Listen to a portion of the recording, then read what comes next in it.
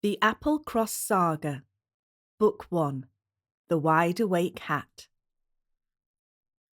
Written by Amanda Georges. Narrated by Sue Melville.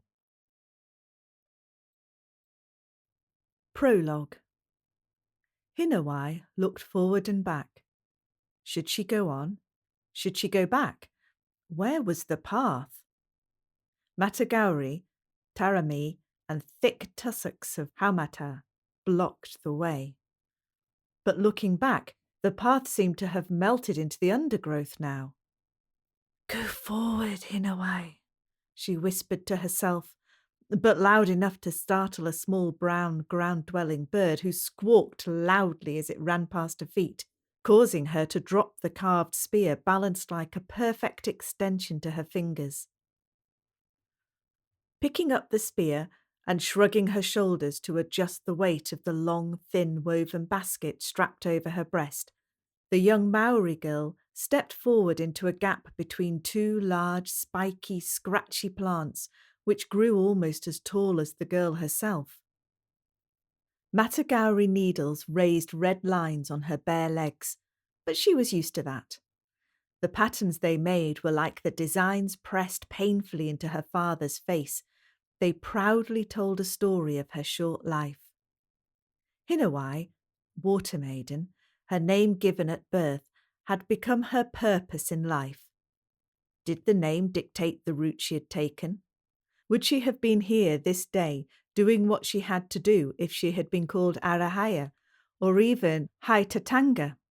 She giggled at her sister's name, which meant beam of light, and yet her sister never smiled. So how could that be her given name?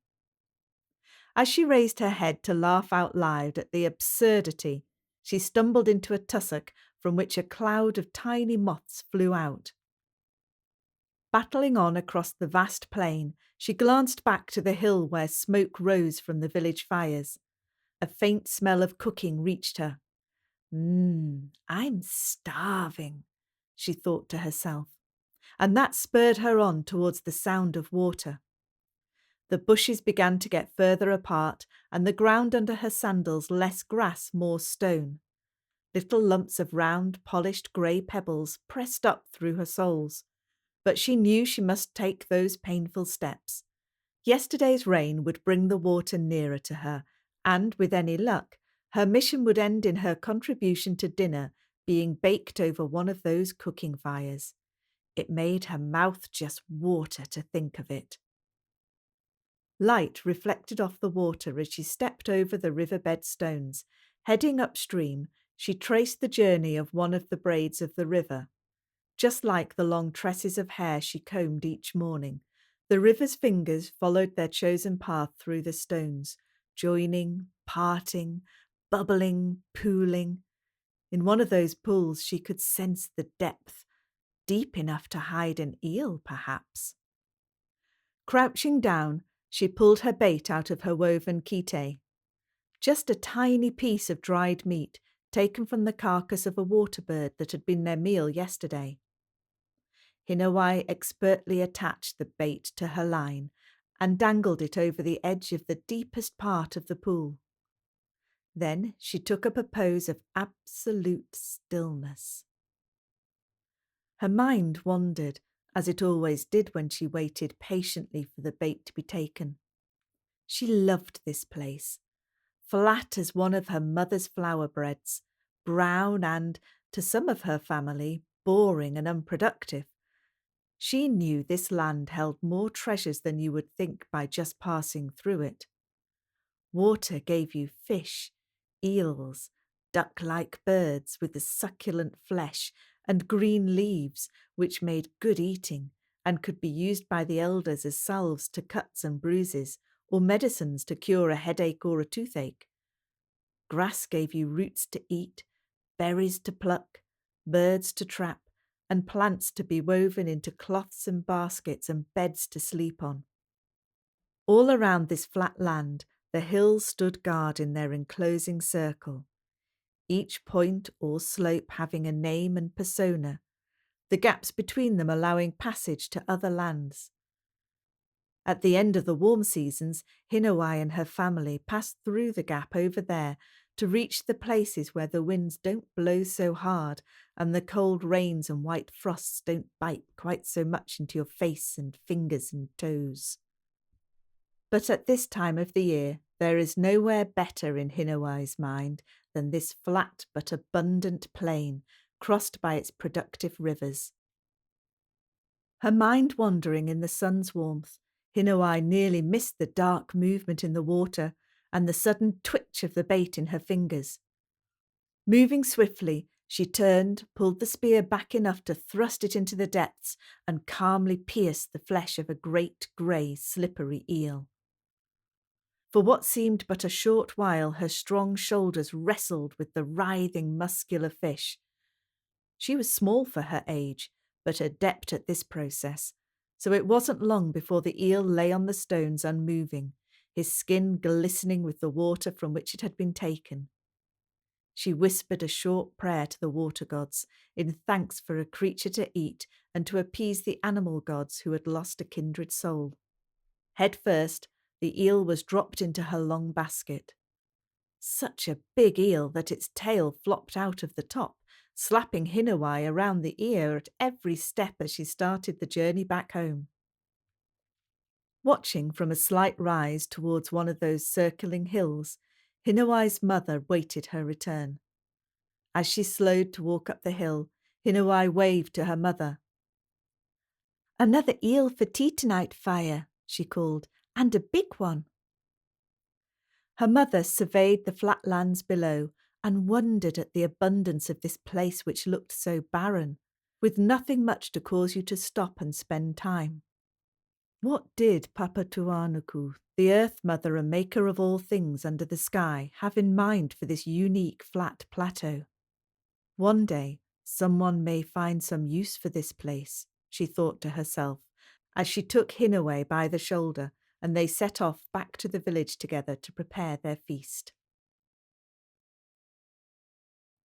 Chapter 8 Journeys 4th to 5th of March, 1855. It was hard going. Once Sophia and James had said their farewells to the Lawtons, they headed up the dry bed of the river, with the cart rocking from side to side as they negotiated dips in the stony ground. Many times James had to halt the horse and jump down with a small shovel to dig the stones out from around one of the wheels. Sophia then took the reins and pushed the horse on as fast as she could. Their journey was a stop-and-start affair, but the sheep made much better progress. They could see them streaming ahead, constrained by the banks of the river, and kept moving by Friday and Roy. The dogs needed no instruction apart from the odd whistle or click of his fingers from James. James and Edmund had done a good job of clearing a route for the cart. Sophia could see where the men had rolled big stones to the banks to clear a pathway uphill. In places where a waterfall had cut out a ledge too deep for the cart to climb over it, the men had flattened the ground out with spades. If necessary, they had lain tree trunks across the track to form several shallow steps for the cartwheels to cross more easily. By the time they stopped for a cold lunch, the sheep had almost reached the summit of the pass. James knew what lay beyond, but he wanted it to be a special moment for Sophia, so he suggested stopping at a flat area beside the stream, where it was easy to pull the cart out. Sophia could see signs of a cooking fire. Perhaps it was a place where Atafai had stayed with her husband, who knew? Or perhaps James and Edmund had boiled some water here one day to brew their tea. Freddie was keen to stretch his legs after a morning sitting still on the wooden bench next to his mother. So while Sophia unwrapped a fresh loaf from the cloth she had wrapped it in and found some slices from her latest cured ham, Freddie and James went on uphill to help the dogs push the flock over the top of the pass. Sophia watched her tall husband and small son with love and pride in her heart. They were so happy in each other's company. Freddie chattering on about all sorts of things, while James answered with a single word. but Freddie seemed happy with that arrangement. James took big strides, and it didn't seem to worry Freddie that he had to skip along beside his adopted father just to keep up.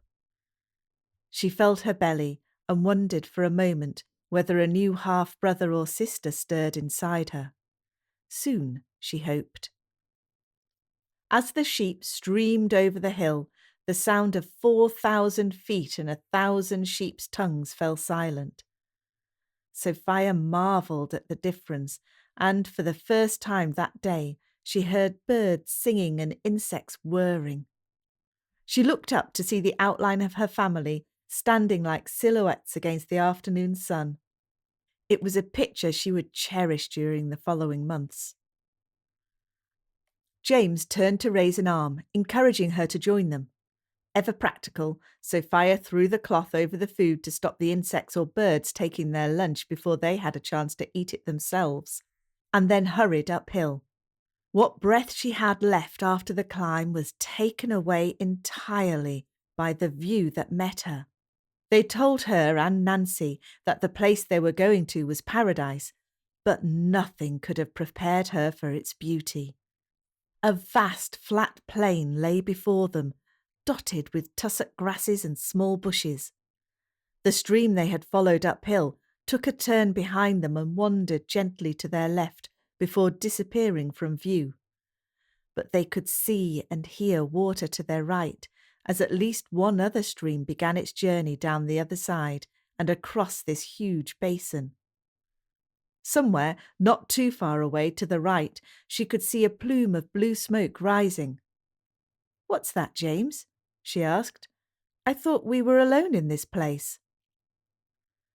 "I think that might be your friend Attify," replied James. "They have a camp of sorts over there, and you may be pleased of the company, perhaps." As James had suspected, Sophia certainly was happy that her good friend Attify was nearby. Freddie too would love to see her. Since the accident, they had held a special bond with each other. The sheep had spread out as they went downhill onto this plain, moving through the bushes and tussocks of grass with ease.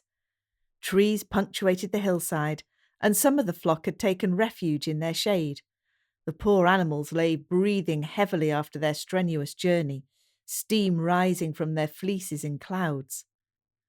But what made this view even more wonderful was the backdrop of the mountains on the far side of the plain.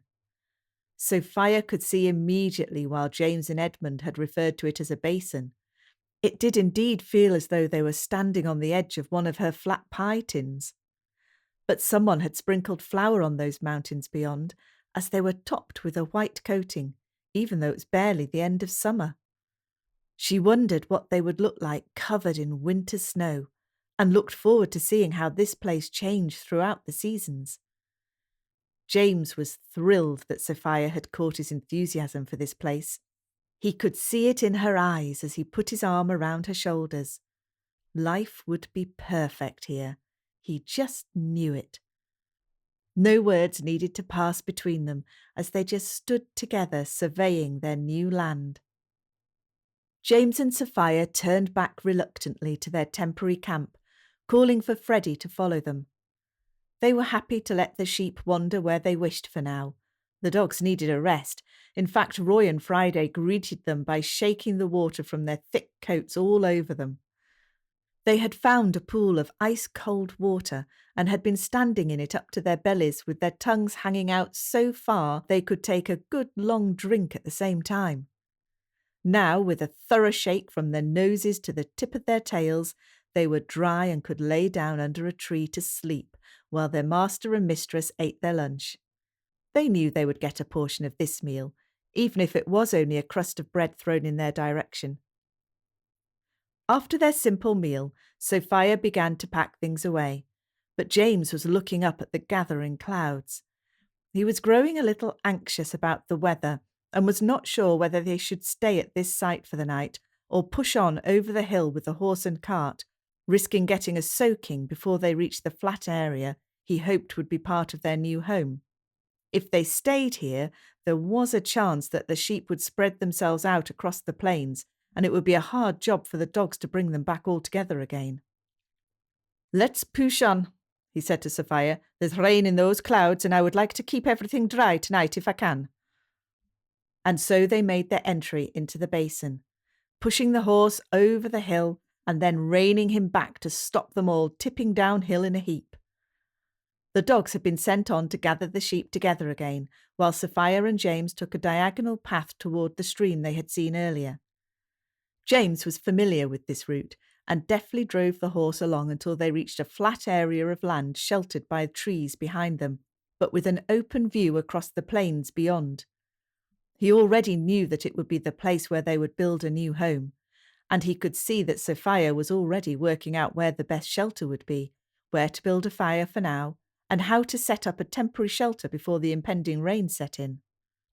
Leaving her to her domestic tasks, James called out to Friday to bring the sheep across towards them. A natural dip provided an enclosed area where the sheep could stay for the night at least. The grass would provide adequate feed, and a fork in the stream formed boundaries on two sides, meaning that the sheep were unlikely to wander far overnight, though he would leave the dogs on duty for a while, just in case. The rain came as they finished their supper, which Sophia had cooked over a fire built from twigs and branches she had found along the edge of the stream. Slowly at first, the rain was just a mist, but soon it had soaked them all and was in danger of putting the fire out.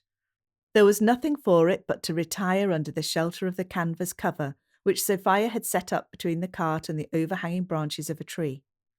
Freddie seemed a little subdued, but Sophia assumed he was overly tired after their long day.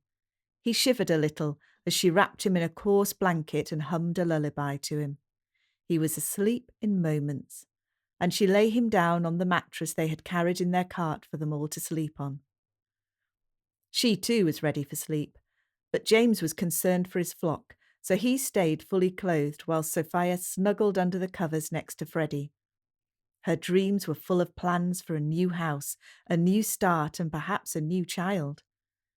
Friday and Roy had been called home at last, and they had both managed to sneak under the canvas cover. They were fast asleep, paws and noses twitching in their dreams. All seemed well outside, despite the rain falling incessantly now. He could hear the sound of the sheep moving around in the dark, but one would expect a certain amount of disturbance from such a large mob. James was reluctant to shed his boots and coat, lest he should need to call the dogs to order and head out into the night. But he rested his tired body against the wheel of the cart, tipped his hat forward over his nose, and snoozed. One hand idly stroked Friday, who nestled against her master in pure contentment. 2 other people had been travelling hard that day too. Taiku and 17 had spent the previous night at the hut which Taiku knew belonged to his auntie Atafai. They had arrived full of hope for a good warm supper and a bed for the night. But no smoke came from the fire, and the hut lay empty of anything you could call a soft bed. Taiku knew that his aunt and uncle travelled for the summer onto the far plains, but had thought they may be home for winter by now. So it had been a cold and uncomfortable night for them both. By daybreak, they were hungry and not in the least bit refreshed by their sleep on a cold floor without covers except for their cloaks. Reluctant to engage with any of the locals in case they were part of the conspiracy to steal the sheep, the boys considered their options. Had the sheep been nearby, they would have heard and smelt them, no doubt, and Thomas Bayliss had told them that this James Mackenzie fellow was taking them over the hill and onto the plains beyond. "We must head upstream, 17, said Taiku, "and we had better get going before the boss catches up. He is not going to be happy if we are empty-handed. We need to get the sheep back and catch this man who stole them. Then the boss will be pleased with both of us again." They passed 2 houses as they headed uphill. In both places they could see pioneer people going about their business of running a farm. But they were not seen by these folk as they moved quietly through the bushes on the other side of the stream. They managed to pick a few berries along the way, but it barely stopped their bellies from rumbling, and to add to their misery it looked like rain.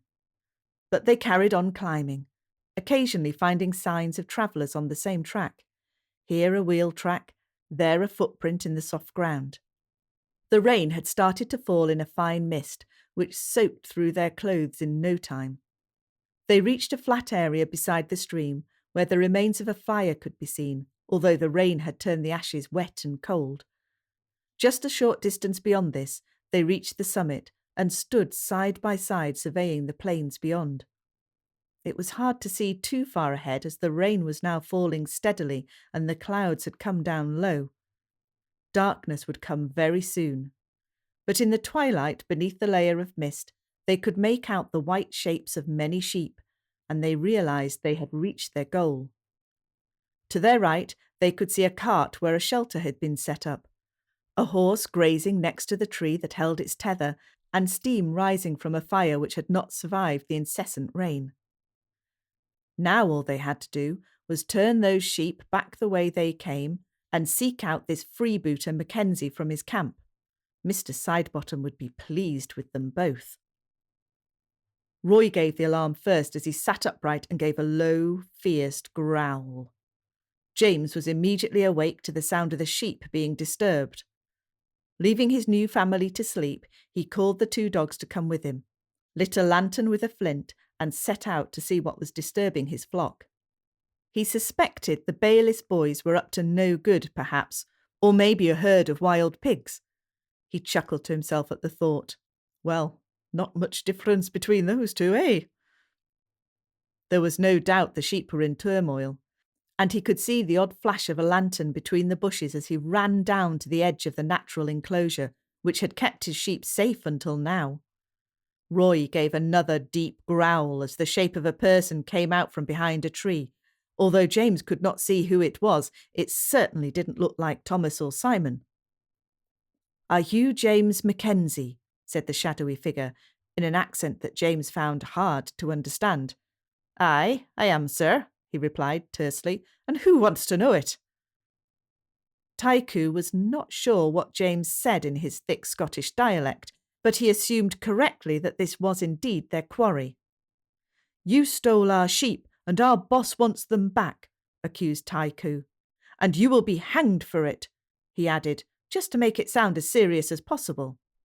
"No, I did not," answered James. "I bought them fair and square from Simon Bayliss, and if there's wrong in that, then go and talk to those Bayliss brothers." Much of this exchange was lost in translation between the Maori and Gaelic words, but none of that really mattered as 17 appeared suddenly, knocking James to the ground. Roy and Friday were not having any of this nonsense and leapt at the man who assaulted their master, baring their teeth and growling as fiercely as they could. Tychoo raised his staff to them both, and they slunk back into the shadows to avoid any further blows, but it was enough to distract the shepherds while James got to his feet and ran off in the direction of his camp. He didn't quite understand why these men wanted to take him prisoner, but he instinctively knew he needed to get Sophia and Freddie to a safe place. Sophia woke suddenly when James shook her by the shoulder. She knew immediately that something was wrong. "Get Freddie and go to Attify," James said. "And don't waste any time. There's 2 men wanting the sheep and they think I stole them." "They can't get far with the sheep tonight, surely," she replied, not quite fully awake, her mind still woolly with sleep. "But they seem to want me too," said James. "They're after blood, I think. I suspect the Bayliss boys are mixed up in it, and I don't want you involved in any more fights with those rogues. You've got time to grab a few of your things, and maybe take our pouch with the money and valuables in, just in case," he ordered, as he grabbed a sack for Sophia to bundle a few clothes into, along with the precious leather pouch. "But then you must get to Attify's hut. I'll sort these fellows out. They are slow men with slow brains, it seems. I'll be back for you by daylight, my dear, but we must move quickly now. Can you manage to carry everything in the dark? I dare not light a lantern. Just keep to the path and take the dogs. If there's a problem, they will let me know," he said, and he gave the signal to Friday and Roy to say, "Away." Being obedient animals, they did exactly what they had been told, although it did seem a strange thing to do in the dark.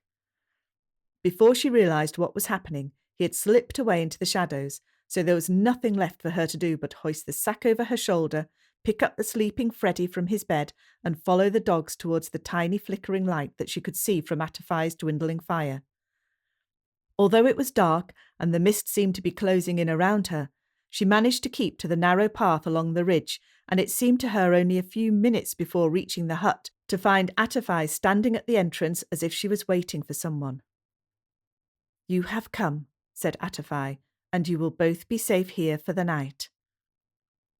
Sophia wondered how Atafai had known of their surprise visit, but then many things this native woman did were a mystery to her, and it usually turned out fine somehow. She was indeed an angel, and one that her son had grown to love. Freddie had hardly opened his eyes throughout their walk, but now he stirred in her arms as she laid him down on the soft bed that was shared by Atafai and Hunu. His young face looked flushed, and his forehead was hot to the touch, but she was too distracted by the events of the evening to notice. Roy and Friday remained on guard duty at the door. They knew they had charge of their mistress and young master. Their grown-up master would call if he needed them. Meanwhile, James was trying to draw the men away from the camp to give Sophia a chance to get away. The ground was treacherous after the rain, and he had to tread carefully to avoid slipping downhill. He hadn't dared to light a lantern, and was now finding it hard to see a clear path ahead. The thick bushes seemed keen to slow him down by catching him in their thorny branches, and it wasn't long before he heard the sound of the two younger men approaching from behind. With the advantage of a lantern, they could move more quickly and soon set upon James and brought him once more to the ground. Despite much struggling against his foes, James was quickly pinned down, face first, his nose in the wet ground and his hands tied behind his back. The Maori men pulled him to his feet and started to push him back towards the camp, but not before a good check around to see if the dogs were likely to attack again. Taiku was still feeling the pain of a vicious bite on his hand, and he expected to find the skin broken when he had time to check. Rain still fell steadily, and the two men realised it would be foolhardy to travel further tonight. Instead, they would share James's camp, and perhaps there would be food. It would be their first proper meal of the day, and they were ready for it. It came as a surprise to both of them to see more than one set of footprints in the soft ground around the camp. It was obvious that James had not been alone, but an even bigger surprise that it appeared his companions were a woman and child. A hairbrush lay by the bed, and a small wooden horse had been knocked to the floor as if someone had been in a rush to leave. The shepherds were concerned there may be other people about. They had no idea as to whether this Mackenzie chap was working alone, and they had assumed it would take more than one person and a couple of dogs to control such a mob. But perhaps this woman was all the help he had. They were nervous and on edge at every noise they heard. James was not in the mood for cooperating and refused to give them any more details, so they just had to assume that his only companion, and perhaps her child, had taken off into the night. They would look for her in the morning, though she would have a cold and wet night under a tree somewhere nearby, no doubt. James sat plotting his escape in the corner of the shelter where he had been thrown, his hands still tied behind his back. The two men raided Sophia's stores and put together a meal which they devoured hungrily. He half expected the Bayliss boys to turn up too, but kept an eye open for an opportunity to make a bid for freedom. Once he managed to get to his feet, but Tycho knocked him down again. The boys were very tired and wanted to sleep, so they tied James's feet together as well and removed his boots, placing them well out of reach. Despite agreeing that they would both take turns to guard their prisoner, they both found it impossible to stay awake for long after their good supper. What a strange scene they painted under that canvas. 2 young Maori men asleep at one end, and a brooding Scotsman wide awake and ready to run at the other.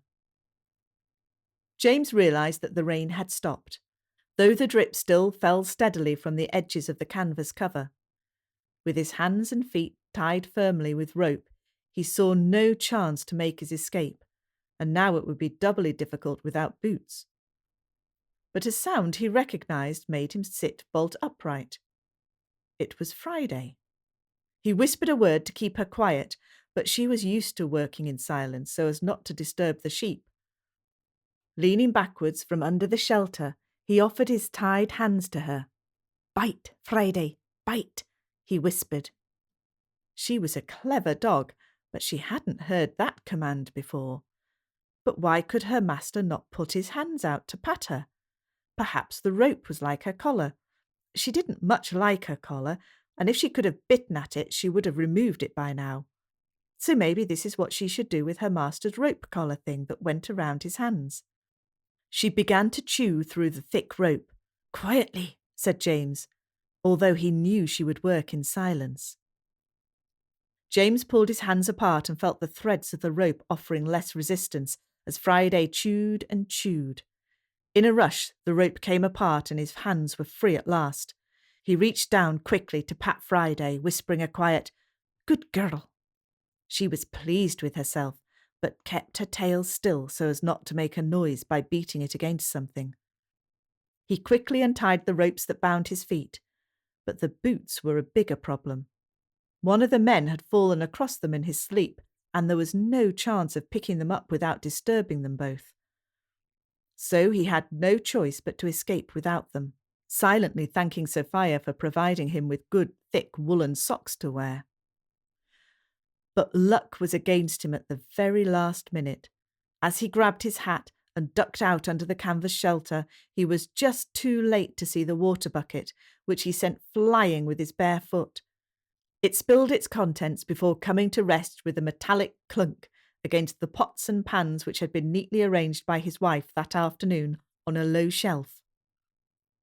Though by this time it should have been daylight, the low cloud had turned into thick fog, so it was easy to roll out of view into the bushes before either of the two men had come to their senses. Friday was not quite so fortunate. She had wasted precious seconds in turning to face her master's captors for one last deep growl. But turning away to follow James, she had found herself trapped by Tycho's firm hand holding onto her collar. Try as she might, she could not follow him, and neither could she turn to take another chunk out of the man's hand. She was soon sharing a firm tether with the horse, where she stretched the rope which held her as far as she could, even standing on her back legs to get away from the tree, but it was no use. And the rope was kept short, so it was impossible for her to turn and chew as she had done to aid her master's escape.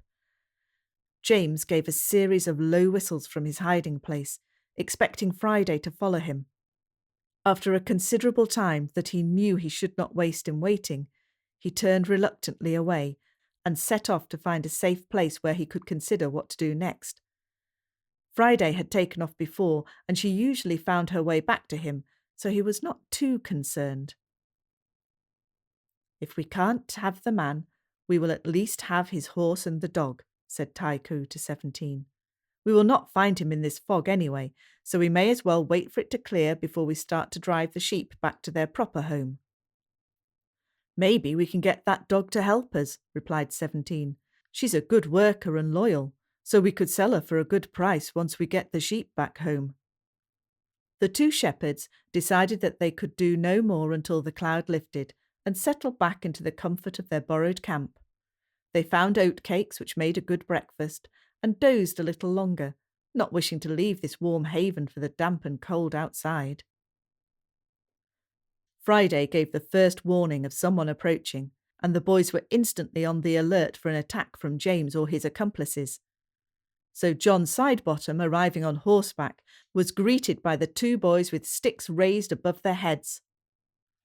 "What in the Lord's name is going on here?" exclaimed the boss. The two men put their sticks down and started to explain what had happened. The man, they told their boss, was very tall and strong, and it seemed he had accomplices who may still be hiding nearby. They showed him several sets of footprints in the soft ground around them. He had escaped, but they had hold of his dog and his horse and his boots, and after all, they had rescued the sheep. Replied Mr. Sidebottom. That's all very well, but we need to put this outlaw before the magistrate. Too many sheep have been taken recently, and I dare say it's all down to this freebooting criminal." John Sidebottom was happy to accept the hospitality afforded by their captured camp, while he considered what to do next. It had been a long, hard ride for him yesterday, and an early start in the cold mist this morning. So a fire was lit in the ashes left by Sophia, and a kettle boiled for a mug of strong tea. The last of the oatcakes were shared between them. "Right, boys, here's what we will do," he said, as he wiped the crumbs from his waistcoat. "Let's get those sheep back to where they belong first. The three of us can cope, and perhaps that crafty dog will give us a hand if we beat her hard enough." Takeo felt his hand gingerly. It throbbed painfully from the bite Friday had delivered him earlier. "Once we've got the mob home, Tycho, you come with me to Littleton to meet the magistrate and see what can be done to catch this criminal. You are the best horseman of the two of you, and we can take that dog with us. I'm sure she will recognise her master once he is caught, and that will prove the crime. That will see him put in chains." James, hiding in the bushes nearby, had seen the arrival of a horseman at the camp that he and Sophia had built only yesterday.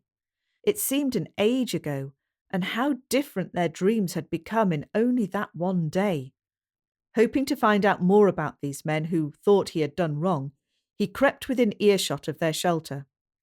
For a big man, he could move swiftly and silently, for he was used to moving amongst his flock without setting the sheep on the run.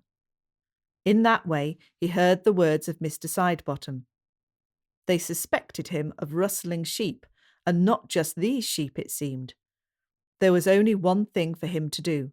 He must go to Littleton, too, and protest his innocence with the magistrate. If he set out immediately, he would arrive before these folk, though the journey would be long and uncomfortable, especially without boots. His thoughts ran over his options. Should he try to steal a horse, perhaps, or try to get Friday back? And most important of all, what was he going to tell Sophia? Her dreams of a new beginning would have to be put on hold for a while. She would probably be best to go back to Marytown and wait for his return once he had proven his lack of involvement in stealing sheep. Damn those Bayliss brothers. They had stitched him up good and proper. He supposed that they had found a way to wreak revenge for Thomas's broken nose and shattered dignity. Sophia's night had been a sleepless one. She and Atafai had spent the time sitting in silence, while Atafai's elderly husband Hunu slept soundly, undisturbed by the unexpected guests. And Freddie slept, but restlessly, occasionally throwing the blankets from his hot body or shivering violently as if he was frozen cold. He had a fever, there was no doubt, and Atafai had already started to mix a brew of leaves and roots over her reignited cooking fire. Sophia's face was crossed with fear for both her men. Freddie would no doubt get worse before he was better, and though she had great faith in Atafai's potions, she knew that a fever could be a sign of many illnesses from which there may be no recovery for a small boy. As for James, she had no idea what he had been doing overnight and what had become of the men who seemed to be chasing him. He had told her he would come at daybreak, but the watery sun was high in the sky now and there was no sign of him. A small movement in the bushes caught her eye. Roy had seen it too and rushed over, tail wagging, to greet James as he stepped out into the open, checking behind him for unwanted followers. He kept his body low and, catching Sophia by the hand, slipped quietly inside the hut, where he greeted Atafai and Hunu and thanked them for looking after his family overnight. While Atafai prepared him a most welcome plate of food, he told them all of the events of the night. He found it hard to tell that Friday had been captured without a tear in his eye, and Sophia stretched out to take his hand in hers across the table in comfort. Freddie lay quietly on the bed, and James wondered why he was still asleep. Nothing much kept this young man inside once daybreak came. Sophia explained that he had appeared fevered, and that Atafai had fed him a tea made of leaves and roots which would soothe him. She did not want to worry him unduly. He had cares enough to deal with himself just now. Although James wanted Sophia to take Freddie back to Nancy's house, Atafai was not so sure. The child needed rest and time to recover, and if it was a disease which could be given to others, then Nancy had the twins and perhaps a new baby to consider too. Sophia could stay with them a while, perhaps. Once the other men had gone away, they would be able to rescue whatever belongings had been left, and that would enable them to live comfortably for the few weeks it would take James to travel to Littleton and back. He needed to start his journey as soon as possible, but there was time to make some hurried preparations. James counted out some coins from their money pouch, enough to buy some food and a bed for the night in Littleton, perhaps, and some extra for a new pair of boots, which he would need to buy at the first opportunity. He put the money into the deep pocket in his cloak and, as an afterthought, added his copy of the map of the area that Edmund had drawn. For some reason, he felt sure it would prove useful. Next came the question of boots. Though Sophia's knitted socks were thick and comfortable, they would be unlikely to survive a walk of 10 days or so across wild terrain. James would not dare to go to the coast and take the easier track which had developed to the north. He did not want to risk being captured again before he had made time to see the magistrate. It was Hunu who solved the problem. He did not understand much of what these people said, and had not learned the words as his wife had done. But he knew that a man could not walk far without something to keep his feet safe. Under the bed, he found a pair of his woven sandals. The soles would be small for this big man, but by strapping them over his socks, they would give some protection. Atafai showed James how to tie them to his feet, wrapping the long threads of flax in a criss-cross manner up to his knees. It reminded James and Sophia of the black pumps that they had seen worn by the Scottish sword dancers, held in place with ribbons in much the same way. James tried them out by taking a few steps and found them comfortable and strong. He thanked Hunu for his generosity with a hand to the shoulder. Hunu's wife had also been busy preparing for James's journey. She had filled a woven bag with food and now handed it to James. He thanked her and slipped the bag over his shoulder, the strap being too short for it to go over his head. And so James began the long journey to plead his innocence. He put a hand on Freddie's forehead and silently prayed for his recovery. And, with a word of thanks to the Maori couple, he and Sophia went outside to say goodbye. It was a swift farewell, as James did not want to be in the open for too long. He knew the men were still about, as the sheep had not been moved back over the hill yet. He hoped that Friday would stand her ground if she was made to work. He knew she would only react to his commands in Gaelic or his whistle, so he doubted she would be much use to them anyway, and was likely to slip her leash as soon as she could. He would spend the whole journey expecting her to join him with a click of his fingers behind his back.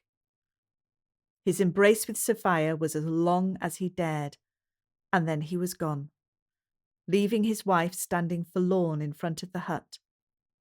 Atafai emerged to take her in her arms and lead her back inside to tend to her son's fever.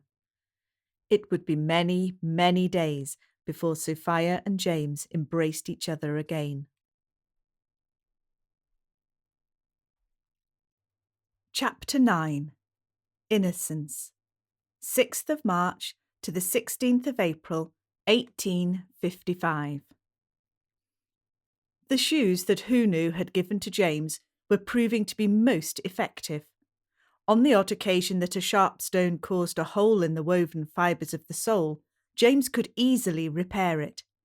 He gathered a supply of the strappy harakiki leaves and carried them in his woven bag, and it was but a simple job to weave a new one in place while he took a rest by a stream or under the shade of a tree.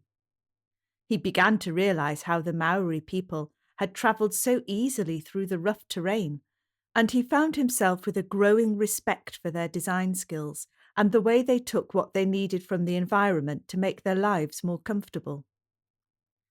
For the first day of his journey, James had travelled slowly, more intent on not being discovered than making progress. He stopped often and, from the shelter of a bush or tree, he issued a low whistle. Each time he did so, he fully expected Friday to make an appearance, tongue hanging out, head down, racing to catch up with her master. but each time he waited, he was disappointed. If he heard a noise, it usually turned out to be a bird or perhaps a lone sheep. He missed Friday, and he missed Sophia, but at least he knew that Sophia was free and no doubt being well cared for by Atafai. His last view of Friday was ever in his mind, straining at the leash which held her captive. Under his gruff exterior, James was a sensitive soul, and he could not think of Friday without shedding a tear. I should have rescued her, he often thought to himself, with a shake of his head. But he had a job to do and a deadline to meet, time enough to deal with Friday later, and there was always the possibility that she had escaped already and was sitting in the sunshine at the door of Atafai's hut with Roy beside her, or chasing a stick that Freddie had thrown for her. Thinking of Freddie made James wonder if the boy was feeling any better. His route cut across wild country, but it was the kind of terrain he was used to, though he had to admit it would have been easier with a stout pair of leather boots. Atafai had pushed so much food into his bag that the flap on top would not fold over, but he still felt the need to ration himself. He was not at all sure where he would get further sustenance as the journey continued. As darkness fell on the first day, he found a sheltered spot under an overhanging rock. First, he fashioned a mattress out of bracken that he gathered from around his camp, and then he curled up with his cloak around him as a blanket. He was thankful that he had remained fully clothed last night, so that he now wore his cloak. It was nowhere near as comfortable as the plump mattress on which he slept with Sophia, but he was cosy and dry, and, most importantly, safe, even though he would have loved to feel his wife's warmth beside him. He laid the contents of his bag out in front of him on the ground, and divided it into 4 shares. That gave him adequate rations for the next 4 days. Anything he found along the route in the way of supplements, berries perhaps, would be counted as a bonus for the day. He wanted to avoid lighting a fire which could bring attention to him and leave a trail behind him. So it was a cold fare washed down with water collected in his cupped hands from a nearby stream or pool. Since his marriage to Sophia, he had eaten well. Perhaps for the first time in his life he had regular meals designed to feed a working man, and he had gained weight with all that Sophia had prepared for him. He reckoned he could spare a few pounds of reserves as he travelled. He savoured every mouthful of tonight's feast of a corner of dry bread, a tiny chunk of cold mutton, and a small green fruit that he didn't recognise, but it tasted sweet and succulent as he bit into it. He had walked as far as he could before night fell, and he was ready for sleep immediately his supper had been taken. The fog had lifted in the late afternoon, and the night was clear. The Milky Way stretched overhead like an arc, and he could see exactly why the Maori people considered it to be a fat eel swimming across the sky. He was familiar with the layout of the night sky, and could identify south by following the Southern Cross through its long axis. In this way, he could plot an approximate direction for tomorrow's walk.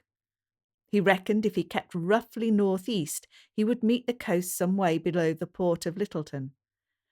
He had never travelled that far north in New Zealand, but he was sure that he could seek directions discreetly as he got nearer to his goal. And so the days continued for James, walking from daybreak to sunrise and resting in the most sheltered spot he could find overnight. After 4 days, the land became flatter, and he started to see smoke from the buildings which formed small settlements. For the first time since he said his goodbyes to Sophia, he was forced to speak an occasional greeting to a shepherd in the fields, or 2 young women leaning on a fence watching their husbands drive a plough through the fertile soil. But he kept his hat low over his face and chose to give a simple greeting and move on. He had no wish to engage in conversation, nor to give details of his reasons for passing by. Those who saw him wondered only why a man like James was wearing woven sandals and carrying a flaxen bag. One advantage of walking through a more popular area was the discovery of windfall apples. His bag was empty now, so he felt no guilt in picking up the best of the harvest from the ground on which it had fallen. He felt sure the owners of this land would not begrudge him the fruit, which would likely be worm-eaten soon anyway. Though the apples were ripe and juicy, they did not constitute an ample diet for a man expending much energy in his travels. But on the 6th day of his journey, James awoke to see a bigger settlement in front of him. It took an hour or so to reach the small town, and he was glad to see a main street containing several stores and a tavern. He calculated he was more than halfway, so perhaps he could afford to restock his supplies at the general stores with a loaf and a piece of cheese to see him through the remaining days. Further down the street, he found a store selling equipment for the local farming folk. At the back of the store, behind the tools and buckets and leather saddles and bridles, hung checked cotton shirts and brown corduroy trousers, and heavy waxed waterproof coats on hangers. On the floor beneath stood a neat line of boots in various sizes, including a stout pair of leather boots which fitted him perfectly. He counted his coins out carefully and found he could just about afford them and still have enough for a mug of ale now and the rest to pay for a bed for a night or two in Littleton.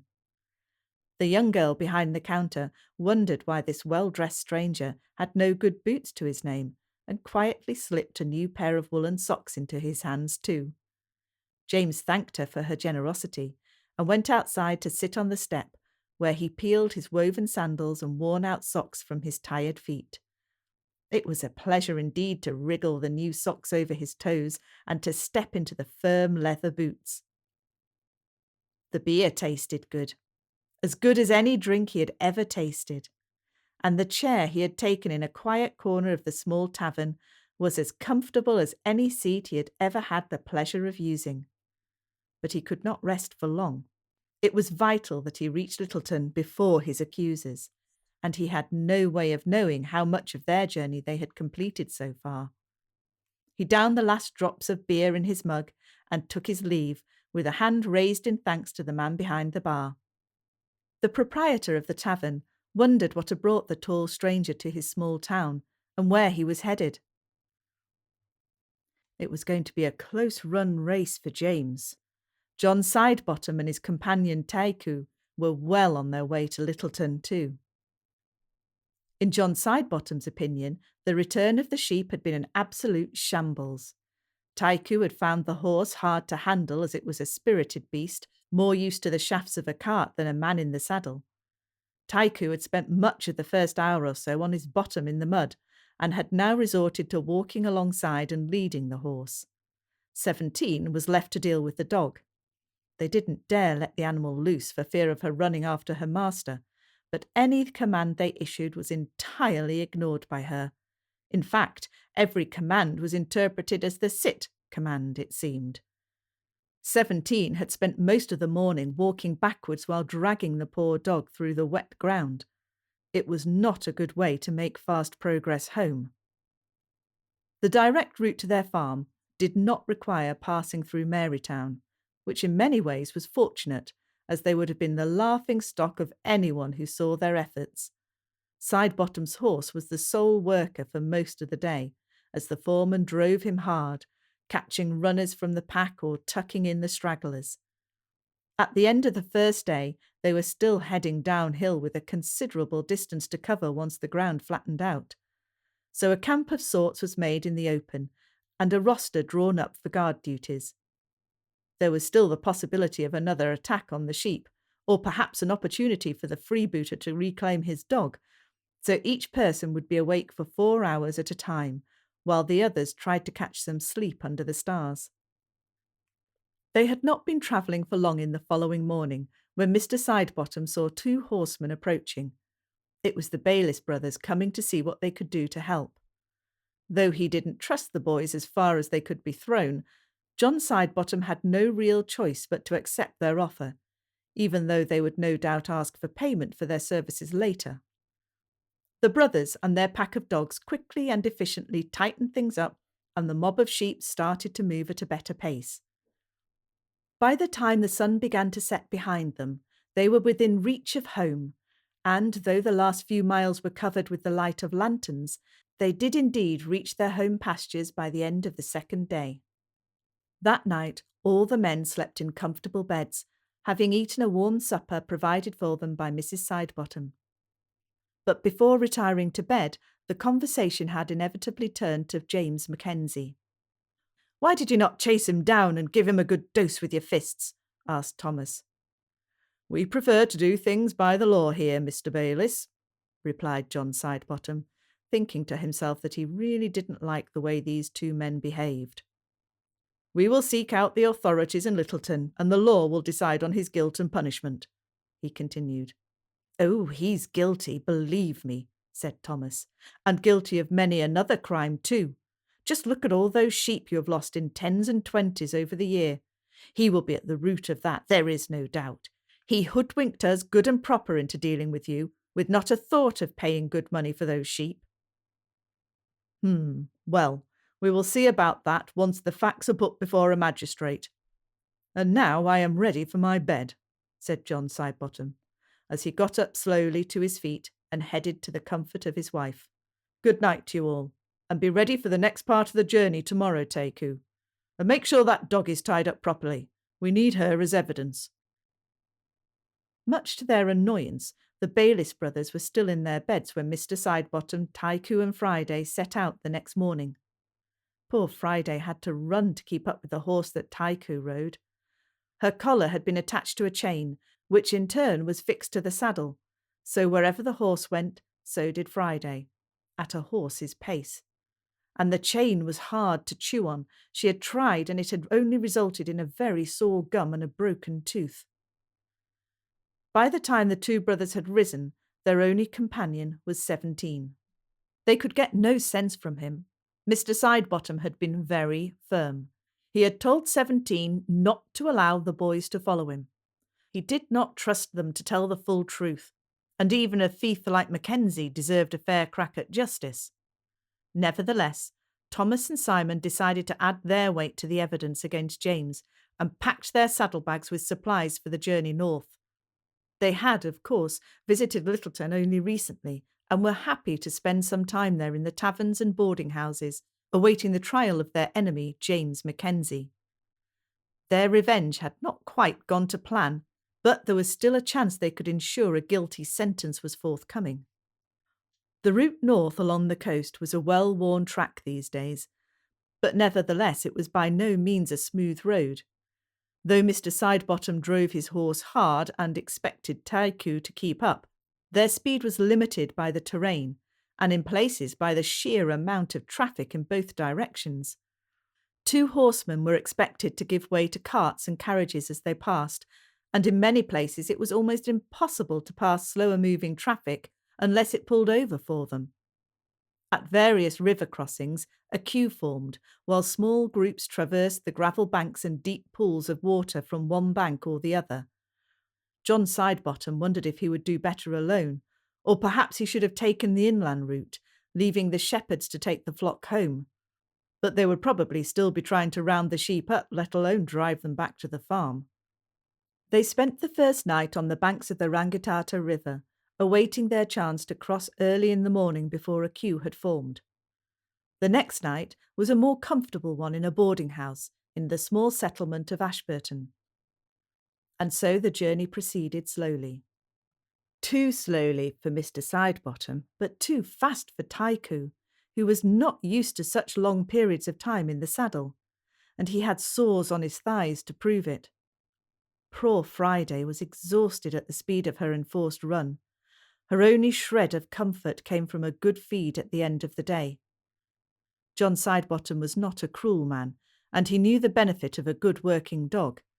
In this case, he needed Friday to be able to identify her master, and if that meant providing a good meal each night, then that is what he would do. Insofar as she was provided with food each day, she was willing to trust this man. But that didn't mean for one moment that she intended to work for him, that was for sure. Only one man could use the right words, and she was certain she would be reunited with him soon. Despite the difference in their route, They all arrived in Littleton at opposite ends of the same day. The last part of the journey took both sets of travellers over the pass from Sumner to Littleton, along a rough track crowded with foot traffic and carts carrying supplies in and out of the port. James, unused to such a crowd, was at first inclined to walk alone, but it occurred to him that his presence would be less noticed if he mingled. A small group of farm workers were making slow progress with a few miserable-looking bullocks, so he walked alongside them, looking very much the part. By mid-morning he had arrived in the bustling port and set about finding a quiet place to stay overnight. He had planned to visit the magistrate as soon as he could, but first he needed to remove those boots and tend to his blistered feet where the new leather had yet to soften.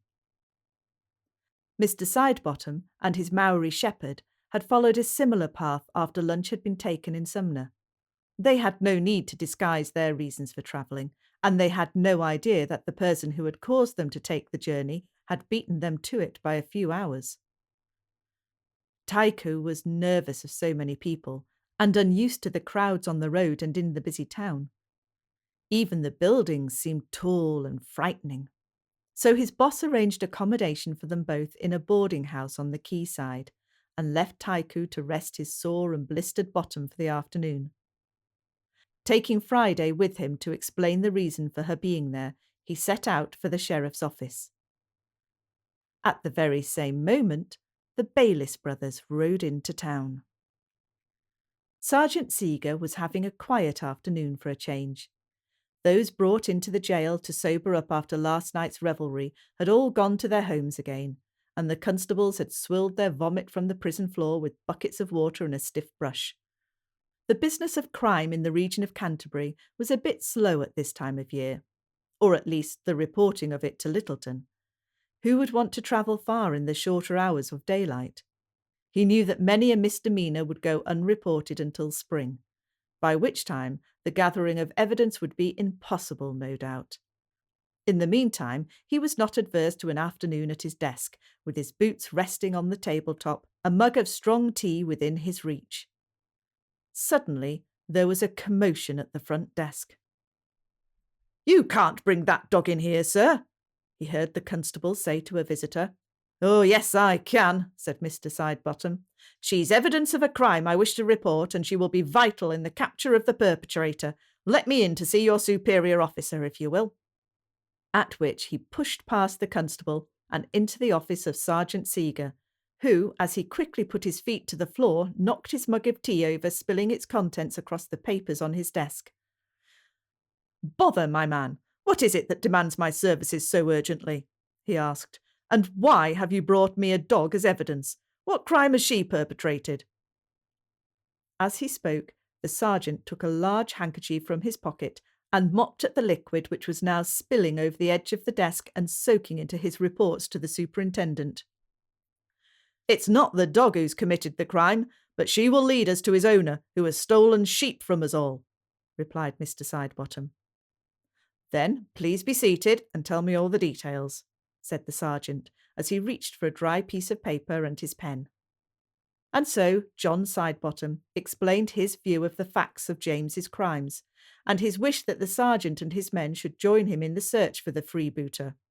It would, he said, be easy to identify the man. He loved his dog, and the dog would recognise him. Of that there was no doubt.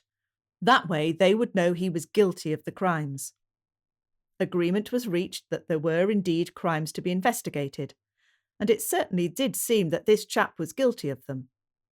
The sergeant thought it would take a day to organise a search party made up of 3 or 4 constables and their hounds, but they would then accompany Mr. Sidebottom back to the south, where they would search this man out.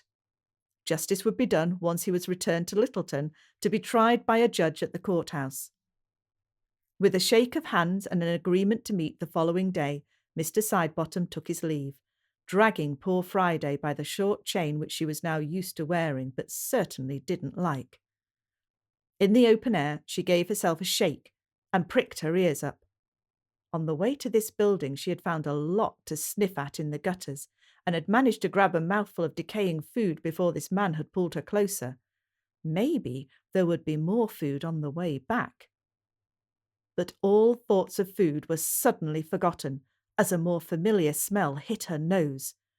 That smell was her master's special aroma of warmth and love and kindness. Poor Friday could not resist the temptation to prick her ears up, wag her tail frantically, and altogether stand to attention as her master came down the road towards her. James was on his way to the sheriff's office to explain his innocence in a crime he wasn't even sure he understood. He walked with his head down and the brim of his hat low over his eyes. He felt sure he would be better off not being recognised until this affair had all been sorted out. And that shouldn't take too long, as he was an innocent party in the entire thing. In fact, he thought he should explain the part played by the Bayliss brothers in all this. Perhaps he should even tell them about Thomas's attack on Sophia. All of a sudden he was stopped in his tracks. There in front of him was a dog, just like Friday. "Oh, how I miss my two girls," he thought to himself, "and now I'm imagining them." But then there was no doubt of it. Friday had seen him and was making it obvious to everyone around that she knew and loved this man. "What is it, dog?" asked John Sidebottom. "Come here, you beast, and walk properly." But there was no moving Friday from her mission to get to her master, so much so that she dragged John Sidebottom along the street for several yards, leaving 2 skid marks in the dirt from his boots, her tail wagging madly. All at once Mr. Sidebottom understood that her owner had come to town too, and here he was, approaching them. "Stop that man!" he shouted. "He's a thief!" And he pointed to James, who stood indecisively in front of him. How he yearned to stretch out and take Friday in his arms, but common sense told him to make a run for it. Whispering in Gaelic, "Good dog, Friday, stay," to his dog, he turned and walked quickly away towards the next corner, hoping that he had enough of a lead to get away. But he hadn't counted on the Bayliss brothers. Thomas and Simon had spotted James leaving his boarding house and had been following him through the streets, hoping for a chance to catch him out. They saw Mr. Sidebottom leaving the sheriff's office, and, not wishing to be recognised themselves at this stage, they both turned into a side street and then leaned against a post to watch the events unfold. They were in luck. They heard John Sidebottom shout and saw James turn and make his way quickly towards them. He had turned into the street before he saw and recognised the 2 men. Stuck between them and the gathering crowd behind him, James could not escape. He put up a good fight, but Thomas wrestled him to the ground and Simon called for help. "This way," he shouted. "We've got him, good and proper." It was not long before James was truly captured, when 2 constables arrived to take him firmly by the shoulders. In that short space of time, James had managed to inflict a couple of damaging blows to both brothers. Thomas would sport yet another black eye given to him by James, and Simon would suffer several days of discomfort in his groin, forcing a period of enforced abstinence with the ladies and a severe dent in his pride in that direction. What sadness there was in James's face as he marched past Mr. Sidebottom, who still held Friday on a close chain. Her tail was now between her legs and her ears pressed back against her head. Though she wasn't sure what she had done wrong, she knew it was all her fault. From his cell, James could only hear a little of the conversation in Sergeant Seeger's office. He heard the Bayliss brothers demanding a reward for their part in catching the criminal. He also heard them identifying him as a long-term sheep rustler. He heard Mr. Sidebottom and the sergeant agreeing that the dog had saved them a whole lot of bother by doing the job of finding Mackenzie, without all the complications of a long journey, and he had heard that he was to be tried the following morning at 10 o'clock. The constable who brought his supper was a kind man who loved animals.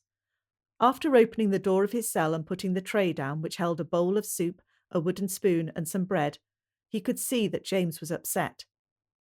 His impression was not of the hardened criminal that the Bayliss brothers had told them about. It was of a sensitive man who was missing something badly. There were signs that tears had been rolling down his cheeks, making tracks in his dusty face. "I'll make sure the dog is well treated," You can be sure of that, said the constable. James hoped that Friday was indeed being given a meal and some shelter, but he took comfort from this man's kind words and slept fitfully on a bed of straw covered by a thin, coarse blanket. Prisoner Mackenzie was led into court by 2 constables at precisely 10 o'clock the following morning, being the first and most important case of the day. Theft was a crime that required a stiff sentence. The rest of the day's cases were drunken disorderly behaviour, apart from a young woman who had stolen 2 fishes from a basket on the quayside to feed her family.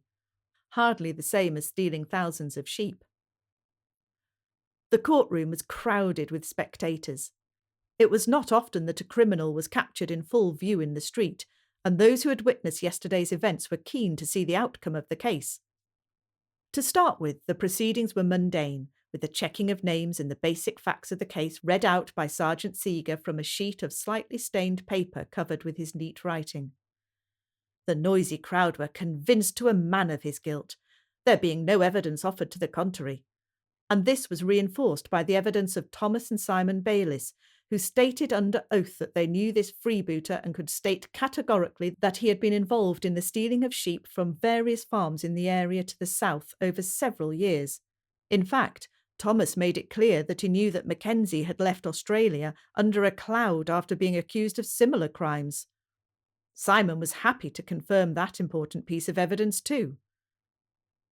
James was having trouble understanding what was said in the noisy room. He was not used to the fine language spoken in court, and, standing with his head on one side, he looked a sorry sight. If asked a question, he appeared slow to respond, and the words came out of his mouth in his mother tongue, as his mind seemed unable to translate them into English in front of all these people. The final witness for the prosecution was Mr. Sidebottom, who, when summoned, appeared in the courtroom leading a dog on a chain. His entrance brought a cheer from the audience, followed by so much noise that the judge had to call for order. There was a change in James's demeanour with the arrival of the dog. He reached over the wooden bar around the prisoner's dock in an attempt to feel Friday's touch once more, but the constables beside him pulled him back. He could not hide his tears. Friday was pleased to see her master again so soon, but overcome by all the people in this hot and crowded room. Try as she might, she couldn't reach James. Her front paws scratched at the wooden panels of the dock, but she was pulled sharply away by Mr. Sidebottom. It was obvious to everyone in the room that the man and the dog knew each other. This was the most damning evidence, which proved beyond doubt that Mackenzie was a guilty man. "Remove the dog," said the judge firmly. "Leave her to me. She was mine," James pleaded. "I would do anything if you let her stay with me. Come here to me, wee lassie." But it was not to be. Friday was removed while James sank back into the stand looking like a broken man. "You tell us, James Mackenzie, that you will do anything if you can keep the dog," said the judge in pronouncing his sentence.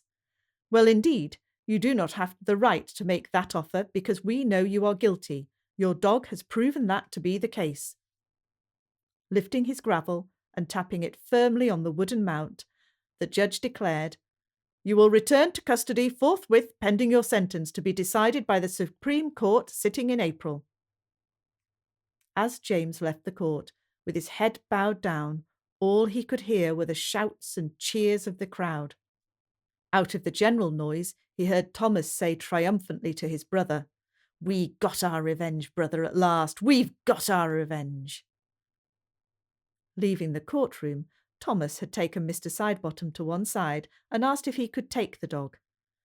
Thomas thought it would be the final indignity for James's dog to come with them, and he knew her to be an effective animal. She would need a firm hand to get her to work without her old master, but she would get used to the stick, no doubt.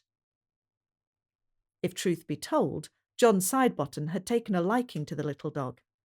Even though these 2 men had helped him in his case in court, he still didn't trust them entirely. He thought they had said more than they needed in evidence in a bid to ensure James's guilt, and he was beginning to feel uncomfortable about the whole affair. "She is coming home with me," he said. We always have need of a good dog, and she'll learn our ways from the rest of the mob." "And good luck with that, Sidebottom," replied Thomas. "She'll not work without some discipline, and will need to feel that stick of yours before she'll move sheep for anyone else but that blackguard." As Thomas and Simon celebrated their victory over James Mackenzie with copious quantities of ale, John Sidebottom and Tycoo were packing their bags to make the journey home. Friday had served her purpose as evidence, so they were both happy to treat her a little more gently now, though she would need to stay on her chain until they were well clear of Littleton, lest she take off in search of Mackenzie. Their journey back was a more gentle ride, much to Tycoo's liking. By the time they reached Ashburton again, they felt confident in reverting to a rope for Friday. Knowing only that she was now being fed and given the occasional tickle under the chin, she chose not to chew it through, as she had once done for her beloved James. It was a good 6 days later that they greeted 17 and the other farmhands and told them all the news. Friday was allocated a kennel with the other dogs, where she spent much of her time tied up, but was otherwise content with her new life for now. She would await her chance to escape, just like her master. At the April sitting of the Supreme Court in Littleton, on the 15th of that month, James found himself once more in the dock. This time there were no crowds, partly due, no doubt, to the deteriorating weather outside. Snow was forecast, and clouds hung low and menacingly over the port town. And James's accusers had all begun their journeys home, which meant that the magistrate spoke only to James and Sergeant Seeger when he pronounced a term of 5 years' imprisonment to be spent in hard labour. This strong man can join a road gang, he thought himself, though it occurred to him that nobody would be working outside for a while if this snow fell thickly. "We are in need of good men to improve that dreadful track between here and Sumner. Let him break rocks for a few years to pay for his crimes."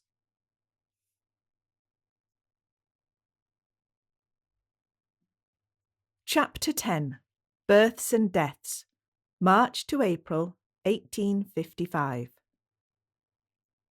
Atafai wrung out a cloth she had soaked in warm water to bathe the sweat from Freddie's young body, while Sophia gently drew his shirt over his head. Atafai saw the look of horror on her friend's face before she saw the deep red rash which had appeared across his back and chest. As they bathed Freddie's tender skin, he flinched with the pain of it all, but gained some relief from the heat that seemed to be burning his little body up.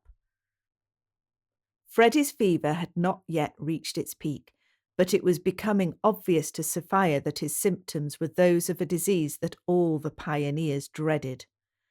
It showed every sign of being scarlet fever.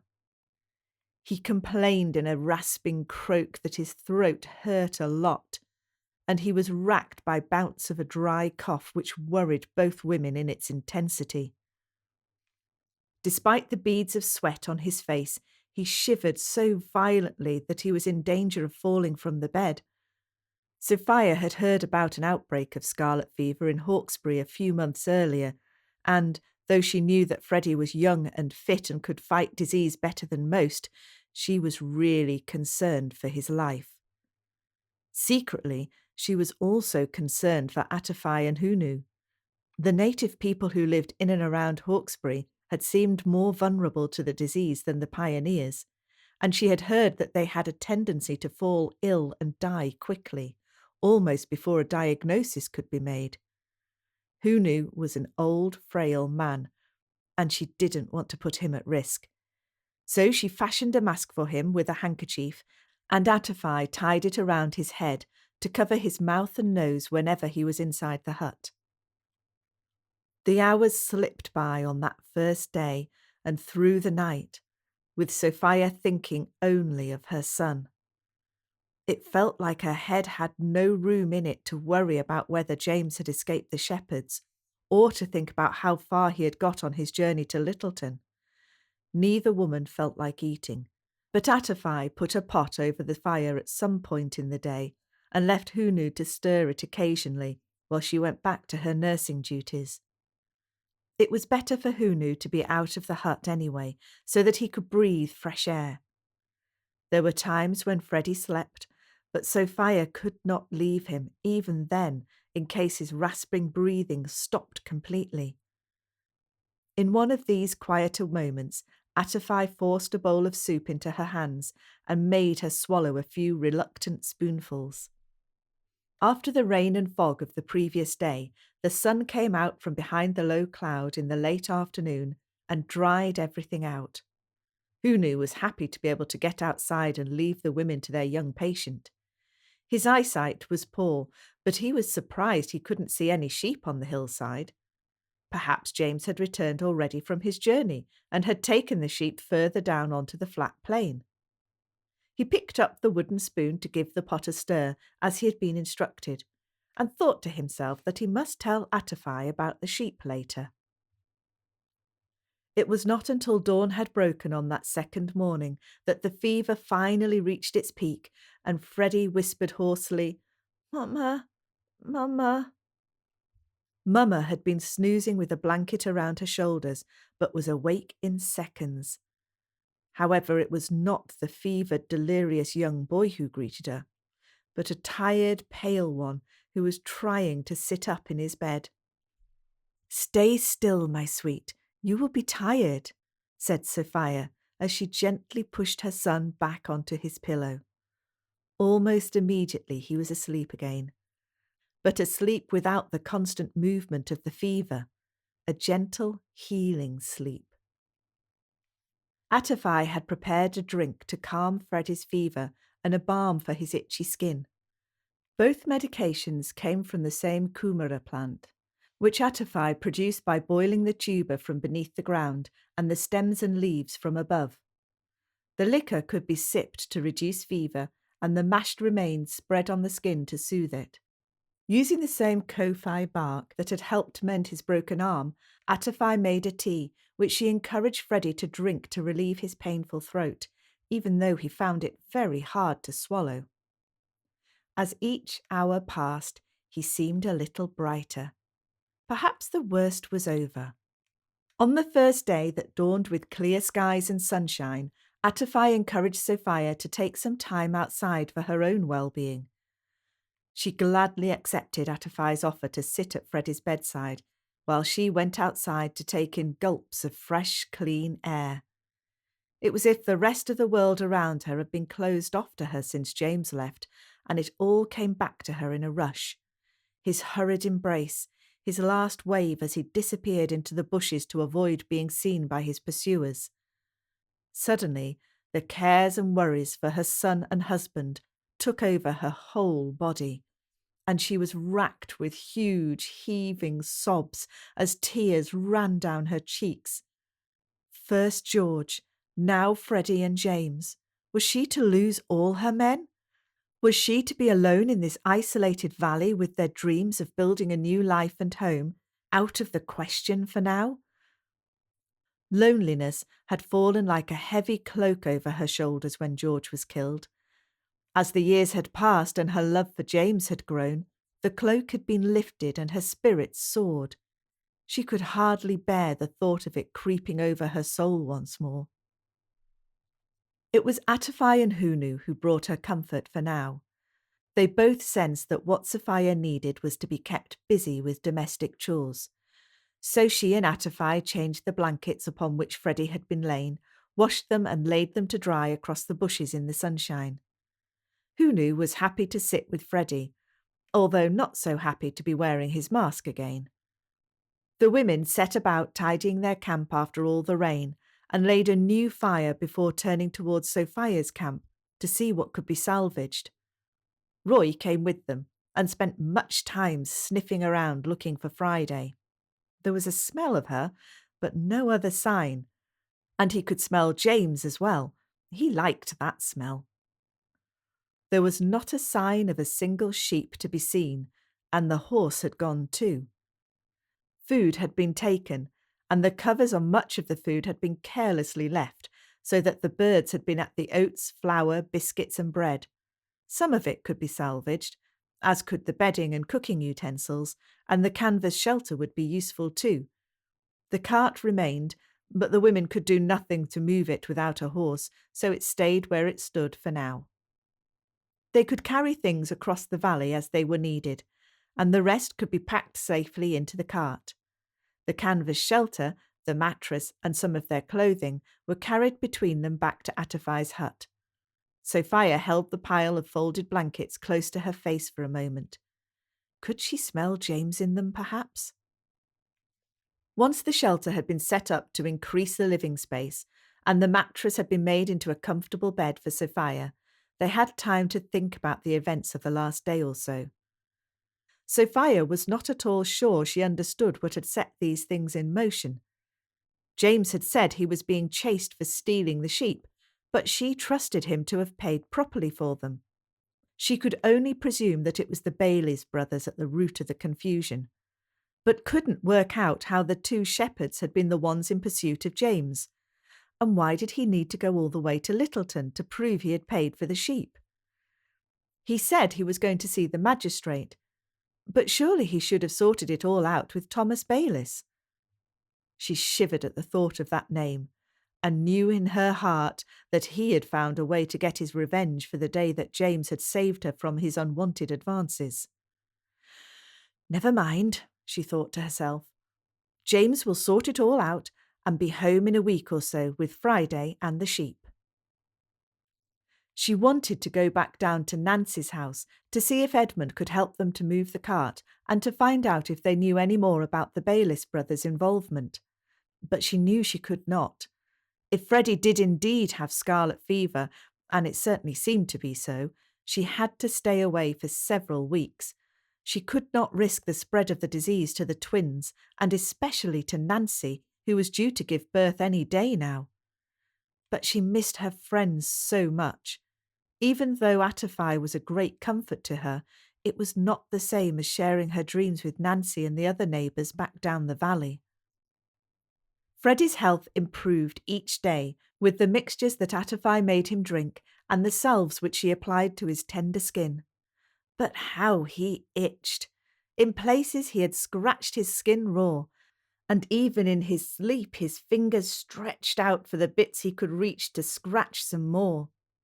Sophia cut his fingernails as short as she could and made some cotton mittens to tie over his hands at night.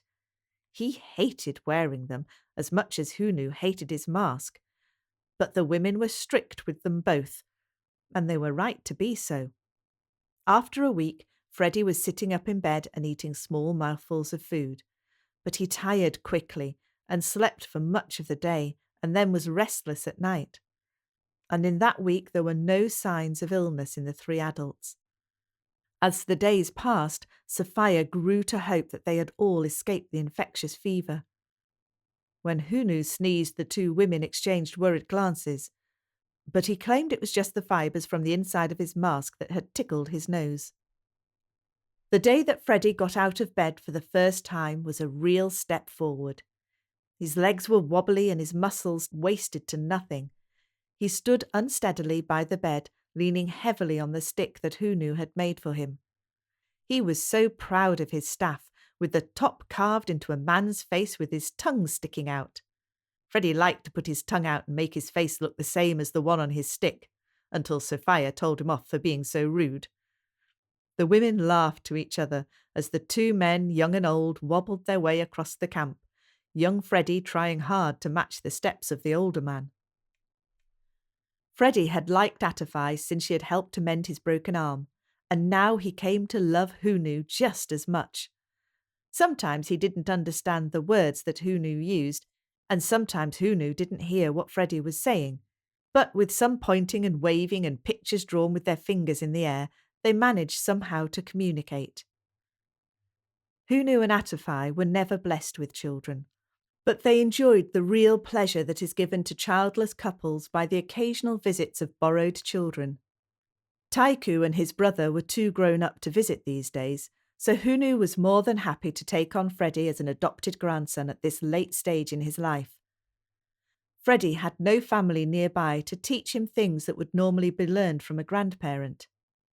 Hunu filled that role quite happily. As Freddie's strength returned, he started to explore his new home, and it was Freddie who found the waterfall, where fish streaked across a clear pool of deep water. And it was Freddie who learned to mimic the glorious sound of the black bird with the funny white beard, who sang from the tallest tree each morning. Although the days of early winter were short, Freddie filled them full of activity and slept well in his bed under the canvas shelter next to his mother. From there he could reach out a small hand and touch the warm fur of Roy's back. Roy liked that. He loved his young master. One cold morning, under heavy grey clouds, Hunu and Freddie, with Roy at their heels, set off to look for some late berries to add to their supper.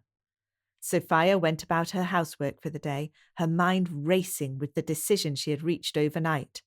She needed to go back to Nancy and Edmund, and she thought that Freddie was no longer infectious and now strong enough to make that journey. They would need to walk, but they should be able to get there in a day if they were ready to go at first light. Not only was she keen to tell Edmund about the loss of his portion of the flock, but she so wanted to see how Nancy's pregnancy was proceeding. She had lost all track of time to some extent, but surely it would be any day now. Perhaps Nancy already had a new baby, or two. It was funny how they all assumed that Nancy would be having twins again. Even Nancy was prepared for it this time, and she and Sophia had spent a lot of time preparing two of everything, just in case. Two things happened that day to prevent Sophia's plan being put into action. The first was a familiar feeling in her stomach, which led her swiftly to the bushes where she very quickly lost her breakfast. Surely not, she thought to herself. Surely I can't be expecting James's baby.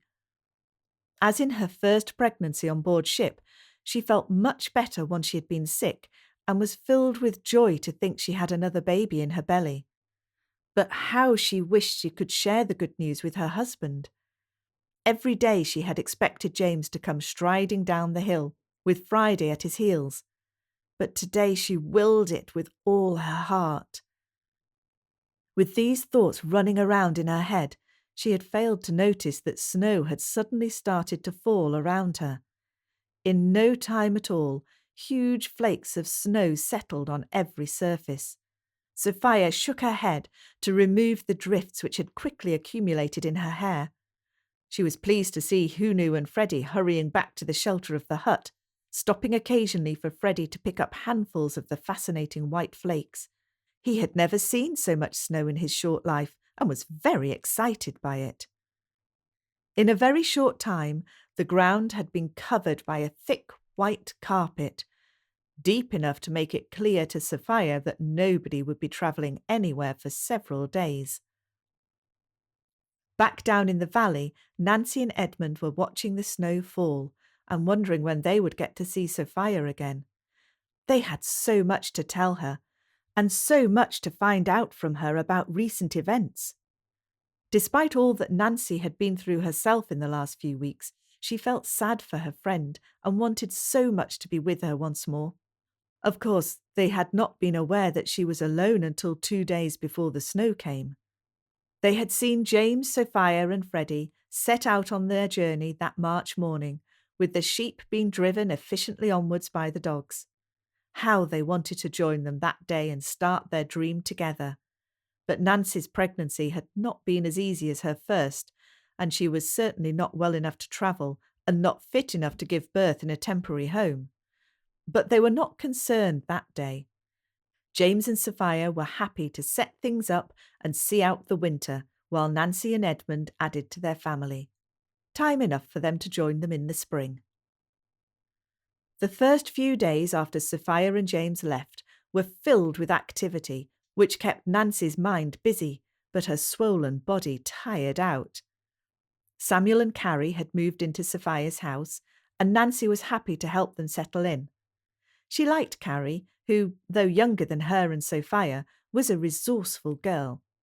It was obvious to all that Carrie was absolutely in love with Samuel and would have followed him twice around the globe if that's what he had wanted. But she was young and had not yet learned a lot from her mother about running a home. So Nancy was only too pleased to pass on some of her knowledge about things like cooking and storage and cleaning and laundering. Carrie was a fast learner and mopped up all the hints and tips that Nancy gave her. Their friendship was not on equal terms, like that of Nancy and Sophia.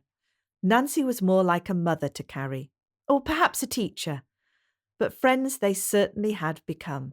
In much the same way, Samuel was learning how to run a farm from Edmund, who, in turn, was happy to hear some ideas from Samuel. He was particularly keen to follow up the idea of metal roofing sheets to replace their thatched roof, which required so much attention and maintenance each year.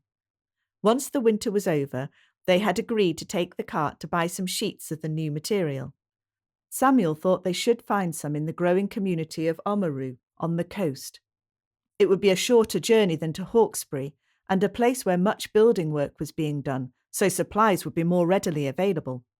Completely unaware of the events unfolding further up the valley, the four young people had settled into the day-to-day routine of their respective farms.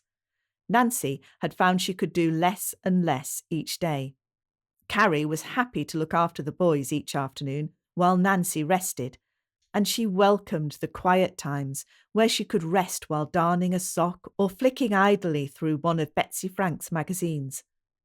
But she often found her eyes closing and her chin dropping forward these days. And the day came when she gave in to her growing tiredness and lay down on her bed. It was getting dark when Carrie brought the boys home, and as she approached the house, she was surprised to see no lantern lit in the window.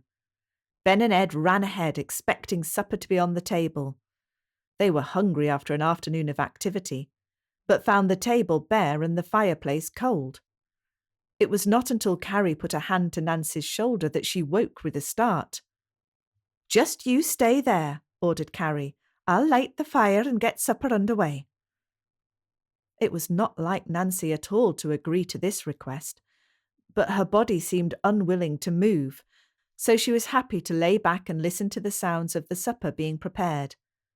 The food smelled good, and she thought to herself that she had taught Carrie well. But she certainly didn't feel hungry herself. In fact, she felt quite sick. Edmund arrived home to be greeted by Carrie at the door, looking anxious. "I think her time's coming very soon," she said to her neighbour. Edmund took stock of the situation and realised it was going to be a long night. "Right, Carrie, can you take the boys back with you for the night and ask Samuel to fetch some help from the village, please?" asked Edmund. He was glad that Carrie had taken the boys away before Nancy's labour began. Whereas her first labour had been a straightforward affair, except perhaps for the unexpected arrival of the second twin, it was obvious from the start that this time would not be so easy. Edmund did what he could to ease her pain, but he could do nothing to help when she doubled up in pain as contractions came nearer together each time. He had no idea how long he was alone with his wife, but he greeted Clara Nichol with relief when she and the vicar arrived holding a lantern and bringing a cold blast of air into the room. Job Nichol led Edmund out into the yard, where they sat down together on two upturned logs, with blankets thrown over their shoulders to keep the cold night at bay and to await developments indoors. Although Reverend Nichol preached regularly about the demon drink, he was not adverse to the need for a drop in certain circumstances. So he produced a small silver hip flask from his pocket. He held it out to Edmund, who accepted the offer gratefully. Inside the cabin, Clara was getting very worried about Nancy's health and the condition of her unborn child. The labour was exhausting, and progress seemed unusually slow. Clara Nichol had gained much experience in childbirth over the last few years, and she knew the danger signs. Nancy was too tired to push, and the child seemed reluctant to help things along from inside. She had once seen a mother manipulating the baby into the right position to be born, and she thought she may need to attempt that now. It concerned her greatly that she felt only a very faint beat of the heart as she held Nancy's stomach and massaged her baby gently but firmly, and she tried hard not to pass her concerns on to Nancy. With the next contraction, Clara encouraged Nancy to push as hard as she could, and, all of a rush, the head appeared. The problem was immediately obvious to Clara. This was a big baby with wide shoulders. No wonder it was a hard job for Nancy, and perhaps Nancy's enormous size in pregnancy had just been because of a big baby, not twins after all. With much encouragement from her midwife, the shoulders and then the rest of the baby appeared, and it was only a moment or two after the birth that a hearty cry could be heard from the healthy baby girl. Though Nancy was in no fit state to understand everything Clara had told her, she was pleased to have a girl to match her boys. But then the familiar feeling of a further contraction hit Nancy, and she knew at once there would be another birth. This time it seemed a much quicker affair, and Nancy was soon lying back in relief, imagining her two new daughters gurgling together, just as the boys had done after their arrival. From Clara's viewpoint, it was not relief but dread which hit her. The birth had indeed been swift, but rather than the pink healthy glow of the first birth, here lay a tiny body with the skin an ominous blue in colour. The cord had been around the child in such a way that it had starved her of life entirely. But, just in case, Clara removed the baby girl towards the warm fire, wrapping the tiny body in a cloth and rubbing to see if life could be restored. No sound came from the child. No tiny lift of the chest, no tiny fingers moving. There was no doubt that this child was stillborn. It took a while to tidy things up, and Clara broke the sad news to Nancy before she called the men inside. With tears in her eyes, she asked if she could see her second daughter, and briefly held her tiny cold body before handing her back to Clara. She had another daughter to tend to, and hard as it may be to bear the death of a child, she knew she needed any energy she had left to tend to the living baby. Reverend Nicol took the tiny child's body and quietly spoke the prayers that go with a death. He and Clara whispered in the corner of the room and agreed to take the body home with them. Edgar Franks would be asked to construct a tiny coffin, and Samuel would dig a tiny grave outside the church door. A burial could wait until Nancy was fit enough to attend. After checking that Nancy was comfortable and wishing the couple well with their new daughter, the Nichols took their leave.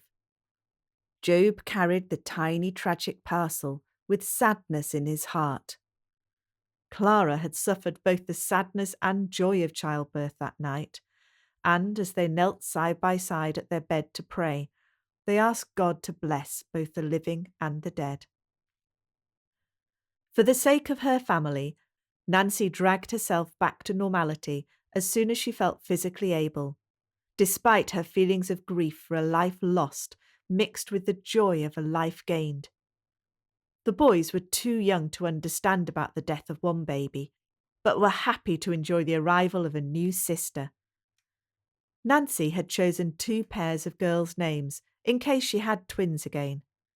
She kept one of those pairs aside for the tiny body of her lost daughter, and awarded the other to the healthy girl who sucked at her breast and cried loudly beside her. Adelaide Rosina, names to honour Nancy and Edmund's own mothers, were thereby granted to this hearty child. She had grown fat in the womb, presumably taking the goodness that was not required by her dead sibling, and she hungrily accepted every drop of her mother's milk. Young Adie Rose would grow to be a chubby child, none the worse for the loss she had suffered at birth. On a cold and wet morning, with clouds lowering around them, a small group gathered in the churchyard to put the tiny wooden coffin into the ground. A small headstone would later hold the words, Edith May Lawton, died at birth, April 1855. The small group, consisting of Nancy and Edmund, taking it in turns to hold the surviving twin, Samuel and Carrie, Edgar Franks, and Clara and Job Nicol, were reluctant to leave the tiny grave. As they walked slowly and sadly to the church gate, they were met by Betsy Franks, holding the hands of Ben and Ed. The boys sensed the sombre mood and were unusually quiet, resisting the urge to climb a tree or race each other up the path as would be their normal way, unless issued with a stern warning from the Reverend Nicol, who considered it a serious misdemeanour to run in church grounds. As Edmund turned to thank the vicar for his words at the graveside, the sound of horses approaching caused them all to turn towards the stream. 2 horsemen were driving their mounts through the shallow water, and as they got nearer, the mourners realised who these 2 men were. "Why did these 2 turn up at the worst moments?" said Edmund between gritted teeth. "I have no desire to talk to Thomas and Simon Bayliss today, even though they seem so pleased with themselves."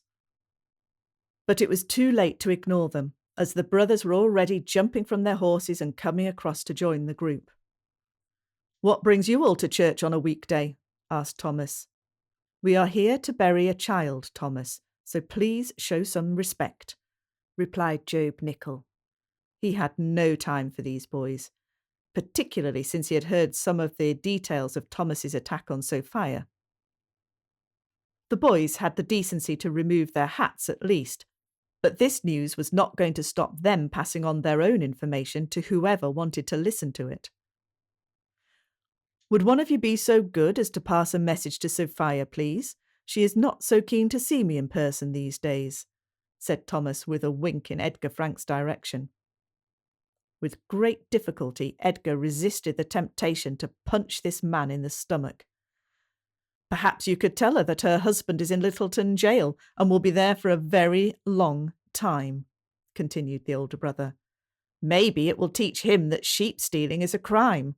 That is, if he survives 5 years of hard work breaking rocks." James's friends looked truly shocked, the colour draining from Nancy's face as she knew how she would feel if it had been Edmund accused of such a thing. And Edmund was thinking to himself that, if they were referring to the sheep James had taken up the valley, they had made a joint purchase, so maybe he was guilty in some way too. But then they had bought them from Simon Bayliss in good faith, so there must be more to this tale than Thomas was telling them. "What do you mean, Thomas?" asked Edmund. "How do you know this to be true?" Thomas and Simon had already decided it would be best to keep the details brief so as to avoid any awkward questions about their involvement. The less they knew, the better. But it well suited the brothers' need for revenge to make sure Sophia knew about her husband's imprisonment. "We heard it from Mr. Sidebottom, who owned the sheep he stole. About 1,000 head, we heard," said Simon. Before he could stop himself, Edmund said, "But James bought those sheep from you, Simon, or at least that's what he told us." A small seed of doubt had been sown in his mind, as it had been James who had actually done the deal on his behalf. "Well, we don't know what he told you, but those sheep belong to Sidebottom, and that's where they are now, grazing back on their green coastal pastures," replied Thomas. "Please make sure that Sophia hears the news, and tell her I am happy to give her comfort in her loneliness any time." Aware that he had crossed a line, albeit deliberately, he swiftly mounted his horse and, followed by Simon, galloped away across the river again before any of the men could take their fists to him. Nancy and Edmund, leaving the boys to play outside and putting young Ady Rose to sleep on Carrie's bed, had joined Samuel and Carrie at the table in their borrowed house to talk through the revelation of James's imprisonment. They just couldn't believe what had happened, and knew that the only way to find out more was to get up to see Sophia in the valley. But then perhaps she had gone to Littleton too.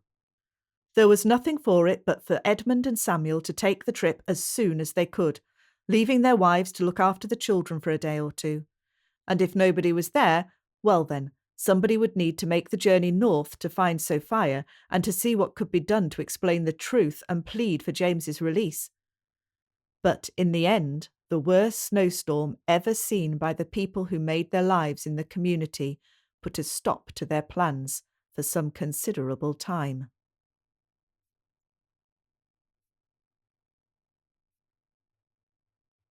Chapter 11.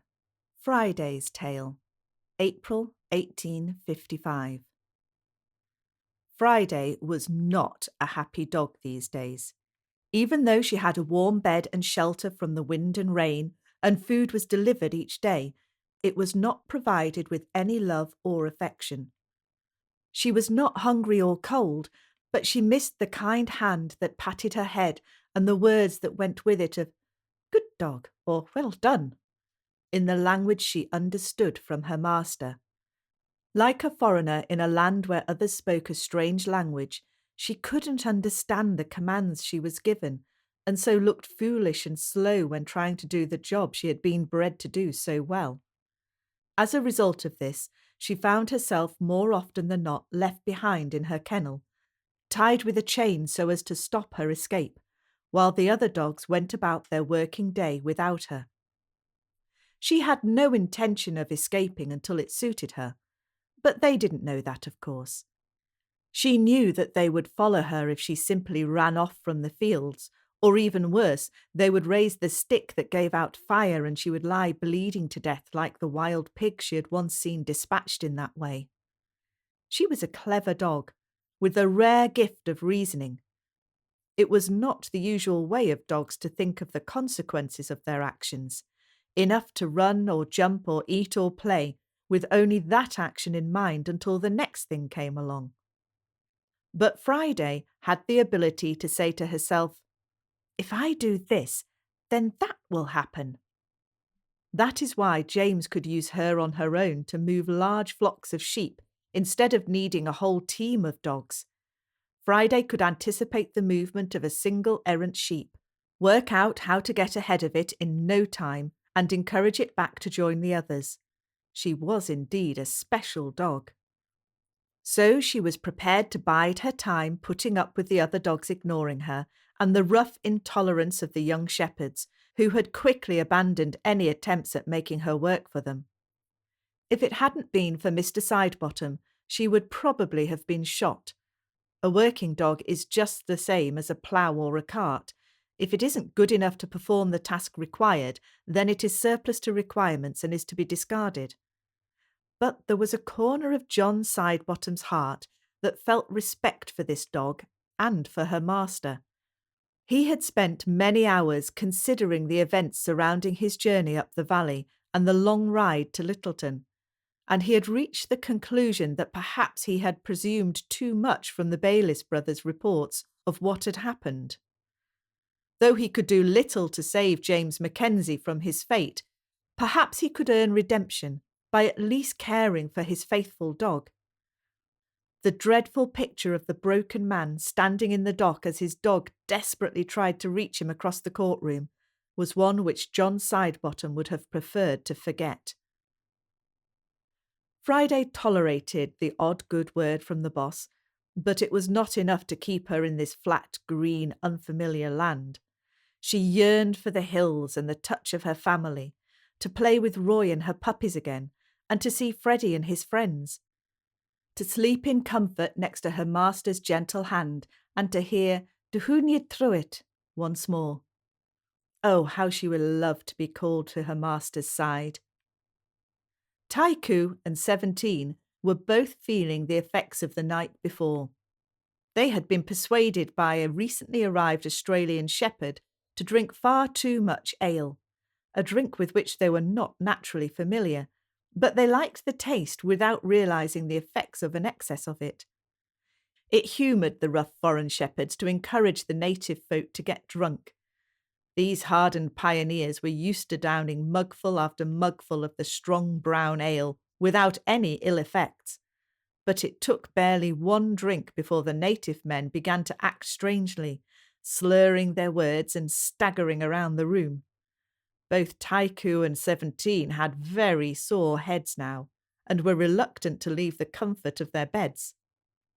Leaving Taiku asleep, 17 had gone ahead to avoid the boss being woken by the noise of the dogs barking for their breakfast.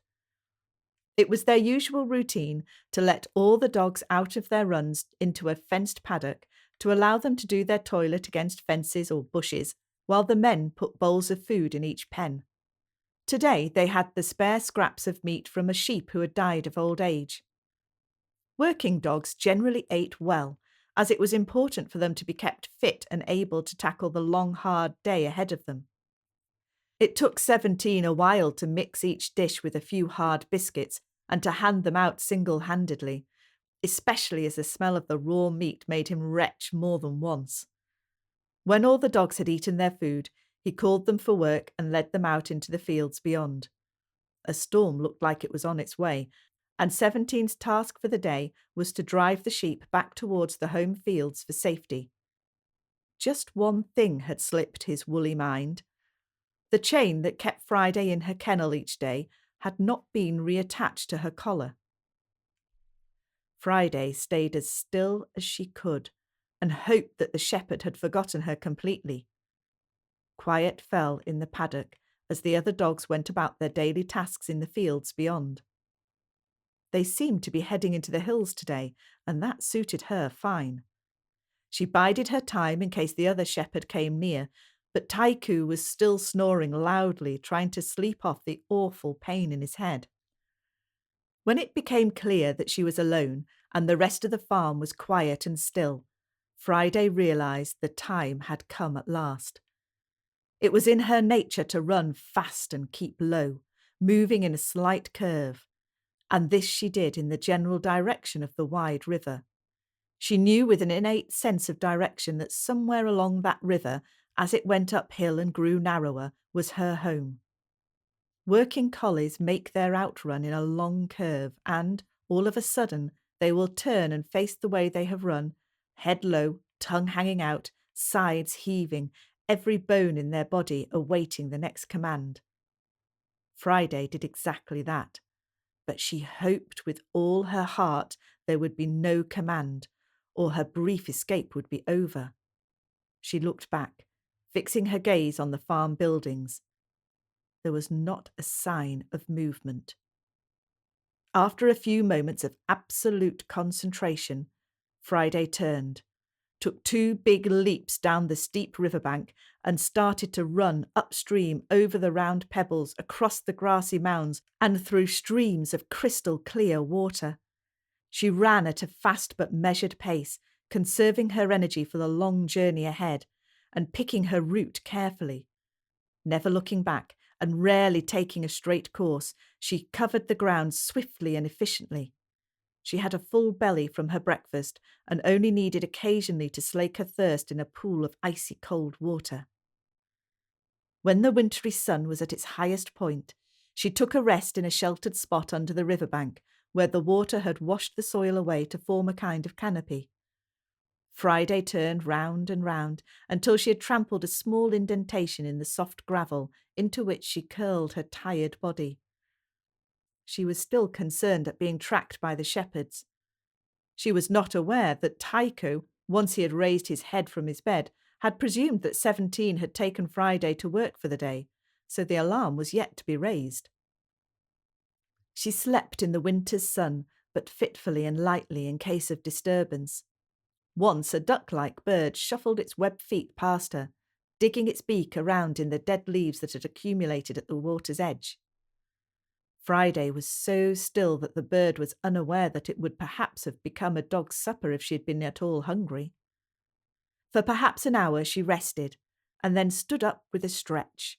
Front legs first, she stretched and arched her back, then her back legs, her tail in the air.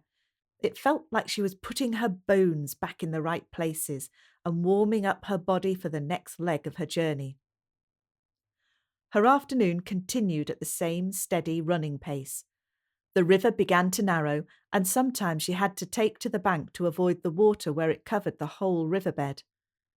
Was she far enough away from the farm now for it to be safe? It worried her to be in full view, but as the sun sank towards the hills and the light diminished, she felt herself relax a little. She suddenly realised she was hungry and longed for a feed before night fell. Not having had to seek out food for herself before, she didn't know what she could eat or how she was going to find something. A fish darted past her as she stood at the water's edge, and she tried to jump on top of it to catch it with her paws. The fish was gone in a flash, and all that remained were 4 very wet and cold feet. Earlier she had seen birds which might make a tasty supper, but it seemed they had now found safe roosting spots for the night. She tried digging at the base of a plant to see if the roots could make a meal, but the bitter taste of her first mouthful made her shake her head and spit the nasty fibres out and lick her lips. So it was that she spent her first uncomfortable night of freedom under a tree with cold, wet feet and an empty belly. It was a long and sleepless night. The only sound to be heard was the occasional rumbling noise in her tummy. One could hardly call it sunrise the next morning. Heavy grey clouds hid the sun as it climbed above the horizon as Friday looked back the way she had come. But in the gloomy light of day, Friday set off once more, her bones aching and her increasing hunger making every step hard. Her desire to get away from the place where she had been kept and return to the people she knew was all that kept her going. Today she ran along the riverbank, where the grass was easier on her paws than the stony riverbed. With her head down and focusing only on the route ahead, she barely noticed the snowflakes starting to fall around her. Slowly at first, each flake that landed on her back melting before the next one hit, but soon her long black fur was matted with a white coat of snow. She stopped to give herself a shake and realised that she could hardly see the path ahead. As time went by, the snow lay deeper and deeper, and were it not for the path of the river beside her, she wouldn't have been able to find her way. Her long, low-running motion turned by necessity into a kind of jumping run. Each time her front feet landed, she sunk into the snow and had to push her back legs upward to make the next leap. It was exhausting work, the only benefit of which was that it kept her warm with all the effort. Friday had no sense of time passing, just a need to reach familiar territory. The snow obscured every landmark, and though she stopped often to lift her nose in the air and seek out a familiar smell, all she could smell was snow. The cold and hunger could be borne, but the exhausting journey was hitting her hard. It was late in the afternoon when Friday reached a point where a stream joined the main river. She stood for a moment on the bank looking into the swirling currents beneath her. She was not brave enough to leap into the water, but to turn upstream would mean a steep climb, dangerously slippery from all the snow. She scampered along the bank this way and that, trying to decide what to do next. But in the end she realised there was nothing for it but to give in to her exhaustion. A tree with overhanging branches stood nearby, the branches dense enough to have stopped the accumulation of snow against the trunk. Friday used her tired paws to scratch the surface of the earth beneath the tree into a makeshift bed and lie down to sleep or die, whichever came first. It may have been moments, or perhaps hours later, that Friday heard a familiar sound. It caused her to sit up straight and put her head on one side, trying to work out where the sound had come from. It was the sound of a sheep in distress. She had heard that noise on many occasions when being sent out to find a lost sheep, perhaps one who had fallen into a valley or found herself stuck in the undergrowth with her fleece tied up in the spikes of a bush. Forgetting her own exhaustion at once, she set off up the steep valley in the direction of this sound. It was hard going in the near dark and on the slippery rocks with deep snowdrifts between them, but Friday had little need to see where she was going, as she used her nose to give her directions this time, a nose trained to home in on that special sheep-like odour. The plaintive sound grew louder as she got nearer to the beast, and suddenly, in the last moments of daylight, there she was, stuck between two huge rocks close to the water's edge. She had obviously slipped backwards down the icy bank and had no way of using her cloven feet to push herself back up again. Her eyes rolled in fear, which became sheer terror when she saw the dog, and she started to back away. But that is what saved her in the end. She slipped further towards the stream, her back legs under water, but now on firm enough ground to push herself sideways onto the safety of a snow-covered shingle bank. As Friday knew only too well, sheep are not the cleverest of beasts, so despite her change in fortune, the sheep's instinct was merely to stand still, not quite sure where to go next, her sides heaving with fear and exhaustion. Instinct of a different kind had overcome Friday's exhaustion, and she knew she must try to help this sheep to safety. It was easy for her to slip forwards and slide down the same route the sheep had taken backwards, ending up on the same bank. Now they faced each other, both too tired to do anything but stand and look into each other's eyes.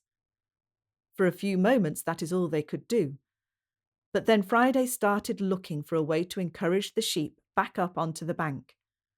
Only then she could drive her back to join her flock. Friday knew with certainty that there would be a flock somewhere. There always was in her experience. Each time she tried to find a path, the sheep turned to watch her with suspicion. But there was no way to be found. Snow still fell and was now beginning to cover the marks they had both left on their way down the bank. Friday was beginning to give up hope as the snow continued and the temperature fell further. They had both had a dip in the river, and neither of them would dry properly overnight. The poor sheep began to stagger unsteadily on her feet. Friday knew that she was likely to fall to the ground, and then it would be impossible to raise her. But her legs were very tired too. Perhaps they should both just lay down for a rest. Yet, what was that sound? A whistle? A familiar whistle too. Moments later, a face she recognised appeared above her. It was Blue, his tongue hanging out and his tail waving madly. Blue barked furiously when he realised he had found the sheep, though he was somewhat confused to find his mother there as well. Edmund and Samuel heard Blue's bark and wondered what he had found. By the middle of the afternoon it had become obvious to them both that the snow was going to form drifts, so they had set out to see if they could bring the sheep closer to Samuel's home for safety. They had walked for an hour or so and had gathered a good mob together. Both men were just thinking it may be time to get home for supper when they heard Blue's urgent bark coming from some distance ahead of them. Thinking he had found a sheep stuck in a bush perhaps, they whistled for him to come back and show them the way, but to no avail. It took them a while to walk through the gathering snowdrifts with only the barking to guide them, but there was Blue, tail wagging madly, standing to attention at the top of a steep bank. A sheep gave a plaintive bleat below them, accompanied by the whining of a dog. From where Friday was standing, she could see two faces appear above Blue's head, and, recognising these men, all thoughts of exhaustion were forgotten. "Good Lord, it's Friday!"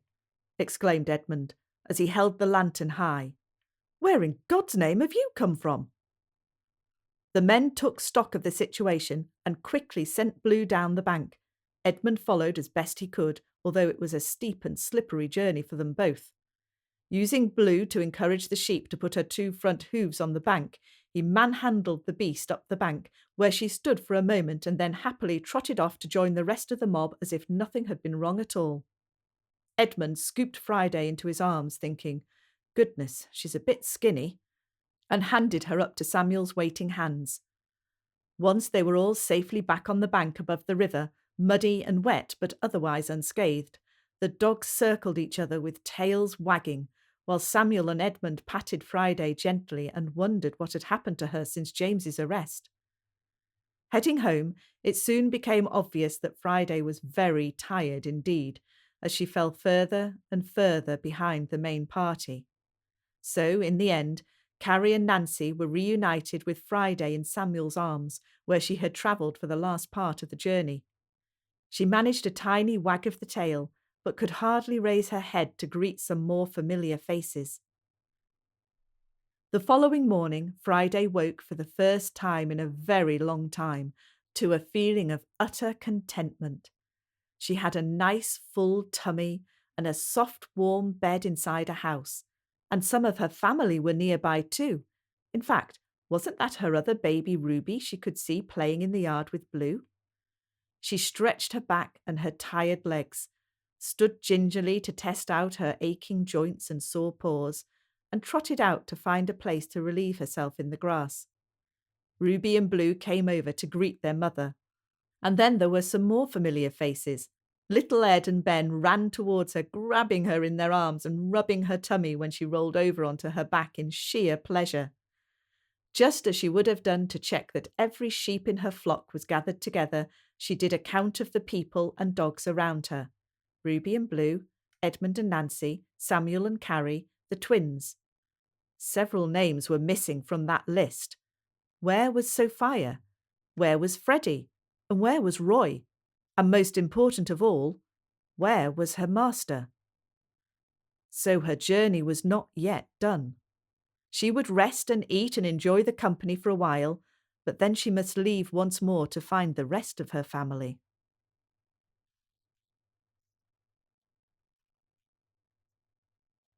Chapter 12.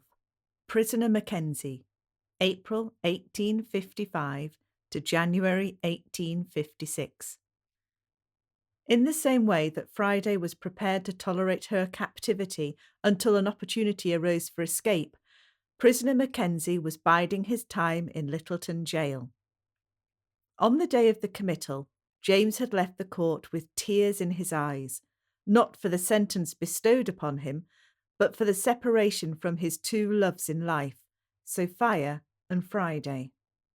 So his slow walk in chains from the courthouse to the jail, accompanied by the booing and jeering of the many onlookers, and his return to the prison cell where he had spent the previous days since his capture, were all a bit of a blur.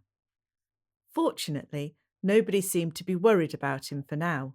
The chains had been removed, and he had taken himself to a corner of the small cell, curled up in a ball in the straw covering the floor, and cried himself to a fitful sleep, punctuated by dreams of seeing Sophia and Friday running toward him across the valley he loved so much. He woke to a touch on his shoulder, instantly alert and expecting the worst. But he was greeted by the kindly face of the duty constable, who indicated a tray containing a plate of bread and cold ham and a jug of flat ale. "Eat your supper, man," said the jailer. "It'll be the best you get for a while. In an hour they will take you to the main cells, where you may have to fight harder for your food, and shed no more tears, perhaps. Keep those you have left behind to yourself, as there will be little sympathy amongst the other prisoners." James sat up and gratefully accepted the food and kind words. The constable leaned against the door and watched as James ate his cold supper and sipped at his jug of ale. "Are you crying for your dog, or is there someone else who will miss your company tonight?" asked the constable. Having heard tales of wives being blamed for their husbands' crimes, or even worse, forced into jail with their husbands, James had made the decision to keep silent about his married status, so his reply was, to some extent, short on the truth. "Aye, I will miss the dog. She's a good gal and a faithful friend," he replied. Constable Payne was having trouble understanding the thick accent of his latest prisoner, but he could see the anguish in this man's face. As a child, he had grown up with the family dog as a playmate, and he would have done anything for it. So he could feel something of the same emotion. He had seen lots of prisoners grieve for wives and children, but never a dog. But then this chap was a strange fellow, there was no doubt. Once James had finished his meal down to the last crumb of bread and the final drop of ale, Constable Payne picked the tray up and handed James a neatly folded pile of clothes. "Change your old clothes for this prison uniform, please," he said, "and you can keep those sturdy boots and your hat. You'll need both on the road, gang, no doubt." Alone again, James peeled off his ragged clothing, gave himself a most inadequate wash from the water bucket placed in one corner of the room, dried himself with his old discarded shirt, and redressed slowly, with the coarse corduroy trousers and check shirt with broad arrows sewn roughly across it. Someone, who certainly did not have Sophia's touch with a needle and thread, had crudely stitched the numbers 1, 2, 4, 8 unevenly across the left breast.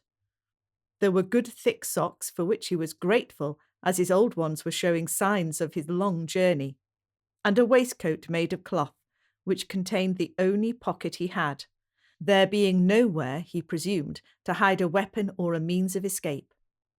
All the items fitted loosely on his frame, having been made for a much bigger man, it seemed.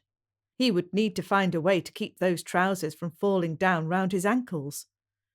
For the first time since his trial, he chuckled to himself at the image of a prisoner with his trousers falling down. The 2 prison guards who came to collect him were surprised to find a man laughing to himself about something, and suspected he was perhaps due for a mental asylum rather than the work gangs. He was given time to relace his boots and place his soft-brimmed hat on his head before being marched roughly out of the building and into the courtyard in the centre of the main jail. The guards failed to see James place a small, much-folded piece of paper into his waistcoat pocket. It was a tiny pencil drawing of Sophia, sketched by Nancy, which he had carried with him since their marriage. Over the time he was in jail, it would be carefully and secretly unfolded from the pocket every morning, so that James could retain the image of his wife and carry it through each long and tiring day. The prisoners were kept in cells designed for 2 men, but housing 4 or more at present. Littleton Jail had only recently been completed, but demand for space had grown with the decision to house lunatics on the same site. So James found himself taking up the last available mattress on the floor of a dark square cell, with a small window above head height giving the only light. In the corner hung a Hessian curtain, behind which was the lavatory bucket, shared by them all, and emptied at dawn. By the smell of it, it was almost full. James was not a man to be sociable, and he had no intention of making friends with his fellow inmates. The man who had already taken to his bed turned and nodded in his direction, but James gave the merest return. The other 2 men, rough-looking characters, were sitting facing each other on a mattress, playing with some dice. They took no notice of the newcomer. He silently thanked the constable for allowing him time to wash and use the toilet bucket before he left his cell, as he knew he could last the night, well fed and watered, without the need to relieve himself. With a quiet good night to his family, he fell asleep, wondering what shape his life would take for the next 5 long years. That is, if he chose to stay that long. Promptly, as the clock struck 6, a bell began to ring in the courtyard. The 4 inmates of cell 14 stirred slowly, stretching to ease the aches brought on by sleeping on a thin mattress. James, unsure what would happen next, put his boots on and stood up straight, awaiting events. The young man next to him put on his boots too, but James noticed they were old and broken, with soles barely attached to the uppers. It was, it seemed, this young man's job to empty the bucket, a task which he did swiftly and effectively without spilling any of the awful contents. He had obviously done that for many mornings before. The jailer unlocked each cell in turn, and James, the man with the bucket, and the 2 other inmates stood awaiting their turn, counting the jangle of keys as they approached number 14. The man with the bucket went first and shuffled across the courtyard where a swarm of flies indicated a midden had been dug. All the other inmates mingled in the courtyard until a whistle was blown, bringing everyone to attention. Having washed his bucket and returned it to the open cell, the man stood himself next to James. "Follow me," he said. "I'll show you what to do. I'm John Douglas." James was happy to accept some assistance, but was not prepared to make friends of anyone until he knew the lay of the land. "James," he replied simply. "James Mackenzie." And so the routine of prison life began for James. Morning roll call, a breakfast of cold food laid out on a table for the prisoners to help themselves, work groups allocated for the day. That work took them usually outside of the prison walls for labour on the road building or construction in the growing town of Littleton. Those incapable of hard work were allocated duties of sewing uniforms or cooking for the prison and for the local workhouse. Some were given jobs to make furniture to fit out the new prison so that men could sleep in proper beds rather than on the floor. If work was allocated outside the prison, there was no provision for lunch.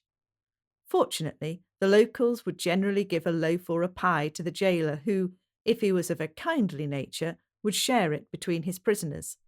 Sometimes he would eat the lot himself. By nightfall, all the prisoners would be back in their cells, where a supper of hot food, perhaps a thick soup or a meat casserole, would be given to each cell with a wooden spoon and small bowl per prisoner. There would often be fights between prisoners over the shared supper, and many would go hungry rather than cause a stir with their fellow inmates. Then the long nights would begin. James found this the hardest part of the day. He could cope with the rough and ready discipline and the heavy work he was given.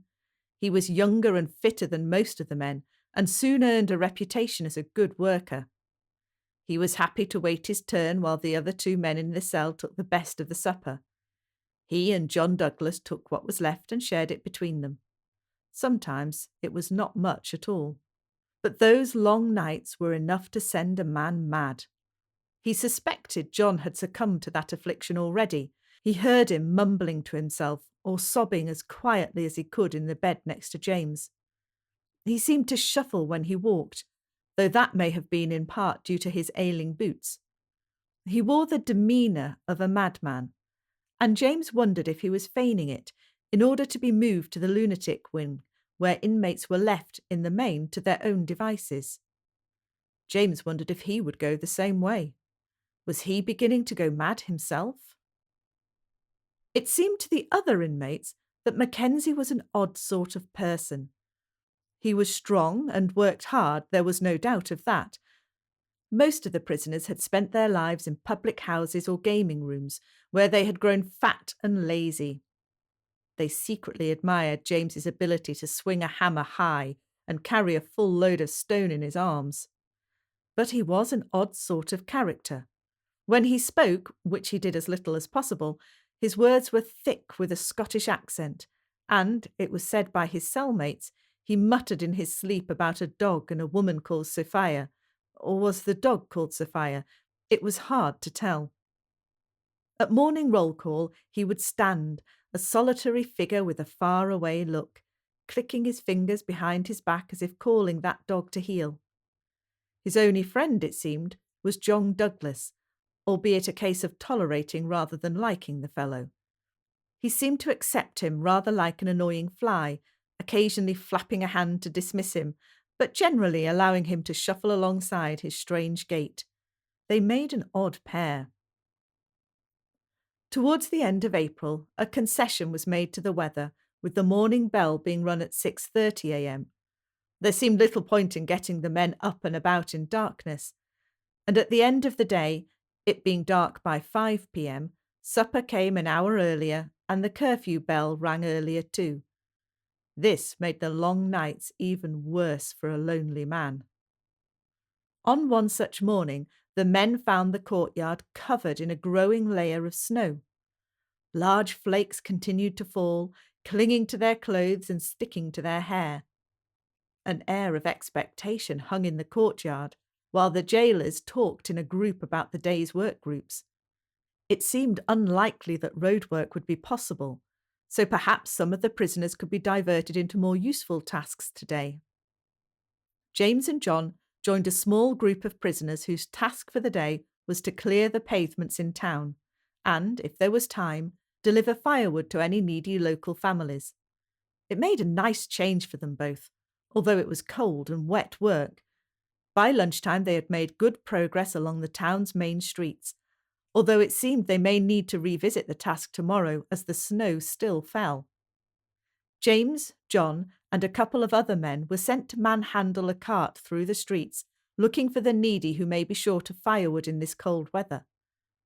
They called on a large family down by the port, where the father had been out of work since a bad fall on the dockside. His children, so many that James lost count, were in rags, shivering by a tiny fire made from scraps of paper and one last log. The wife was so grateful for his gift that she pressed a biscuit into each man's hand. The man, leaning on a stick, hobbled to the door to see them off. At the door he stopped, saying, I can go no further, as I have no boots. In a moment, John had removed his grubby boots and handed them to the man. He wore good thick socks and knew he would be fine walking back to the prison where, no doubt, he could ask for new boots. James was not so sure this would happen, but he was pleased to see the look on the man's face. "Thank you so much. It will help me look for work again," said the man. "I owe you a favour if you ever need one." It seemed to James that John walked better without the encumbrance of his broken boots, and he wondered how long they would be of assistance to the crippled man. But by the time they had returned to the jail, John was shivering with the cold of his wet socks. His request to the jailer for new boots was met, as James had suspected, with derision. Someone tossed him a pair of extra socks, so at least his feet stayed dry overnight, and James reached up to the big windowsill to lay the wet ones out to dry a little. To the outsider looking in, James was a model prisoner. It was an image that James was keen to back up, but underneath he was ready to escape whenever an opportunity arose. He didn't know when a chance would appear, but he knew he would take it when it did. Little did he realise that Friday had thought exactly the same way and had already made her way back home. The snow kept them all in their cells for the next 2 weeks. Even prisoners were entitled to stay relatively warm, and the cold wind and drop in temperatures after the initial snowfall made any kind of outside work impossible. But shutting men up all day and night was proving an issue for discipline, with many fights breaking out and even the jailers becoming more short-tempered than usual. A small fire had been started in one cell, causing the guards to run with buckets of water to put it out before it spread through the bedstraw. James and John's fellow prisoners became more irritable as the days passed. They tired of playing dice and took to taunting John at every opportunity. James would have preferred to stay quietly in a corner, but felt the need to defend John from the verbal assaults. This only led to an increase in the abuse. In fact, it became a game to the two men. Sometimes they played the game as a pair, and sometimes they seemed to be set against each other in an ongoing feud. It was a dangerous game in the end. One quiet afternoon, James and John were both snoozing when one of their cellmates crept across the room and grabbed John's spare socks. Before anyone could intervene, the man had stretched one of the socks out and placed it around the neck of the other man, twisting it tighter and tighter. With bulging eyes, the poor man choked and gargled and tried to paw at the sock which was beginning to take his life away entirely. James shouted as loud as he could to alert the jailer. "Come quick! He's killing him!" he called, rattling at the bars on the small window in the cell door. It took a moment or two for the guard to understand James's accent, but he realised something was amiss and came running, blowing his whistle as he ran. He fumbled with the keys and eventually managed to open the door at the same time that another guard arrived. Both men took hold of a prisoner each. It was going to be a fight to subdue them. James's mind worked quickly. The door was open, and the keys still in the lock. Had he got time to take the keys and make his escape? Would he be seen? Would other guards be coming too? It was a risk worth taking, but he needed to be quick about it. No time to grab his precious boots, but he knew a man who would be happy to wear them. As quietly as possible, and secretly blessing his stockinged feet, he grabbed his hat, slid across to the door, and gently working the keys out of the keyhole, slipped out of the cell. He had learned the layout of the place over the last few weeks, so he had no difficulty in walking swiftly towards the door which he knew would take him straight outside, as long as he could work out which key to use before anyone else saw him.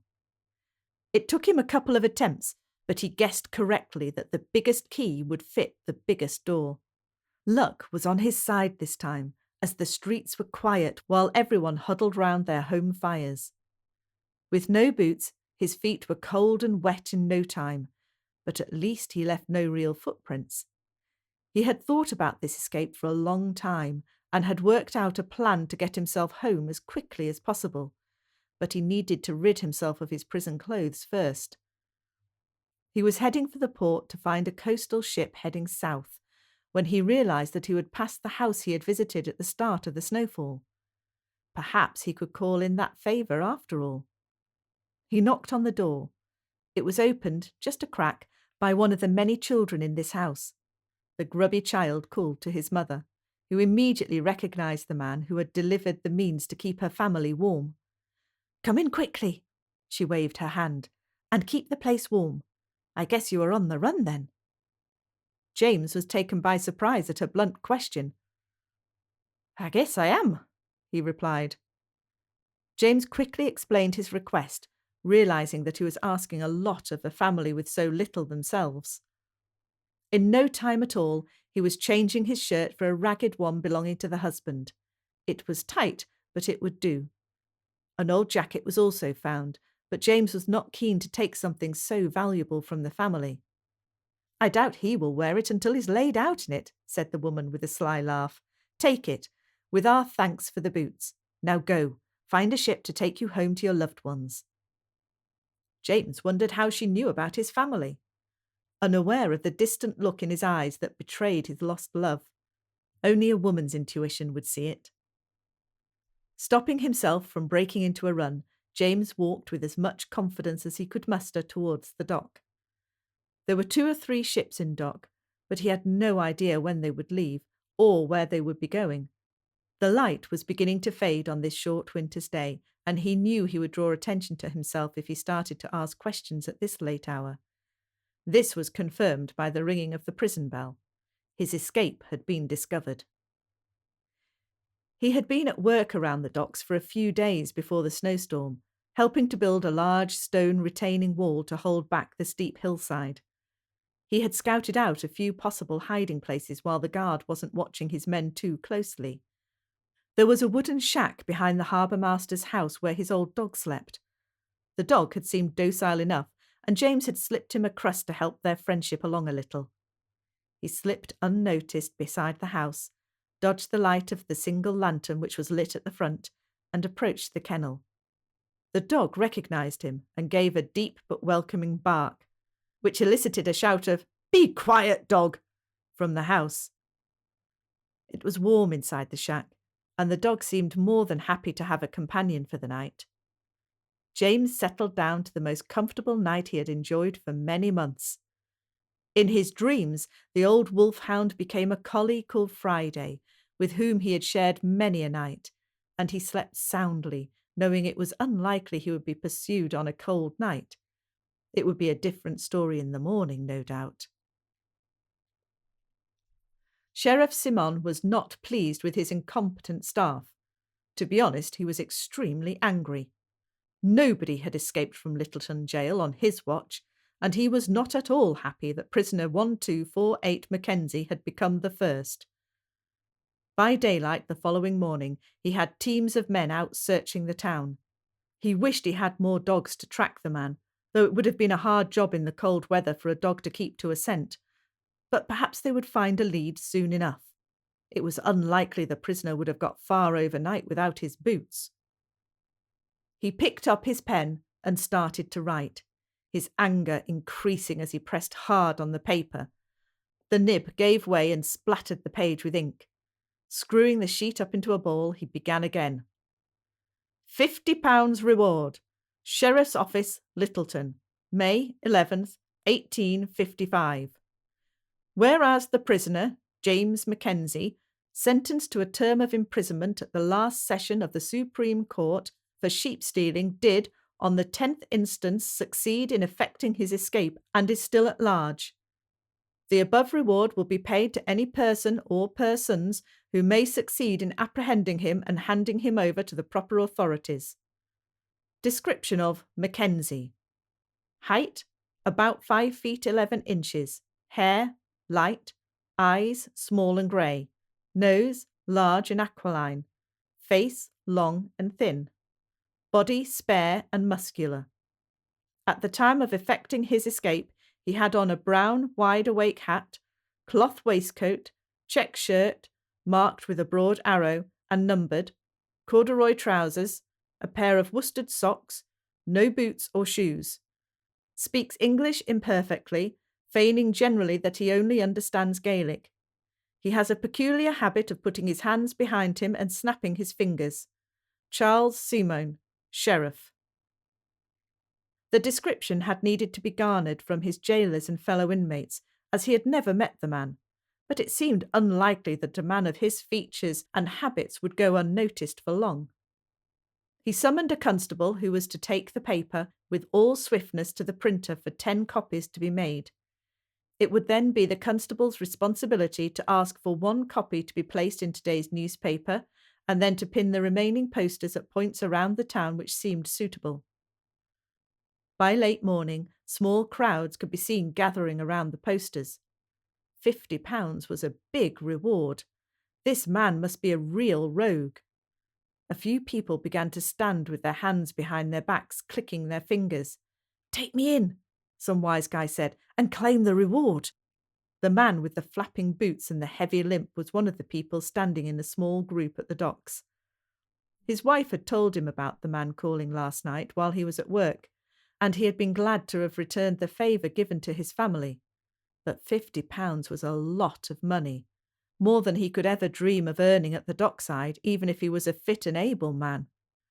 It would feed and clothe his family for a good while. He spent the rest of the day in a dilemma, one which he chose not to share with his wife. He paced the streets, thinking that perhaps he could find the man single-handedly. After all, only he knew what he was wearing now. The old prison clothes, apart from the shirt which he had carried around with him all day, still lay at home where his wife intended to pick the arrows and numbers away and turn them into something new for the children. She was an excellent seamstress. He passed the door of the sheriff's office more than once that day. In the end, he felt he had no choice. He entered the front office and waited his turn to speak to the constable. There were several men there already who claimed to have seen Mackenzie in a pub or shopping for supplies. The constable, a wise man of many years' service, knew a lie when he heard one, and sent each person on his way with a warning that deception to claim a reward was a crime in itself.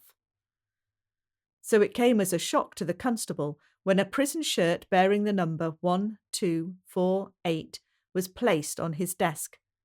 The bearer of the shirt, a crippled man with broken boots, explained what had happened, and the story of the firewood and boots was corroborated by John Douglas, who was summoned under guard from his cell to give evidence. His wife had been wrong in supporting an escapee, but the man hoped the constable could understand her desire to help someone who had helped them. John Douglas had the grace to squirm in his newly acquired boots. The only thing that could be added was that his wife had presumed he was heading for the docks to find a ship to take him back home, wherever home may be. The sheriff and the constable checked the broadsheet, which indicated ship movements from the port, and they were pleased to see that no ship had left today and that only one was due to sail tomorrow. A small coastal lugger heading for the newly created port of Oamaru, where it would pick up a haul of the white stones so much favoured by the builders of fine architecture. Mackenzie's crimes had been committed somewhere down south, so surely he would head home that way. In the end, James's recapture was rather a tame event. Constable Payne, who knew Mackenzie's face, was stationed discreetly on the dockside, and when he spotted the escapee about to step onto the gangplank, he quietly took him by the shoulder and marched him back to jail. James's attempt at escape had been thwarted this time, but he knew there would be other chances. He knew he would not wait 5 years to get back to Sophia. In the ramshackled house down by the port, the man and his wife sat facing each other at the table, 50 gold coins piled up in front of them both. They felt like Judas betraying Jesus Christ. But what was a man to do if offered a chance to feed and clothe his family? James spent the next 5 days in solitary confinement, which was no hardship to a solitary man. For part of each day, he was supervised in his task of reapplying number 1248 to a new shirt. A hard task for a man with hands more used to manual labour than the dexterous requirements of a needle and thread. If Sophia was there beside him, the job would have been done in no time at all. How he wished that were the case. After his escape, a new routine was established in James's life. His 2 cellmates had been removed to separate cells, where they could brood over the injustice of it all. So his only roommate was John Douglas. A pair of boots had been found for John at last, so he was able to return the borrowed footwear to his cellmate. Without others present, they became good friends and talked quietly each long night. It calmed John to have a soulmate at last, and he walked more normally, there being no further talk of a move to a lunatic wing. And James found a certain contentment in his company. They shared their life stories with each other, and by doing so, they felt a bond which was strong. In all the time that he had been captive, James had kept silent about his wife and adopted family. Only John got to know about Sophia and Freddie. John's story was a sad one. He had taken a ship from England, not caring one bit where it was headed, to escape a cruel life at the hands of his brutal father. He still bore the scars across his back of the belt which had been used many times for the smallest of misdemeanours. He was barely 16 when he saw the chance to escape, and stealing a few coins from the jar on the mantelpiece, he had paid for a steerage berth on the first ship out of the port of London. It took him to Littleton. With no experience, John had found it impossible to get work. He had drifted from place to place across the plains where, more often than not, he had stolen food from a farmhouse kitchen or the back door of an alehouse. In the town of Ashburton, he had been offered his first paid job, to hold a horse for a man while he entered the post office. Little did he know that the man had planned a robbery of cash destined to pay a local farm staff. The man came out of the post office clutching a bag, and, throwing a coin to John, he had set out down the road minus his horse. Despite John's earnest protestations of innocence, he was seen as an accomplice to the crime and sent, like James, to do hard labour for 2 years. Where James saw his period in jail as a mere interlude in his life, John saw it as a life sentence and could see no further than his current situation. He was not a stupid man and had a way with horses that James knew would give him work if he was pointed in the right direction. John was due for release at the end of the year, having been of good behaviour throughout his sentence. Where he had faced his future with despondency before meeting James, he now knew he could make something of himself. James had given him the confidence he needed to grasp any opportunity he could find once he had his freedom. He wished that James could be free at the same time, but it was unlikely that an escapee would be released early, of course. The short winter days were replaced by the longer, hotter days of spring. This was a mixed blessing for the prisoners, who enjoyed the sunshine, but endured the flies and mosquitoes which seemed to swarm around their cells by day and night. It meant longer working days in hot and dry conditions, but their bodies turned brown and healthy in their outdoor jobs.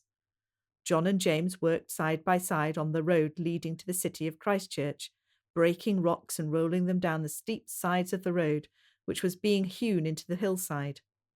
Progress was slow, but steadily each day they had to walk a little further from the newly laid surface to start their work.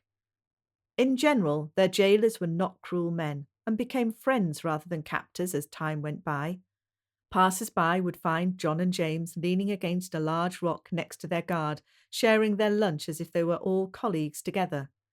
Or hear James asking Constable Payne how his wife was getting on with her latest pregnancy in this hot weather. Life for them all was not bad, considering their state of incarceration. One morning in early September, Constable Payne seemed on edge and spent more time than usual ensuring his uniform was up to muster. He told the 2 men he would be taking them back early as a new magistrate was due to arrive that afternoon, and he was to be part of the honour guard to meet him. So while John and James spent an uncomfortably hot afternoon in their cell, the new magistrate, Henry Tancred, a man of substance and education, and owner of a substantial parcel of land near Ashburton, was welcomed to his new post with all the pomp and ceremony befitting his status. Little did the prisoners know that today was going to be a turning point in many of their lives. Tancred was a man of much intelligence, who had been in New Zealand for a full 5 years and felt he understood the peculiar ways of the native Maori and the newfound pioneers. Above all else, he was a man of impeccable fairness, and he had promised himself that he would deal justly with those who came before him in his new role.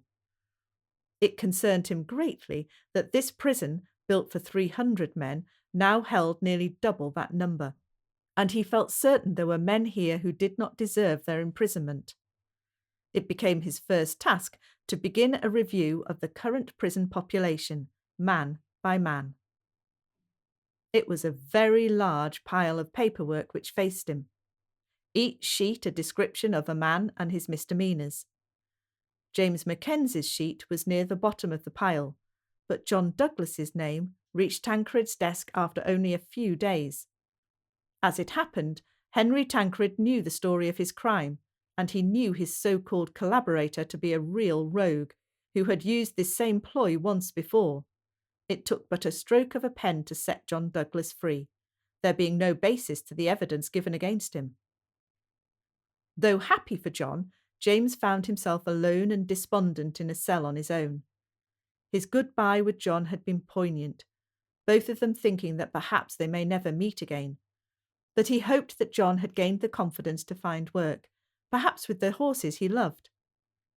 He did not realise that part of Magistrate Tancred's philosophy was not just to release prisoners whom he perceived to be innocent, but to rehabilitate them as much as he could. In John's case, this meant finding him work as an ostler at a public house, where he had a bed for the night, all the food he required, and the work he loved with horses. Constable Payne noticed the change in James and was sad for him. In many ways he was not surprised when he came back from relieving himself behind the bushes to find James gone. There had always been that wild look in his eyes, like a caged bird yearning for freedom, to spread their wings and sing their songs. He took time in blowing his whistle, silently hoping it had given the man time to get away. But it was not to be. This time the dogs tracked him down in a couple of hours, and he gave himself up willingly without injury from the hounds. Even in capture he had a way with dogs. They sat calmly by while they awaited their handlers, something the men had never seen before.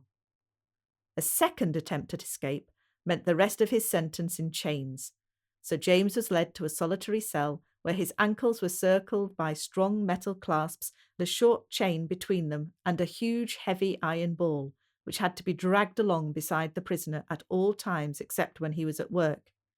Even then, the chains remained, making movement slow and painful. It was the final straw for James, who raged against his chains in a manner which inclined his captors to book him a place with the lunatics. Only one good thing came out of it all. The sheet containing his name was pulled out from the bottom of a large pile of notes and placed on Henry Tancred's desk. What had caused this man to make his escape twice? The magistrate was keen to learn more about this James Mackenzie fellow. Henry read and reread the notes. It made no sense to him. The evidence seemed to hinge on this dog recognising his master. But how did that prove the crime? Surely it only meant that the dog belonged to the man. And what part had these two brothers taken, or the two Maori shepherds? It seemed to Henry Tancred that there was a big hole in this story somewhere. As he turned the page, a small, neatly written sheet fell to the floor, and it was this that finally decided him on James's fate. It was the written report of Constable Nevis from Hawkesbury, noting the details given to him by the 4 men from a small community called Marytown, including the local vicar, which had arrived in the office only a few days before, given the date scribbled on the top, although the interview had occurred some 3 months previous. He wondered why this man had not dealt with the matter sooner. He picked up his pen and began to write a letter to John Sidebottom. Sidebottom was not at all surprised to receive the letter by horseman just a few days later at the very beginning of January 1856. He had, for some time, been considering taking the journey to Littleton himself to discuss the matter with the new magistrate, whom he knew to be a fair man. He knew now that he and his shepherds had been duped by those Bayliss brothers, and it was indeed them who had stolen the sheep in the first place, setting Mackenzie up to be punished for a crime he had not committed. Even though the sheep had been returned, no doubt the brothers had made a packet of money out of the deal, while James Mackenzie rotted in jail. He quickly wrote a note to be returned by the same horseman, which informed the magistrate that he would be pleased to make the journey to Littleton, but had a task to complete beforehand, so Mr. Tancred could expect him to arrive in a week or so. He then made hasty arrangements to travel not north, but west, where he wanted first to speak to James's family and neighbours. Once that had been done, he made haste to Littleton. It was indeed 8 days later that he arrived in the magistrate's office, and in due course his apology for jumping to conclusions was given honestly and frankly, and accepted completely by Henry Tancred. So 2 documents were signed by the magistrate in short order. The first being a pardon with compensation for prisoner Mackenzie with immediate effect. The second being an order for the arrest of both Thomas and Simon Bayliss at first opportunity, with all available resources being given to the search for these criminals. The charges included theft, deception, and perjury in the trial of James Mackenzie. James found himself having the chains removed the next morning, and he walked unfettered, though rather awkwardly, to the magistrate's office. It was hard for him to understand all the reasons for his sudden release, and even more difficult to see why he was due some compensation for the time lost in jail, but he gratefully accepted a small bag of coins, along with a sack containing the items taken from him on the day of his capture. He was particularly pleased to have his belt back, and to see a rolled-up piece of paper still in place too. But it was Tancred's last words that stayed in his mind as he breathed the air of freedom once again. "I make it a condition of your release that you leave the country at the first opportunity," said Henry Tancred. "There's enough money in that pouch to take you to Australia and to start afresh." James had no intention of making a fresh start, but he did have a plan which he had drawn up with John Douglas in the months they had spent together, little thinking it would be put into action so soon. Constable Payne had told James where John was working, so he headed straight to the public house where he found John in the stables grooming one of the fine stagecoach horses with a flat brush. Their meeting was a happy one, and once his duties were done, John joined James in the bar, where he was discreetly counting the coins in his pouch. It was a generous amount, and would be more than enough to put their plans in place. The following day, John quit his job, stating that he had received enough money from home to buy a lot of land where he intended to farm sheep and breed horses. He then made his way to the land registry office, clutching the map that James had given him the night before. Here he paid his fees to register a large plot of land above the Waitaki Valley. The registrar expressed his surprise that someone would want to lay claim to land that had not yet been surveyed and could well be barren or impassable. But John assured him it was good, fertile land, which could support his family and make him a fortune along the way. In fact, his fellow pioneer Edmund Lawton had a similarly sized plot next door, but had been unable to travel due to his wife's pregnancy. Perhaps the registrar could pencil it in on the map on his behalf. So the deal was done to lay claim to the first 2 holdings on the plains beyond the valley, where sheep could roam and families could thrive. John almost wished he was going there himself. At the same time, James was booking a berth in steerage on a ship to Moreton Bay, which was due to leave port the next day. His was an easy task, completed in no time at all, especially as he was paying in cash. So he was waiting for John in the bar with 2 glasses of ale in front of him. There were a few coins left in the bag, and John added a handful of money he had saved from the tips given to him by the more wealthy patrons of the public house. They shared it equally between them.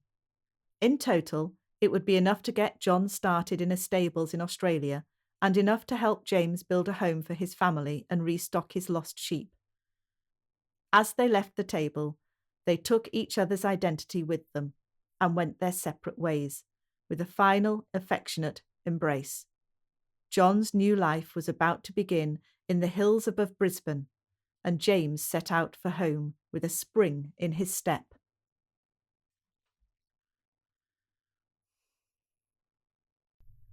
Chapter 13. The Thaw. May to October 1855. Everyone in the small community of Marytown and the surrounding hills and valleys woke to the sound of dripping water. Sophia and Freddie, up on the plains with Atafai and Hunu, heard the drip, drip, drip of melting snow from the thatched roof of their hut. Roy shook his head violently as a persistent drip fell steadily on top of his head from the canvas roof of his shelter. Down the valley, Nancy was awake early to feed Adi Rose, and her sucking seemed to be in time with the dripping from the roof. Edmund heard it too, and jumped out of bed to stick his head out of the sacking which covered the window. He immediately returned with a very wet head indeed. In no time at all, snow began to melt in earnest. A watery sun produced enough warmth to see it off, and it began to run in rivulets around the yard and towards the river. Sliding noises and crashes punctuated the morning, as snow slid in huge chunks from every surface, and icicles which had been hanging for days fell like sharp needles to the ground, where they shattered into a million pieces. Edmund insisted that the boys stay clear of the house lest they get a sharp tap on the head from one of these icy missiles. It wasn't long before the yard became a quagmire, but nobody minded the mud at all. Spirits soared as the inertia that had overtaken them all over the past days, keeping them trapped in their homes with boredom and short tempers, turned into a feeling of anticipation. Now they could get up the valley to see Sophia. Now they could get to Hawkesbury to talk to the constable and plead for James's innocence. Now they could sort everything out. There was a similar feeling further up the valley, where Atafai and Hunu watched with anticipation as the water dripped from every tree and bush around them. They knew that Sophia was like a caged animal. They had watched her pacing to and fro for many days now, and they shared her frustration and confusion about her husband's absence. They couldn't understand why James had been gone so long, and they worried that some ill fate had taken him from them. Sophia had not told them yet about her pregnancy, but Atafai did not need to be told. She knew these things instinctively. It was sad to see a woman without her husband and a child without a father, but they had stopped Sophia from rushing straight down the valley this morning. "The path will be slippery," said Atafai, "and the river may rise with all this meltwater." Reluctantly, Sophia had agreed to wait another day. She spent it in preparing for the journey. Back down the valley, Edmund and Samuel were making preparations too, in order for them to begin their journey at first light. They headed uphill, travelling light but with a heavy load on their minds. Would Sophia be there, or had she gone with James? How would she have fared in the cold weather? So many questions to be answered. And Sophia was getting ready to make her own journey downstream. She was prepared to travel alone, but Atafai insisted that she should accompany her. Freddie and Hunu could look after each other for a day or two, and, if it was felt necessary, one of the men could travel up the valley to fetch Freddie later on. Amongst all the preparations, nobody noticed the dogs. Roy was behaving very strangely. He would keep rushing to the summit of the pass, standing to attention and issuing a loud and insistent bark, as if trying to send a message. It was Freddie who noticed this in the end. "What are you doing, boy?" asked the 5-year-old, as if the dog could give him a reply. "What can you see?" Friday wasn't about to wait for the humans to pack their bags, nor for the level of the stream to drop. James could be up the valley, and so could Sophia and Freddie and Roy. She quietly slipped away, and, using that long, gentle running pace that had given her a good chance to escape once before, she travelled fast. The path was slippery in places, but she did, after all, have 4 paws to give her balance, and sometimes she had to cross the bubbling water, leaving her legs and underbelly cold and wet. Nothing a good shake couldn't sort out, though. She made good progress. Occasionally she would stop, look up the valley, and give a good, loud bark. The kind of bark that she used many times before to let her master know where she was. Once she thought she heard a bark in reply, but maybe it was just an echo of her voice hitting the surrounding rocky outcrops. Roy was barking again, so Freddie called to his mother, "Mama, why is Roy barking?" "What is that dog doing?" said Sophia to Atafai. "He's behaving very strangely. Perhaps someone is coming." The two women and Freddie joined Roy on the top of the hill, looking back down the stream to see if anyone was coming. Sophia hardly dared to believe it could be James. Would she be disappointed if it was only Edmund or Samuel? Or maybe it was just a wild pig that Roy had sensed in the nearby undergrowth. Roy's barking became more and more insistent, and then he leapt off the rock on which he stood and set off down the valley. The humans could hear two lots of barking now, and it wasn't long before Roy was back with Friday by his side. Both dogs were wildly excited to see each other again, and much sniffing and racing around and tail wagging was going on. "If Friday is here, James cannot be far behind," thought Sophia, looking wistfully downhill, hoping to see the shadow of the man she loved working his way up the path.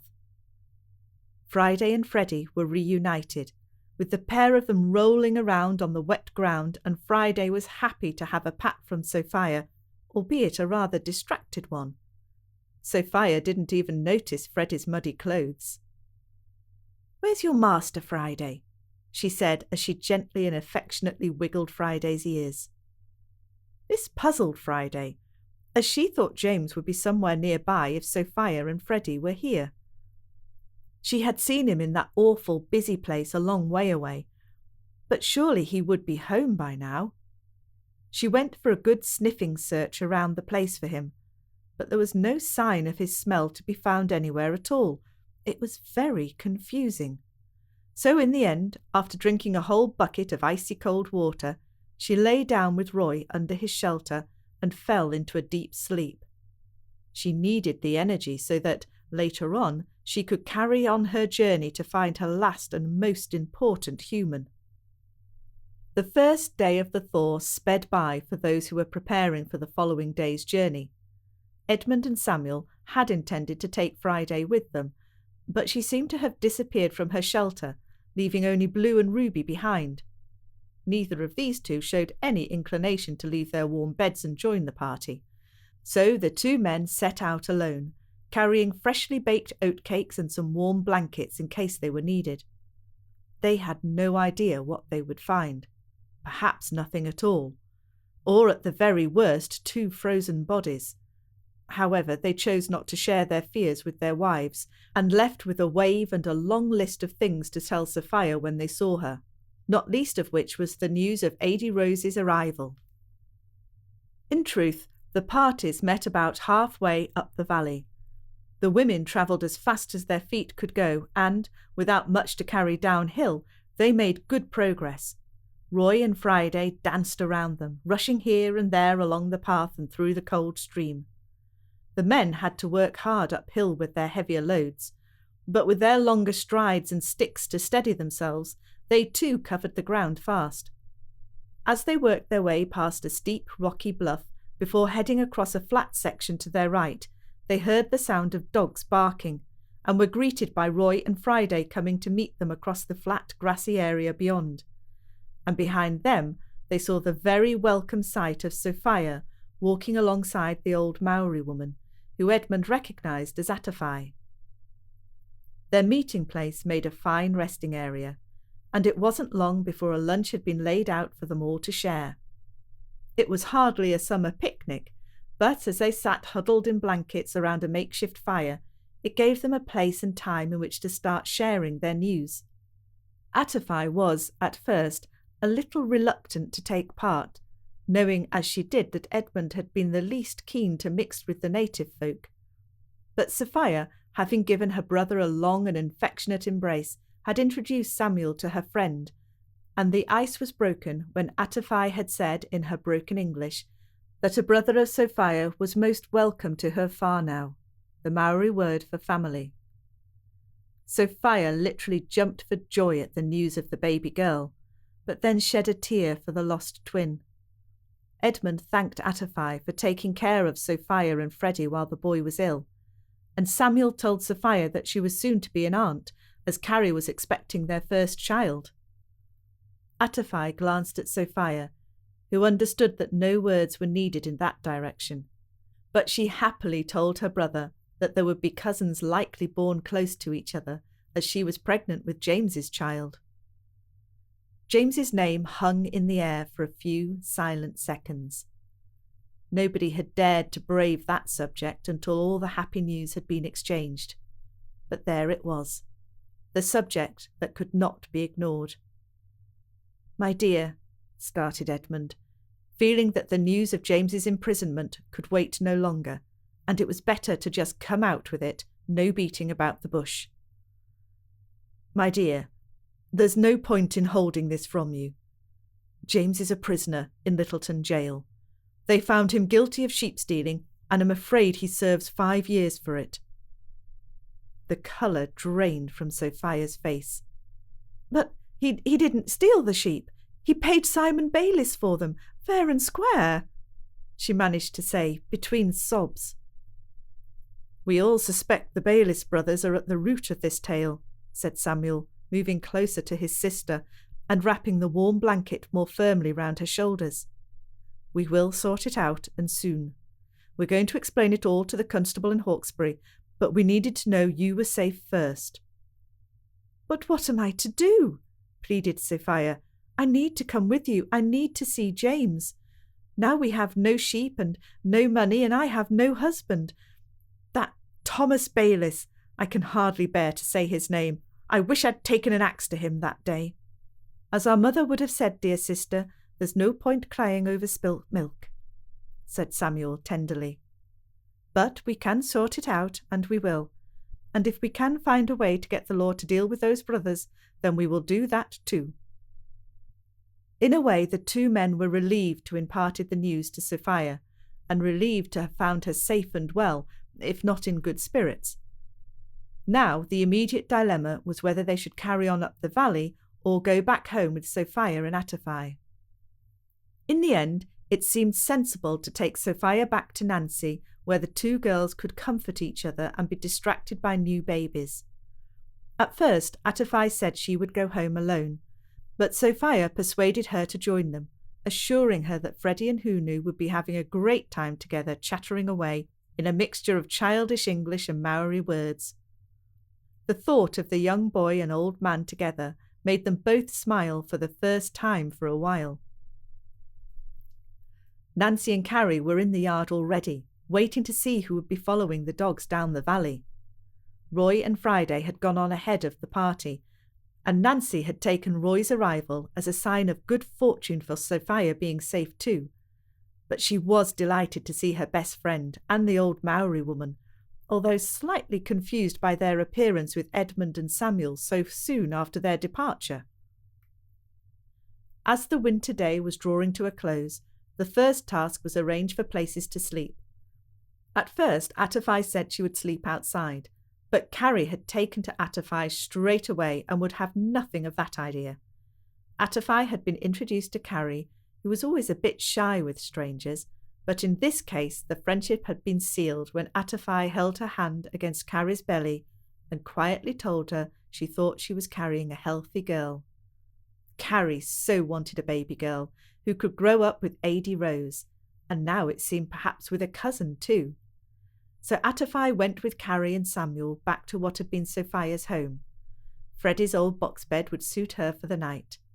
It was a more comfortable bed than she was used to, and after a long day and a good supper, she slept soundly indeed in her temporary home, despite some trepidation of the thick walls of the house making her feel a little claustrophobic. Nothing was going to separate Nancy and Sophia tonight. Edmund left them to the children while he settled the farm for the night. As he went about his tasks of feeding the dogs and ensuring the stock was safely enclosed, He heard laughter and joy, along with periods of silence, as the two girls caught up on all the news, good and bad. By the time he returned, the boys were fast asleep. Sophia was sitting contentedly with Ady Rose on her lap, and Nancy was at the stove, stirring a pot of something which smelled very tempting indeed. After supper, talk inevitably turned to the plan to clear James's name. It was very late indeed before the candles were blown out in the house that night. The following day was a Sunday, and, being winter time, the one service of the day at St. Mary's Church was in the afternoon, it being the easiest time for everyone to attend in daylight. Just a small number of people knew that Sophia and James had set out for new pastures further up the valley, and apart from wondering why Clara Nichol was playing the organ these days, nobody else questioned Sophia's absence. At this time of the year, the flock tended to be a little less inclined to turn out every week anyway, so the congregation varied from week to week.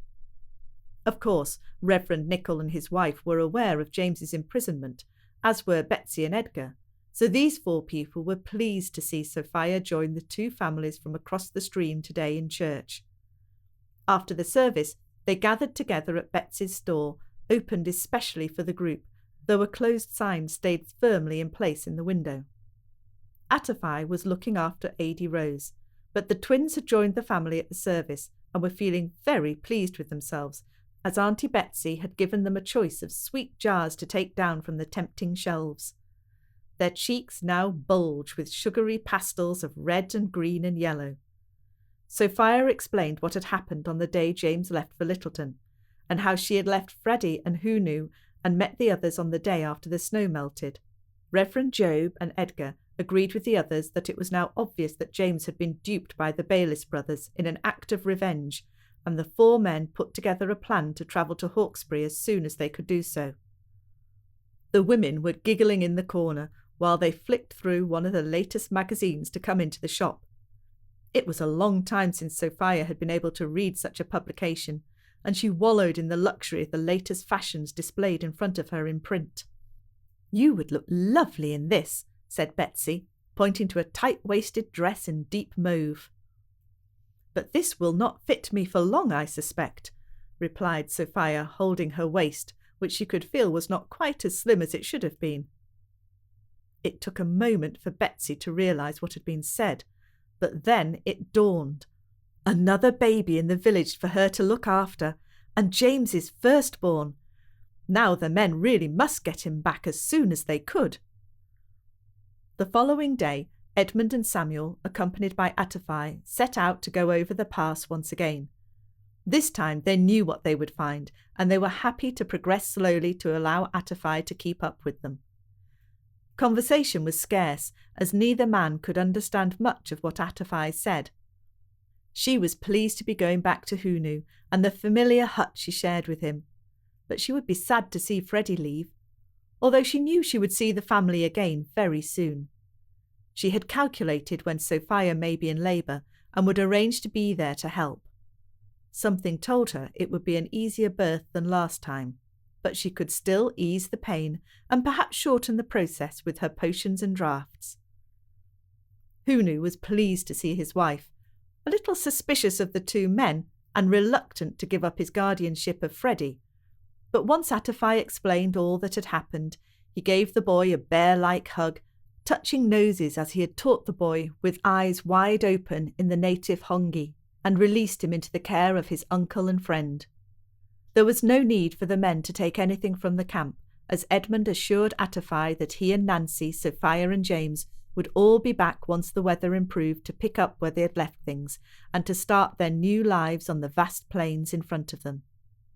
The elderly Maori couple stood together at the door of their hut and watched the two men and Freddie climb to the summit, turned to wave a final goodbye, and then they were gone. Back to normal. Tuku aroha. Back to normal, said Hunu. Ah, yes. But I will miss the boy and his mother, replied Atafai, as together they turned back into the warmth of their hut. While the men were fetching Freddie, the girls had been busy tidying and organising James's little hut next to the stream. Carrie and Samuel had lived there for a while, so it was furnished simply but adequately for Sophia and Freddie to live in until James returned. The story was to be put about by Betsy Franks that James had gone to Littleton to lay a claim to the land further up the valley on behalf of himself and Edmund. So while he was away, and considering her current state, Sophia and Freddie would live nearer the village. In the spring, they would all move to their new land. It was a plausible reason for Sophia being there, and most people accepted it without a thought.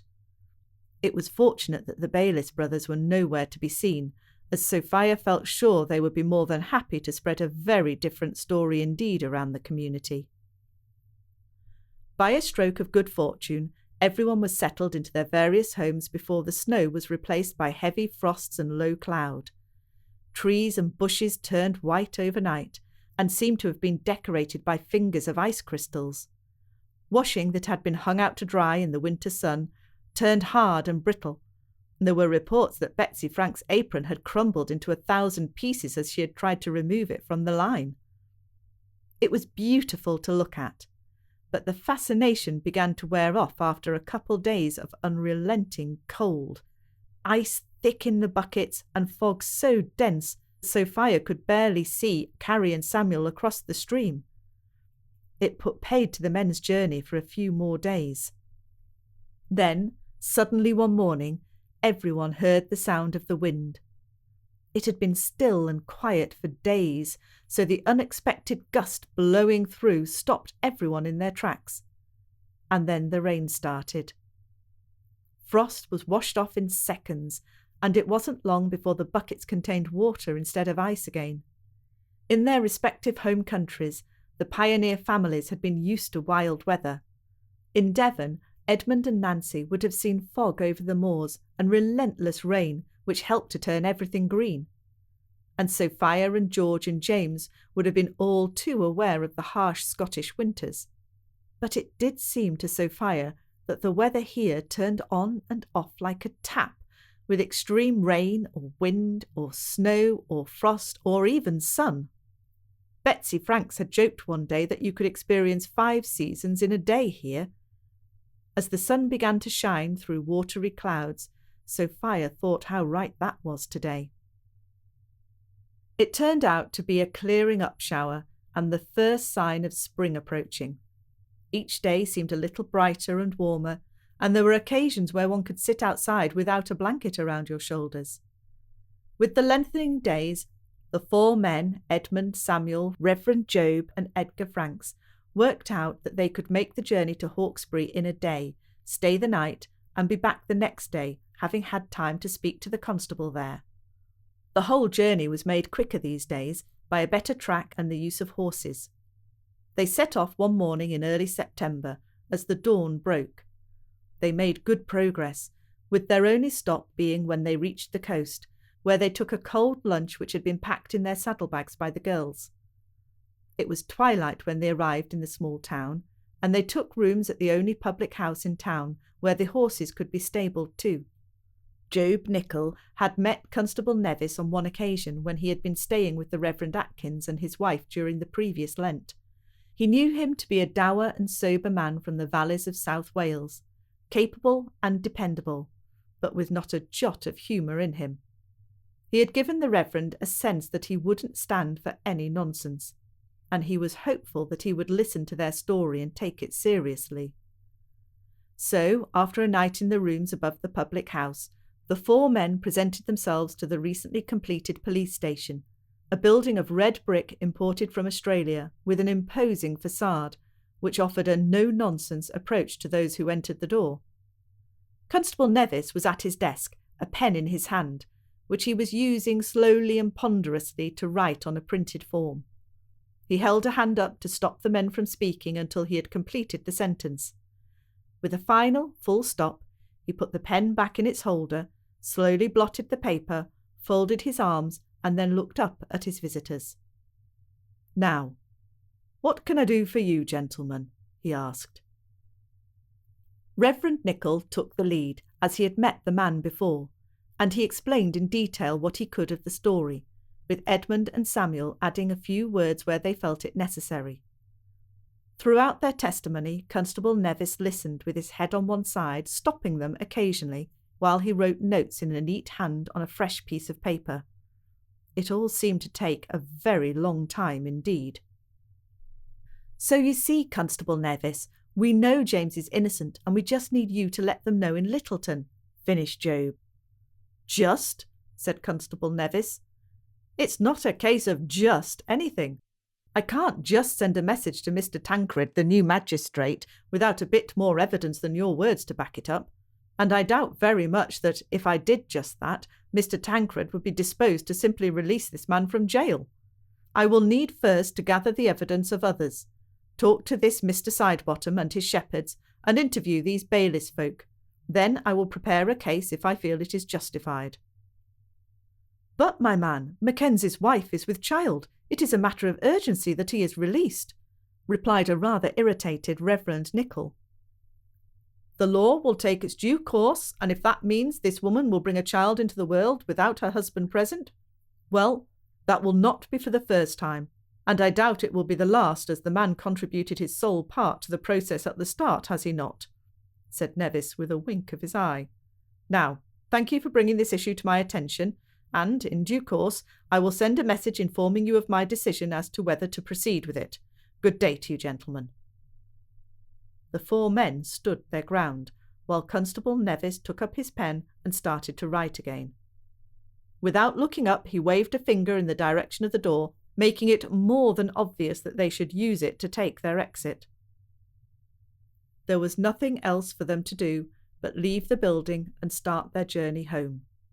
It had been a most unsatisfactory meeting, but at least they had put their case, and there was still hope that the constable would take it further. Perhaps they had been unrealistic in their hope that James would be immediately released as a result of their plea, but they couldn't shake off the feeling that it was not to be treated with any urgency at all. Once the men from Marytown had left his office, Constable Nevis blotted the page on which he had written some notes and put it to one side. He would not ignore the evidence presented to him today, but he was not about to give it any priority. He doubted that this man was entirely blameless, as he knew these pioneer folk were all inclined to sail close to the wind of lawlessness up in the hills to the west. When the weather improved, he could perhaps make a journey up the coast to see this Sidebottom chap. But there was no hurry. He would finish his crime statistics first, go home for a good lunch, and put his feet up by the warm fire this afternoon. So it was a miserable band of men who rode slowly back to their homes in Marytown that day. They agreed to tell the girls nothing of their fears. They would simply say that the constable had listened and written some notes and agreed to look into the case. Of course, the girls would want to know how soon James would be home, but they would just have to say that the law must follow a process and that could take some time. Sophia took the news badly and found it hard to lift her spirits. At the 8th month of her pregnancy now, she felt ugly and uncomfortable and in desperate need of being held in the bear-like embrace of her husband. She sometimes wondered if her new child would ever meet his or her father, and whether she would ever enjoy that embrace again. To add to her woes, her closest friend, Nancy, announced that she and Edmund needed to head for their new home soon, so that they could use the longer days and kinder weather to their advantage and get started on building a house. Nancy was the strong one of the three girls, and Sophia knew she would really miss her optimism and practical dependability in the coming months. But Nancy insisted that it would not be long before James could bring his family to join them, and they could start their adventure together again. And, as Betsy Franks had said, it was another way for them to hide James's whereabouts for now, because they could say he had gone with Nancy and Edmund to prepare things for Sophia to join him once the baby had arrived safely. Nevertheless, it was a sad morning when Sophia and Freddie, with Samuel and Carrie, watched their neighbours leave on horseback, one horse carrying huge packs across his saddle. Freddie would miss his friends too, and he shed a few tears which he bravely hid from his mother by keeping his head down and kicking at the dust with the heels of his boots. With that knack she seemed to have for turning up at the moment she was most needed, Atafai arrived back in the valley the following day, where she and Hunu took up residence in their old hut on the edge of the village. Atafai knew that Hunu was reaching the end of his life, and she needed to call his family to him before he departed. She would send a message to Taiku to gather the family together, to sit and to listen to Hunu's words, which needed to be passed down to the next generation before it was too late. It calmed Sophia to have Atafai nearby, and in a practical way, Freddie was happy to spend more time with his adopted grandfather Hunu, which gave Sophia a chance to rest. Atafai would have 2 births to attend to, Sophia's and Carrie's. But nobody expected the babies to come at exactly the same time, which in the end was just as well, because Clara Nichol also expected to attend the births, and there was a certain amount of rivalry between the 2 women with their different beliefs and differing ways of dealing with the process of birth. The girls had calculated that Sophia's child would come first, perhaps a week or so before Carrie's. This time Sophia was prepared for the feeling of restlessness which came before birth, and had plenty of time to call for Atafai and to make arrangements for Freddie to stay with his Auntie Betsy once more. The whole affair seemed much more straightforward than her first labour, and Atafai's singing provided a soporific feeling that sustained her throughout the initial contractions. It was not such a calm affair in Carrie and Samuel's house. Carrie had been restless all night, which had disturbed Samuel's sleep. He had been grumpy over breakfast and had left his wife to her domestic chores with the excuse that he should be checking for new lambs. Carrie decided that she needed to sort a few things out in the house before the baby arrived. With her newfound skills as a seamstress, she had made, with a little bit of help from Nancy, a pair of curtains to give them a little more privacy in bed each night. Sophia had hung a floral patterned pair there already, but Carrie much preferred the plain burgundy colour of the ones she had made. All she needed to do was stand on a chair to unhook the old ones first. It turned out to be no easy task at all to get her considerable bulk onto a chair and reach up to the rail, but it all seemed to be going well so far. The first curtain was unattached and thrown to the ground with no trouble at all. However, as she reached up for the second time, she felt suddenly dizzy and light-headed. The next moment she was on the floor, landing with some good fortune on the heaped-up curtain material, which prevented too much injury. She picked herself up slowly and painfully, checking gingerly for broken bones. All seemed fine, but why was the floor wet? And why did her tummy hurt so much? A feeling of panic swept over her. Luck was with her at that moment, as Betsy Franks and Freddie arrived on the doorstep. Freddie had been restless all morning, so it was a good excuse to get out of the shop to come and give Carrie some help with finishing the curtains. Carrie certainly did need help, but not in the way that had been presumed.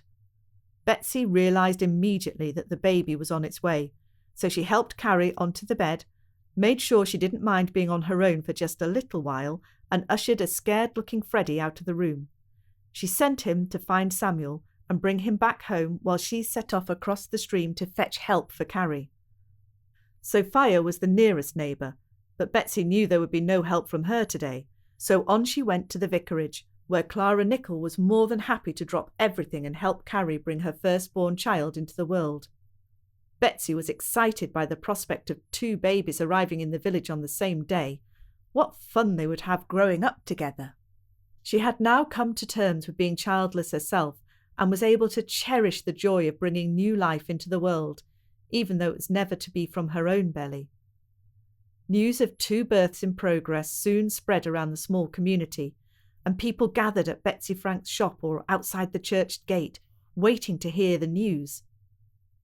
Sophia beat Carrie to it by less than an hour, with Atafai presenting her with a baby girl wrapped in a blanket and crying loudly sometime around the middle of the afternoon. Shortly afterwards, a baby girl arrived at the house across the stream, small but none the worse for being early. Carrie was overcome by the emotion of holding her first child, thrilled that it was a girl and exhausted but elated by the whole experience. Before she had left them to set up their new lives further up the valley, Nancy and her friends had spent much of their time discussing names. It had been such fun to throw their suggestions around, mix them up, shorten them to see if they worked like that too. It became a game to try names out at different ages. A name given at birth might not be suitable for an old lady, or for a smart young gentleman, for instance. They had laughed and laughed at one of Nancy's suggestions if Sophia had a boy. Somehow Sophia would resist the urge to call her son Archibald Zachariah, so that she could use both ends of the alphabet at once. But then neither did they want to use a common name like Mary or Anne, except perhaps in the middle, where it could complement the first name perfectly. But it was when Nancy revealed the reason for her unusual middle name that the girls got their biggest laugh of all. "Why are you called Nancy Cornfields?" Sophia had asked. "Is it because you had straw blonde hair when you were a baby?" "Oh, if only that were true!" exclaimed Nancy. "But the truth of it is that I have a brother with the middle name of Orchard and a sister called May Copse. I rather think my parents sought some privacy from their large family in the countryside and marked the place of conception in their offspring's names." As Sophia and Carrie realised what Nancy meant, they had burst into fits of laughter. Tears rolled down the girls' cheeks as they laughed and laughed at the idea of such a thing. When the laughter subsided, Nancy asked Sophia if she knew how Friday had got her name. It was, after all, a strange name for a dog. It had never occurred to Sophia to question it, but she had to agree it was not a name you would expect a dog to have been given. "Remind me to ask James when I see him next," said Sophia. The laughter began again, and Nancy was pleased that Sophia could joke a little about her husband's absence these days. Carrie had not even bothered with choosing names for a boy, as she was quite certain she only needed girls' names, so it was an easy task for her to bestow the ones she had chosen upon her baby. Her own given name was just Carrie, but as a child she wished it to be short for Caroline. Indeed, she had told her school friends that this was so. It somehow made her sound a little bit more important. So her baby would be Caroline, and always Caroline, with no shortening of the name, and Anne would fit nicely as the middle name. Caroline Ann Morling. A fine name indeed. Samuel approved, as he would have done whatever his beloved wife decided. He would love them both even if she had decided to call this beautiful baby Gertrude Maud. Things were not so straightforward in Sophia's house. She was wishing she could consult James, though she wondered whether he would care about it as much as she did. If the child had been a boy, she would, of course, have named him James, and the name she had tucked away for a girl was Flora Louise. Flora was a Scottish name, and she felt sure that James would approve of that.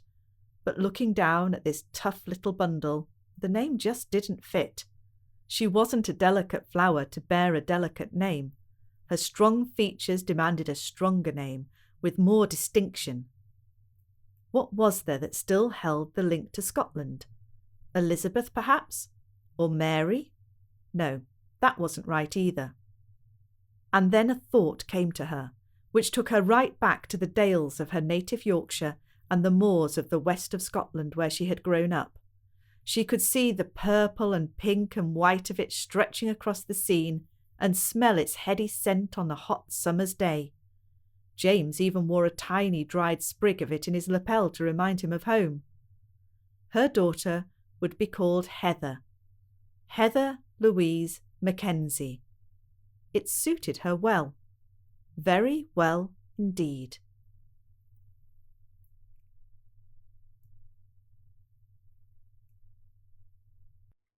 Chapter 14. Downfall. January 1856. It was the third day of the new year when John Sidebottom started his journey to Marytown. He hoped that he could play a part in ensuring that the year 1856 was a better year for James Mackenzie than the previous one had been. Tycho accompanied him on the journey because he had been summoned once more by his aunt to the bedside of his elderly uncle. This suited John Sidebottom very well, as it meant that Tycho could help him to guide the 100 or so sheep he had selected as recompense for James's family. Taiku had returned from Marytown a few weeks beforehand and had told his boss all about James's wife and the birth of their baby girl. His auntie Atafai had given him a very hard time indeed about it, apparently. She sounded like a strong character, and John Sidebottom was looking forward to meeting the matriarch nearly as much as he was dreading meeting Sophia Mackenzie and explaining his unwitting involvement in her husband's imprisonment. The letter from Tancred had been the spur that he needed to put things right. No child should enter the world without a father, and no wife should be without a husband unnecessarily. It was in his power to right the wrong in which he now regretted playing a part. He need not have been so concerned about meeting Sophia. She was by nature a forgiving soul, except perhaps where the Bayliss brothers were concerned, and she admired Mr. Sidebottom for having the courage to admit that he had been wrong. She was grateful for his gift, and even more grateful that he was prepared to travel to Littleton one more time to put his apology on record. Here, at last, was some real action. Nothing had been heard from Constable Nevis since the men had visited him, and she suspected that he had taken no further action at all. Her spirits lifted when she realised this man could be the person to bring her husband home. The final favour bestowed upon her by Mr. Sidebottom was indeed a sweet reward. He spent a great deal of time in Betsy Frank's store, telling anyone who cared to listen that James Mackenzie had been wrongly accused by the Bayliss brothers of stealing some sheep, and that Mr. Sidebottom knew categorically that, in fact, James was innocent of the crime. Furthermore, Thomas and Simon were now implicated in the crime themselves and guilty of perjury in their testimony against Mackenzie in court. Those few people who had wondered if there was more to the story of James's absence than had been told, particularly when Sophia had been with child, now understood. It was not hard for them to believe the Bayliss boys had done something very much on the wrong side of the law. Many people in the community had been wronged by them in small ways: a poor deal with the sale of a horse, some rent outstanding on a room, or the purchase from them of a farm implement which turned out to be broken and useless. Nobody really trusted them at all. It was agreed by them all that, should the brothers show their faces round about, they would be marched without ceremony to the police station in Hawkesbury, where the lazy Constable Nevis would be forced to take some action after all. There were a few men who thought too that perhaps the brothers may arrive in Hawkesbury with the odd bruise inflicted with a boot or a blooded nose caused by a stray elbow. John Sidebottom visited Sophia one last time before taking his leave for the journey north. Friday watched suspiciously from the doorway, wondering if that man would attach the chain to her neck once more. But she need not have worried, as Mr. Sidebottom had bought her a bone to chew on, and she happily accepted it and put up with his gentle touch once more. She didn't understand the words of his apology to her for dragging her all the way to the trial and back, but she enjoyed his juicy gift very much indeed. Sophia felt more hopeful than she had felt for many months, and thanked Mr. Sidebottom for the action he had taken. She explained to him how they had planned to move their farm to the plains beyond the pass, and he promised he would come to visit them once they had settled in, and was looking forward to seeing how those sheep got on there. He said that he was looking forward to meeting James again one day soon, in very different circumstances to their last meeting, so that he could apologise in person. And so he began the journey to Littleton on his own, leaving Taiku at his uncle's bedside. He travelled more swiftly this time without a dog to hold him up. It was less than a week later that he met with Mr. Tancred and reached the successful outcome he had hoped for. It was fortunate that he was not aware of the conditions of James's release, as this knowledge would have compromised his friendship with James in the coming years.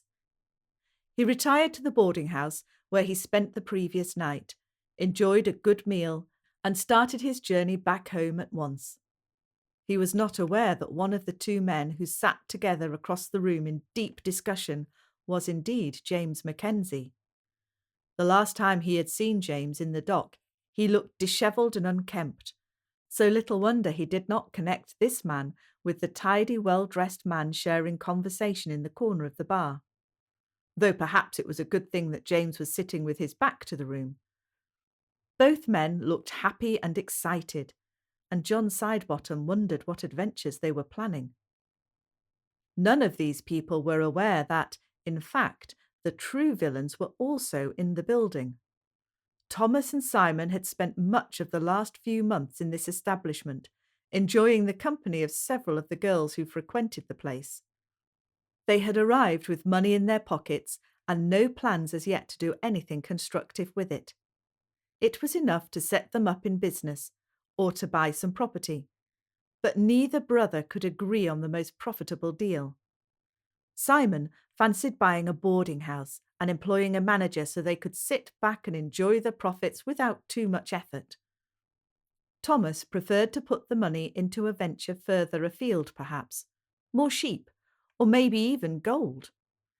He had heard of a place where gold had been found in the north of New Zealand, at a place called Coromandel, but Simon thought that it would be hard work without the certainty of profit. Knowing full well that they had embroidered the facts at James's trial, they were keeping a low profile in Littleton, and spent much of their time upstairs in the two adjoining rooms they had rented for the long term. But as the days went by, frustration had begun to set in. Each brother resented the other one spending any of their hoard. Each brother resented the presence of a lady in the other brother's room. They both considered themselves handsome specimens of manhood and could not understand why a woman would choose one over the other. Christmas had been a tipping point. Simon was spending too much time with a young woman called Lydia, a gaudy, red-lipped woman with an excellent figure and a disposition to enjoy lying with a man in any position he chose. Thomas had spent many a happy night with her, but his rough behaviour had become too much for her, and she decided that Simon was better company and less likely to cause her hurt. "He buys me presents," she had crooned when Thomas had asked her why she had left him. "He treats me better than you ever did." On Christmas Day, the brothers found themselves on the balcony of Simon's front-facing room, looking down on the people scurrying to church or carrying parcels to and fro to friends and family. Lydia joined them, standing close to Simon, where he nonchalantly put his long arms around her shoulders and kissed her long and hard on the lips. Wiping the crimson-red lipstick from his mouth with the back of his hand, he winked lasciviously at his brother. It was the wrong move to make. Thomas had noticed a new silver locket around Lydia's neck, and he guessed that it had been bought as a Christmas present with the cash from their shared money pouch. He saw red, and it wasn't just Lydia's gaudy lipstick on Simon's collar. The two brothers fought like feral cats, crashing back into Simon's room, where they were only brought to a standstill by Lydia throwing a jug of cold water reserved for washing over the pair of them. It was the start of a seething hatred for his brother in Thomas's heart. Over the next weeks, the brothers barely exchanged a word with each other. Lydia and Simon spent much of the time behind their bedroom door, but even Lydia grew tired of Simon's constant drinking. She was considering going back to the other brother after all. Thomas had too much time on his hands to brood over his brother's behaviour. Slowly, over a period of days where he did nothing but pace around his room muttering to himself, a plan formed in his head. He would leave Simon behind and take all the money. He had it in mind to seek gold in the warmer climate of the North Island of New Zealand, and the pouch of money would set him up with a healthy claim. Unfortunately, Simon's half of the money was stored in his room in a locked box, just as Thomas had his locked in his room. Each brother had a key to both boxes, so all Thomas had to do was wait for Simon to fall asleep, and he could open the box and leave with both parts of the money. In Thomas's irrational mind, it wouldn't matter if Simon woke up anyway. After all, the money was as much his as his brother's. Thomas waited until Mr. Sidebottom had left for home. He had no wish to be seen by the man, and no wish to draw attention to himself. He had seen James down in the bar, and his apparent freedom just added to Thomas's growing anger with life in general. It just wasn't fair. Hadn't they had a good life so far, he and his brother? Hadn't they made something of themselves by travelling halfway round the world? He suspected they would have been in trouble with the law back in England, perhaps even received a free passage to the colonies as convicts. It was almost a shame that he had ended up paying for his passage after all. Yet another injustice. Thomas was not a stupid man by any means. He realised that if James was a free man, there was a chance that the part he and Simon had played in his imprisonment would have been exposed as a deception, and he knew only too well that perjury was a serious crime. It seemed to Thomas it was time to leave, before too many questions were asked of him. James and the man who was sitting with him, whom Thomas thought he had seen before in the stables, both left at the same time. They looked pretty smug indeed about things, and it was a sure bet that Mackenzie was heading back to the comfort of the lovely Sophia after all. Resentment that the man he hated so much was now free and would soon be with the woman he cherished just made it all so much worse. His anger reached boiling point. He took a swig from his hip flask and, staggering a little from the effects of too much strong spirit, he lurched towards the door of Simon's room. He knew that Lydia and his brother were in there, hopefully asleep after yet another bout of pleasure and passion. He remembered having Lydia himself. She had been good, but how the worm had turned! How ugly and coarse she now seemed in his eyes! As he suspected, the pair were sprawled almost naked across the bed. Sheets and blankets were in disarray, and Simon lay snoring gently with an arm across Lydia's bare breasts. He didn't feel the need to tread quietly, as they were unlikely to wake in that state, and it took him no time at all to open the box and remove the leather pouch inside. It was heavy enough, but would have contained much more had Simon not indulged that whore with cheap gifts. Was it deliberate, or did it just happen by chance as he shut the door behind him? Nobody but Thomas will ever know for sure. But the candle, which burned on the window-sill, spluttered in the breeze, catching the edge of the billowing curtain as it moved with the draught from the closing door. In moments, on a hot, dry summer's night, the room was ablaze. Thomas was down the stairs and heading for his horse, saddled in readiness earlier that evening, before he smelled the smoke. He took no notice of it, mounted his horse, and was gone, first towards Christchurch along the road built by the convicts like Mackenzie, and then heading north along the coast where he would find a ship to take him to Thames in the Coromandel Peninsula.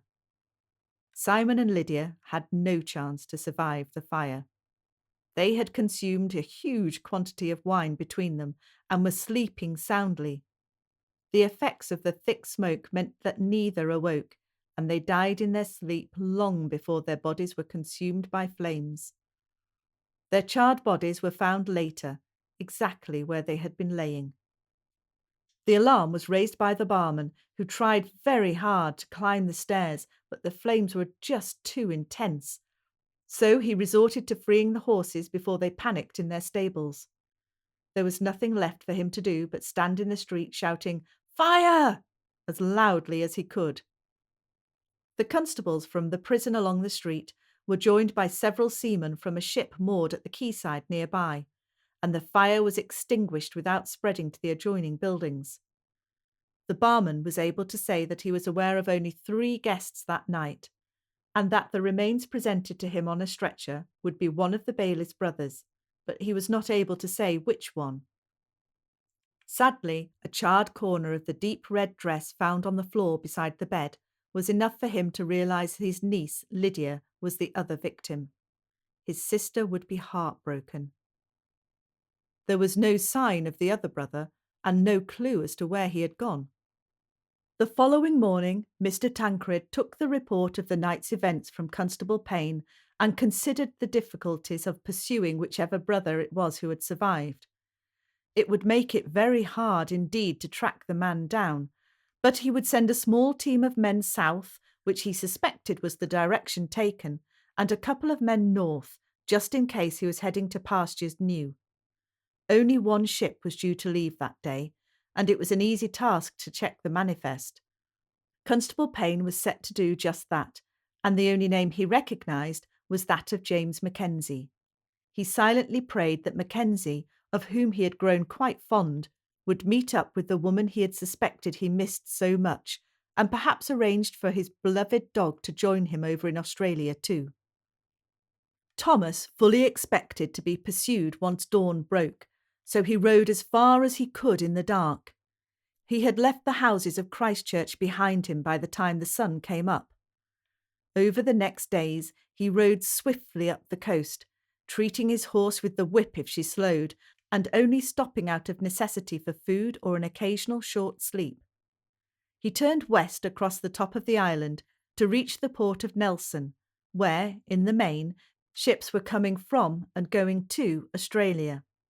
But after a few anxious days keeping an eye over his shoulder and very much on edge every time he saw a constable, he paid the captain of a small coastal boat for a berth on the vessel which was due to sail through the straits and up the eastern coast of the North Island. 2 or 3 weeks later, having lost all sense of time, he disembarked by means of a small rowing boat as the ship sheltered in the bay between the Coromandel and the northern tip of the island. He felt he could relax a little now, as communication between the islands was sporadic, and he doubted anyone around here would know he was a wanted man. He found a room to rent in Thames and set about locating a good pitch where gold could be extracted from the quartz lode. He spoke to no one unless he had to, and made no friends. In a town where people came and went, with a fortune or without, no one asked any questions of him, and he liked it that way. He chose a pitch set into a hillside near the coast. Had he had the time or inclination to do so, he could have admired the lush green forest surrounding him, and relished the exotic noises of the dawn chorus each morning. It was indeed a beautiful place, ruined only in parts by the search for gold. As the other miners did, he dug into the hillside, propping up his adit with wooden posts cut from nearby trees, which, with a huge effort, he cut to size with a saw made for 2 men to use. Over the next year or so, any thought of being pursued dimmed in his mind, and he settled into a solitary routine of cutting and digging, sometimes despondent, sometimes hopeful. Somewhat to his surprise, he even found enough gold to live quite comfortably, spending the odd night with a girl who enjoyed his manly body and the money he threw in their direction for it. Not once did he consider the fate of his brother, not caring one tiny bit if he lived or died. Then, one spring day, after rain had fallen day after day for a week at a time, the soft ground became sodden with water. Rivulets ran down the hillside, washing muddy brown water into the sea beyond. Thomas was soaked to the skin, even inside his tunnel, as drips seemed to make their way through despite the thick roof. He had no time to escape from the sudden groaning, cracking, slithering noise of the roof collapsing behind him. A heavy wooden post tumbled on top of him, knocking him to the ground and pinning his legs down. He cried out with excruciating pain in his legs whenever he tried to wriggle free, but there was no one to hear him.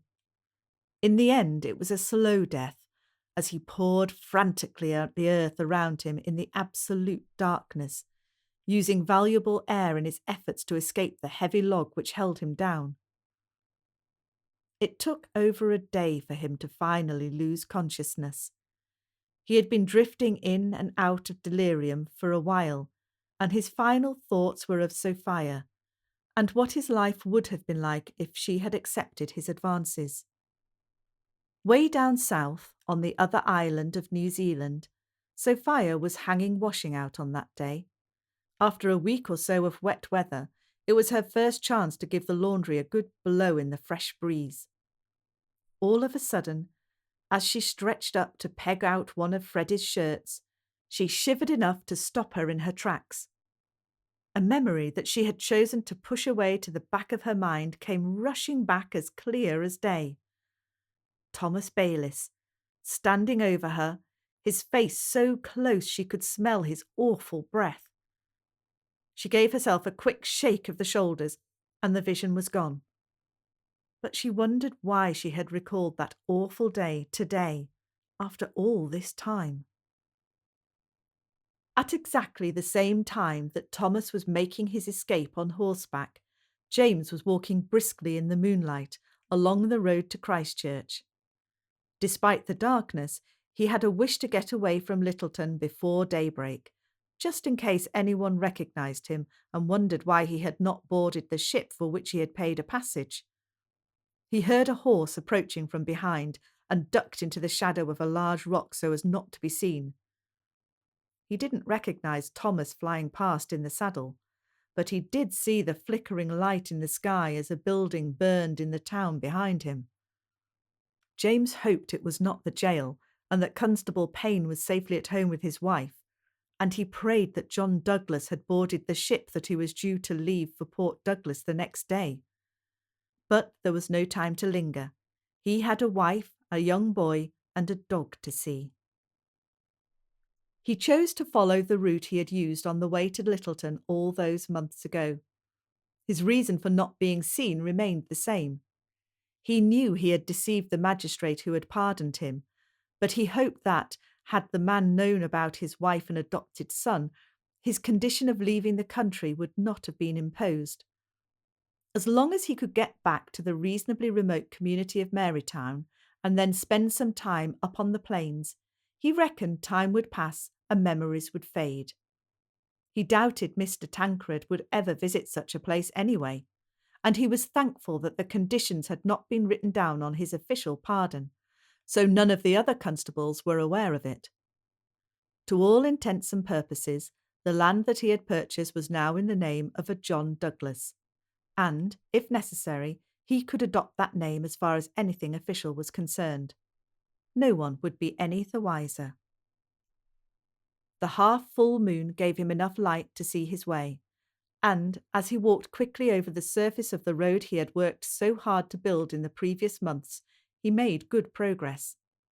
By the early light of dawn, he had reached the plains, where he hunkered down with his back against a tree and ate a breakfast of ham and bread from the provisions he carried in his leather bag. This time he would not be hungry and could afford to buy more food if it was needed. He snoozed until the sun was well above the horizon, and then continued his journey. Back in Marytown, Sophia was facing something of a dilemma. Baby Heather was doing well, and though a demanding child, she had settled into a routine and was thriving. This time, Sophia recovered quickly and was soon out and about in the warm summer weather. But she was restless and unsettled. At the sight of any person passing by the small cottage, she would jump up to see if it was James. And she had nothing to do apart from feed herself and Freddie and Heather. She had been talking to Samuel about it the previous day. "I think I should go to the basin again," she had said to him. "We can all sleep in Atafai's hut, and I still have most of my belongings stored there in the cart, as long as the mice haven't made a nest of them." Samuel was concerned for her making the journey carrying the newborn baby, and worried that his wife would miss having her sister-in-law close by. But then there was the advantage that Nancy and Edmund were there already, and Carrie had Betsy and Clara and the other women of the village, who all enjoyed spending time with her and baby Caroline. "Then perhaps you should go, sister," he replied. Sophia's dilemma was that she wanted so much to be in their new home when James got back, a fresh start in the place they had dreamed of. But on the other hand, Hunu's time was almost up on this earth, and she owed it to Atafai to be there to help. Freddie was at Hunu's side. Hunu had propped himself up in bed and was explaining to the boy what each twist and notch meant in his staff. It was the story of his family. Freddie was fascinated, but found it hard to work out who each person was that Hunu described. Their names were hard to say, and it was difficult for a child of 6 years to comprehend the lifespan of a man, let alone several generations. But Hunu enjoyed talking to the young boy, even though it tired him out. And Atafai knew she could leave him with Taiku keeping an eye on things while she took some fresh air.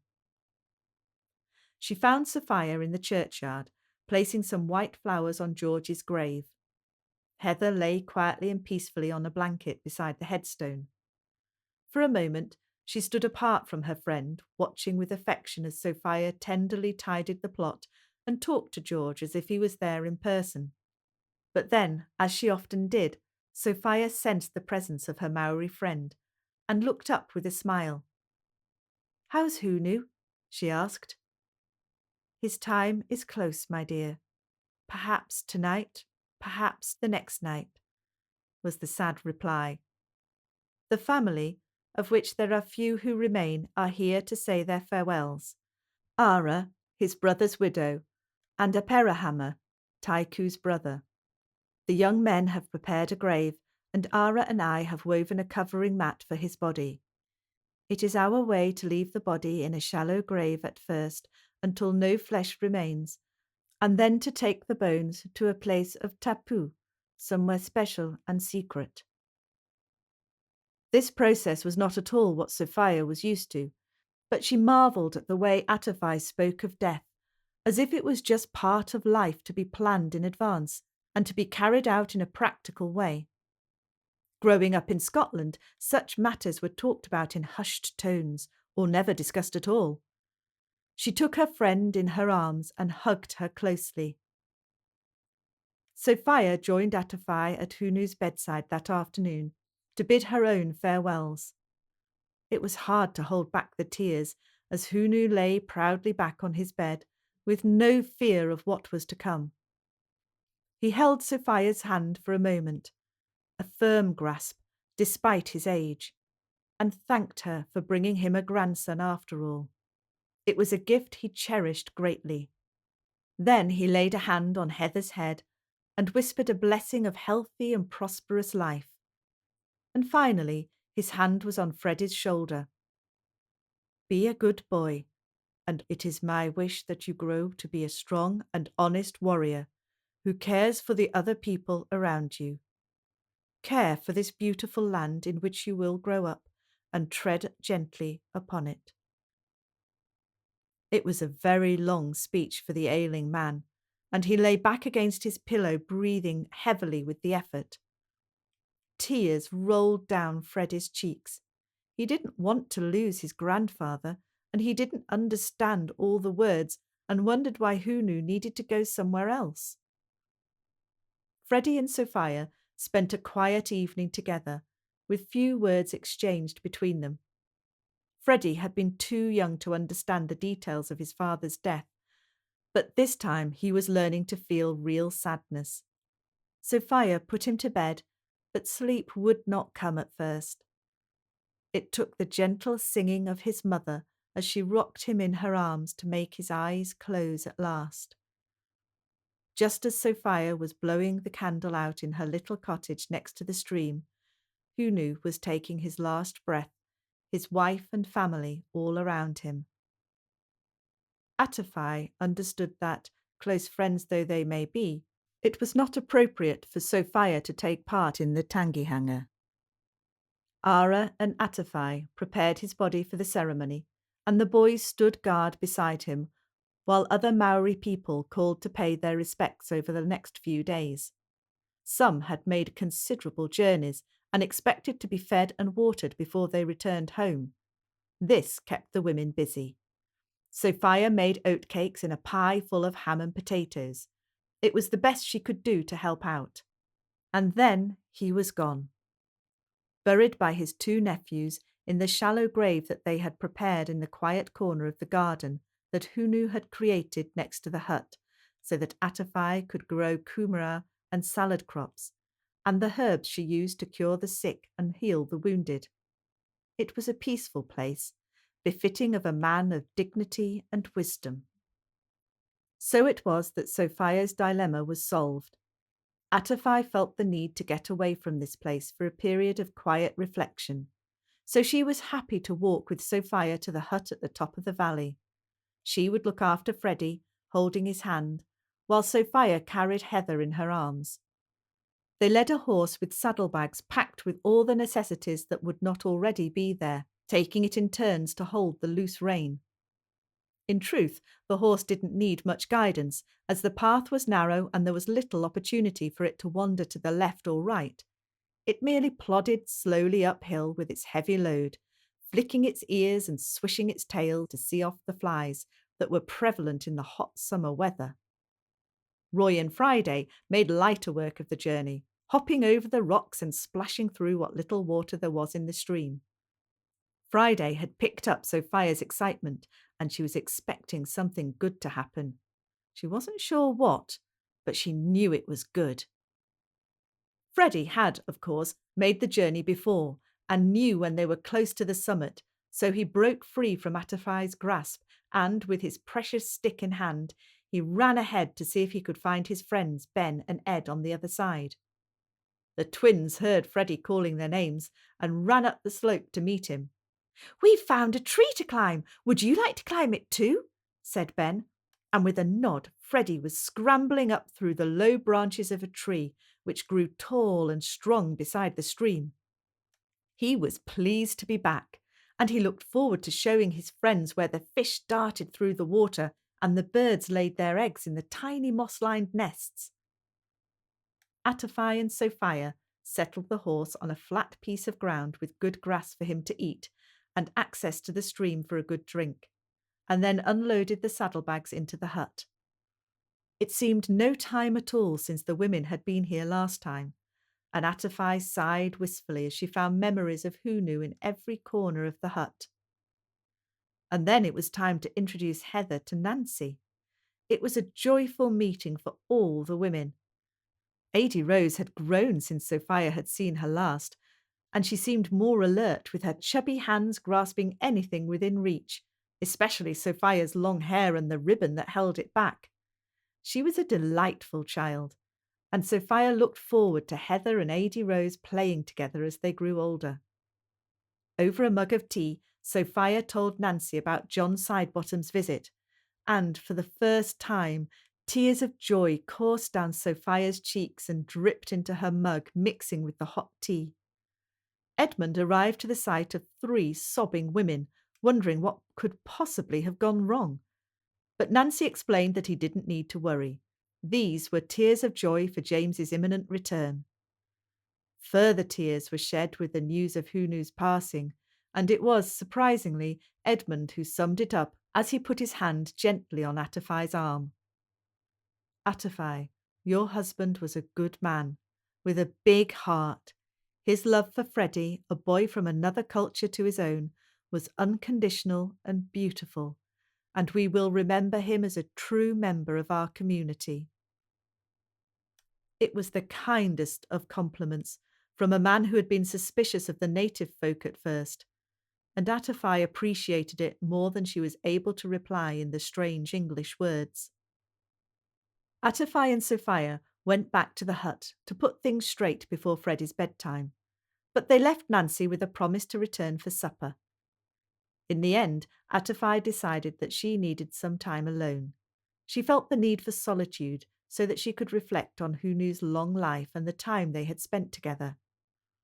Being alone did not concern her one bit, especially in these familiar surroundings, so she didn't mind at all that Sophia left her to make her way across the valley.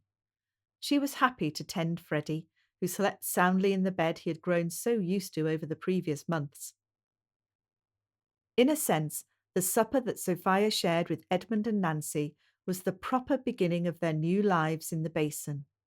It was the first time that both parties had been there together. Though the absence of James hung over them all, the twins were both asleep and the 2 young girls lay together in one cot.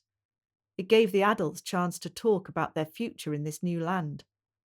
Sophia found herself excited about it all for the first time in many months. She told Edmund and Nancy about the sheep that John Sidebottom had given them, and that Samuel was looking after them at the moment. Edmund told Sophia what he had done so far, and just before it got dark, they had time to look around the building work he had been doing. The shape of the house had been laid out on the ground, and Sophia could see it was a much bigger building than their first home. But as Edmund explained, they need plenty of room for all the babies Nancy insisted she still wanted. Edmund promised that he would accompany her the next day on a walk around her area of land, where he and the boys had marked out the boundaries using the map he and James had drawn up together. She hoped with all her heart that just as Nancy and Edmund had done, she would soon have a home on that land to share with the man she loved.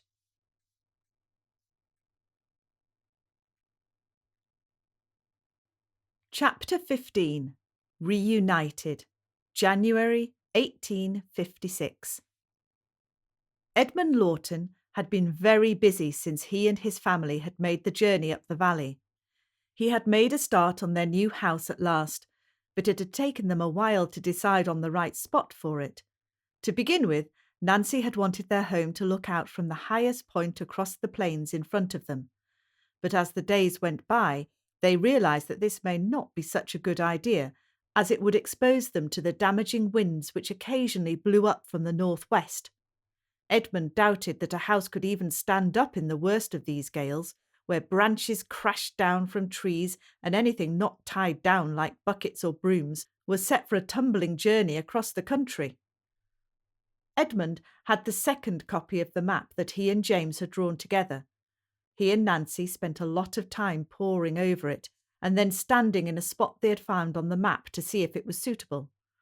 It needed to be near water, of course, but not liable to flooding.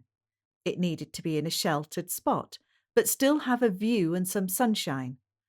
It needed to be built on a flat platform, but still be elevated to enable them to watch over their stock. James and Edmund had carefully surveyed this land to give each family a piece of the hillside which formed the inner edge of the huge basin. This would be their home and would provide a more sheltered area for stock to spend their winters. The other part of each plot of land would be the plateau itself, flat as a pancake and ideal for dividing into large fields and paddocks. There appeared to be two small streams and a bigger river across Edmund and Nancy's section of the map. One of the streams was entirely dry at this time of year, so that was discounted. The main river formed the border with Sophia and James's land, and although they were friends, it didn't seem right to build so close. The last stream was not full in the summer weather, but it did have enough sparkling clear water to fill buckets and even a few deeper pools where fish could be seen darting out of view when one approached. In the end, they decided to walk the entire length of the stream, from the top of the hill to the point where it joined the bigger river, looking for likely sights. The twins were running ahead, waving sticks in the air and jumping in and out of the water. The sun was so warm that their bare feet dried quickly in between. They reached what could be called a waterfall, though only a trickle at the moment, tipping the water over the edge of a steep drop into a sharp-sided valley below. It reminded Edmund of the combes of his native Devon. Small trees grew alongside the stream as it meandered through this valley before tipping downhill at the far side on the western edge. It was a sheltered place and flat enough to make building reasonably easy. Looking down the slope beyond it, there were other flat areas where shelters could be built for stock, perhaps. It was perfect, big enough to contain a house and a good garden and yard, but giving the impression of being elevated as the land fell away beyond it. The worst of the northwest wind would miss them, especially if the house was protected by the steep hillsides and trees which would, no doubt, grow taller over the years. They may lose the sun a little earlier in the day than the open site they had been using as a temporary camp, but that was a small sacrifice to make for this sheltered haven. The next day, they moved their camp to this spot, setting up a canvas shelter for the boys to sleep under and a tent for Nancy, Edmund and Ady Rose. Even the dogs had a makeshift kennel. Meg, the elderly collie and mother of Roy, who had struggled to climb to the top of the stream with them, was all too happy to rest her old bones under a canvas sheet tied between two trees. From there, she could watch what everyone was doing without having to move at all. Once everything in the camp had been sorted out, Edmund had taken the boys to walk the boundaries of the place that he and James had drawn on their maps. As best they could, they gathered up small rocks and built cairns every few yards along the edges. Sometimes this was not possible where the land fell away or a large rock stood in their way. Each time this happened, they merely decided to go to the left or right of the obstacle. In that way, the straight edge that had been drawn on the map became, in reality, a more meandering boundary. At the furthest corner, bounded by a scrape in the ground that would be full of water in other seasons, the boys found the remains of the cairn that James and Edmund had built when they mapped out the land. They put it all back together and added bigger rocks which they carried between them or rolled along the ground. By the time they had finished, the pile was nearly as tall as the boys themselves. Then, turning at right angles, they began again across the western edge of their land. This formed a good straight line, as there was little to obstruct it in the flat area. Reaching the river, the boys began again, with their second cairn, and, just for the sake of it, they jumped and paddled across the river to build one for James and Sophia too.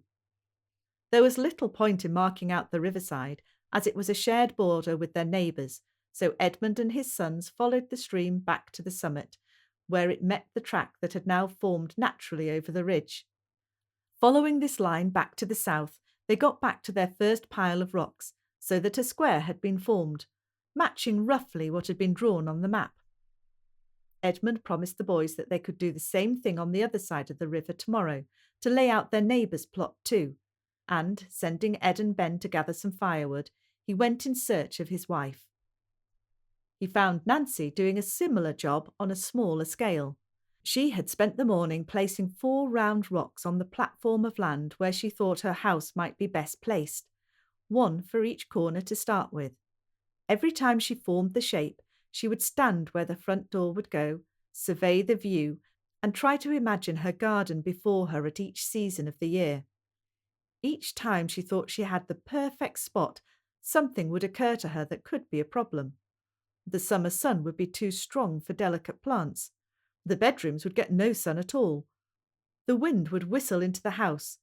She would not be able to see the tallest of the mountains, which was indeed a beautiful sight on this clear day, so tall that it was still covered in snow, even in this heat.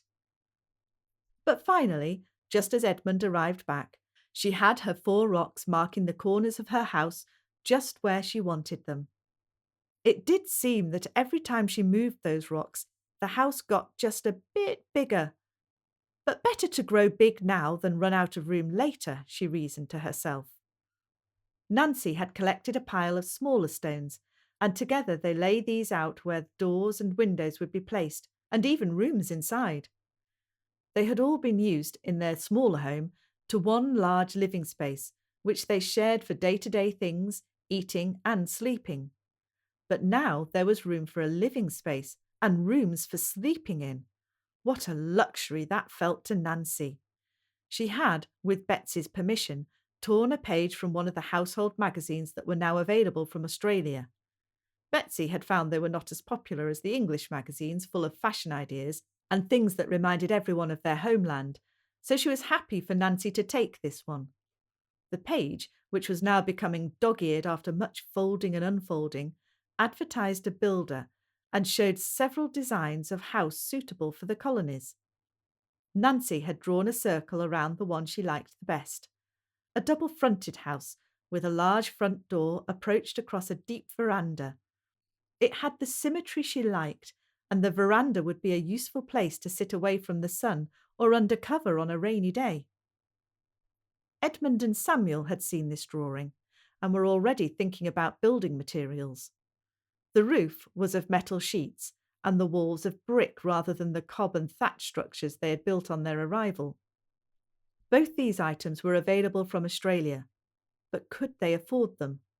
This was a question Edmund had asked himself many times, And the answer always came down to the need to restock his farm with sheep first. His share of John Sidebottom's gift was a start, but it would not be enough to make a fortune by any means. And in many ways, Edmund was reluctant to start the process of restocking until James returned. It was something they should do together. Thus, the decision had been made to build a smaller cob house on the flat site midway between the site marked out and the river, at right angles to it. It would not have a view, but it would be sheltered from the wind, and it would see them through the first year or so until the new house could be built properly. Later, it could perhaps be turned into a shepherd's hut, or even become a barn for the animals.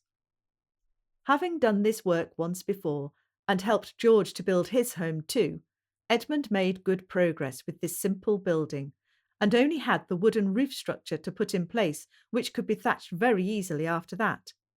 Nancy had gathered the dry stalks of tall grass and bracken, which were piled against the cob walls in readiness.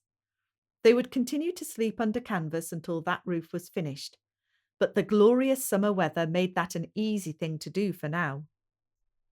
Soon after that, Sophia and Freddie and the baby had arrived with Attify. Nancy was so happy to have her friend nearby and excited at the prospect of James's return. Her children were happy to have their playmate back too, and even the dogs seemed content to be back in each other's company. Life soon settled into a routine, but one in which every single person expected there to be a change at any moment. In everything they did, there was an air of expectation, heads turning to the path over the summit at the faintest unexpected sound. Of course, Sophia was on tenterhooks. She felt like she was living in limbo, keen to start on setting up her new home, but determined not to do so until James got back. Many times a day she found herself saying, "When James is back, we will do this, and we can do that when James gets back." Each day passed too slowly, her only blessing being the time spent with baby Heather, who had such a different personality even at this early age from that of her firstborn son. Her daughter may have come into the world quietly and without trouble, but Sophia suspected she would make up for that as she grew older. There was a certain feisty determination in her already, and if she didn't get what she wanted, woe betide everyone within earshot. On one occasion, Nancy had come running over to see if all was well when she heard Heather's piercing howl. But it had turned out to be merely that Sophia had removed her from the breast a little sooner than she would have liked. Nancy found Sophia dodging the little fist that was aimed at, but fortunately missed her chest. Sophia could see that Attify was restless. They had only been staying in her hut for a few nights when Tycho arrived, telling Attify that he had heard her calling for him. Sophia was aware of the empathy Attify seemed to have with her family and friends, so it came as no surprise that Tycho had just turned up when something had told him to do so. Attify intended, so she told Tycho, to take one last journey across the plains and over the mountain passes to the coast on the other side, to look for a suitable greenstone for Hunu's final resting place. The aunt and her nephew packed their woven bags, prepared their shoes and clothes for the journey, and set off before dawn the next morning. Sophia was sad to see her go, but knew in her heart that she would be back at the appropriate time. James knew nothing of these events. In fact, he was entirely unaware of his daughter's existence. He hurried on his journey home, expecting only to be reunited with his wife, stepson, and dog. He'd been making good progress, the long days and good weather making it an easier journey than that which had taken him to Littleton in the first place. Over a supper made from the last of the food in his bag, except for an apple saved for breakfast, he had calculated he could make it back to the pass by that evening. But then again, should he go to the basin, or should he go back to the village first? The question caused him a sleepless night, despite tiredness from the journey.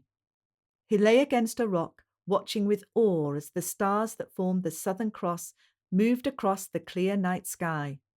He thought only of Sophia, and wondered how she had managed while he was gone. and whether she had given up any ideas of a new life over the summit of the hills.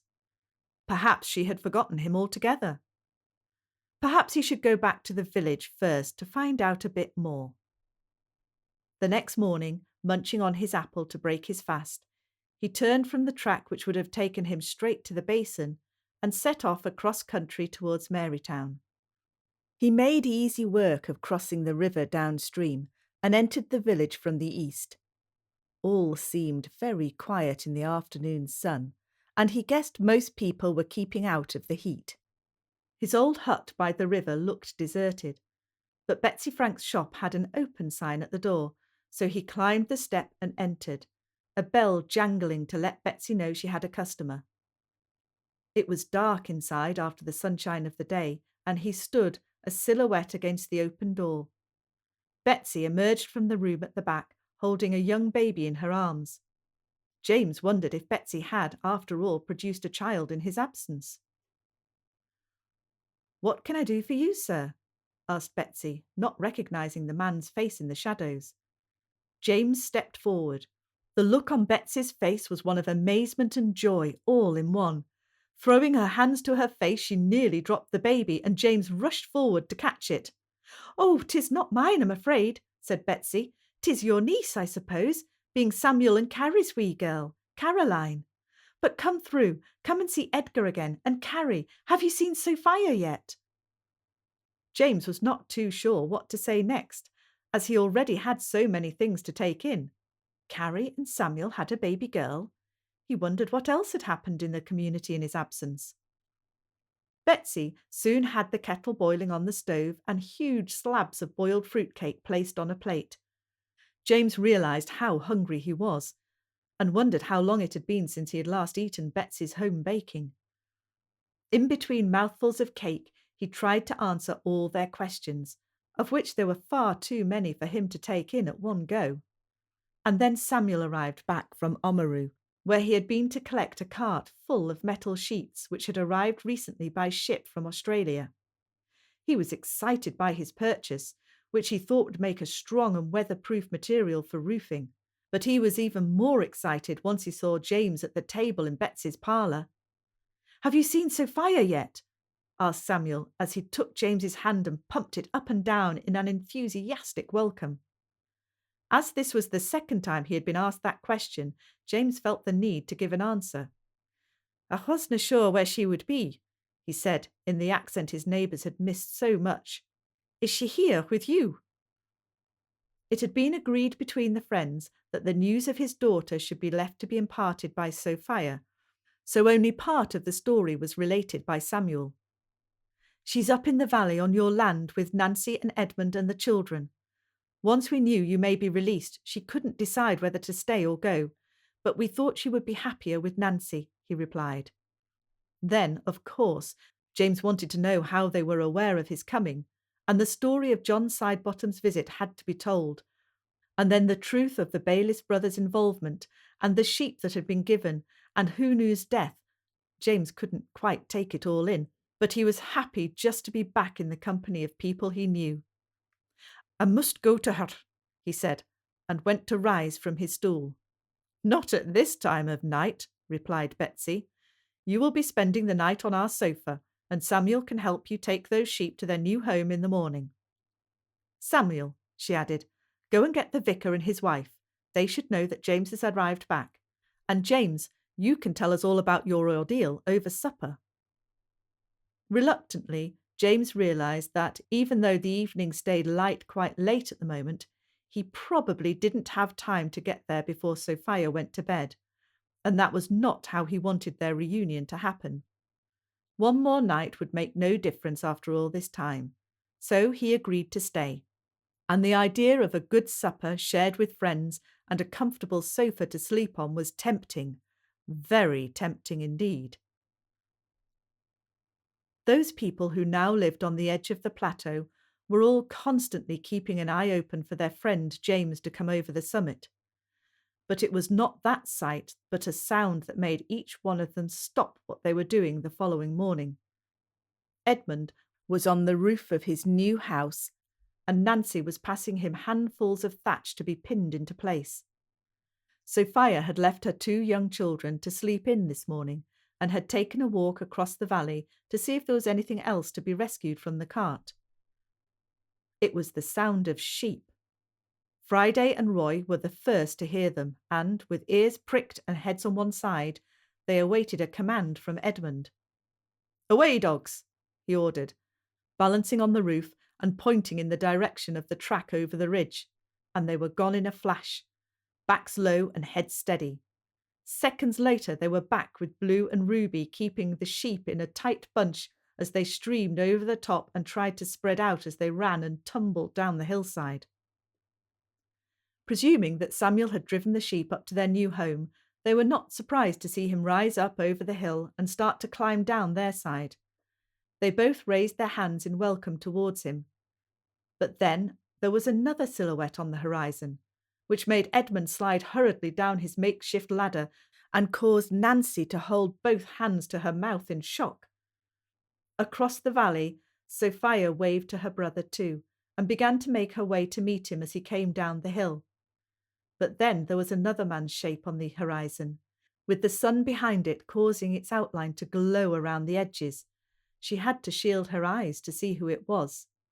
Friday came bounding towards her with a look that said, "I found him at last! I found my master!" And Sophia, recognising the man on the hill as her beloved James, gave the dog a quick pat on the head before breaking into a joyful run. Samuel, meeting Nancy and Edmund, held them back to allow the husband and wife to be alone in their reunion for a few moments. James took Sophia into his arms and lifted her off the ground in a long and emotional embrace, which she hoped would never end. All the noise of the sheep and the dogs barking had woken Freddie, who came out from under his shelter using his knuckles to wake up his eyes. He took a moment to realise who it was who was holding on to his mother, and then broke into a run as well. But he stopped short, suddenly a little bit shy of this stranger.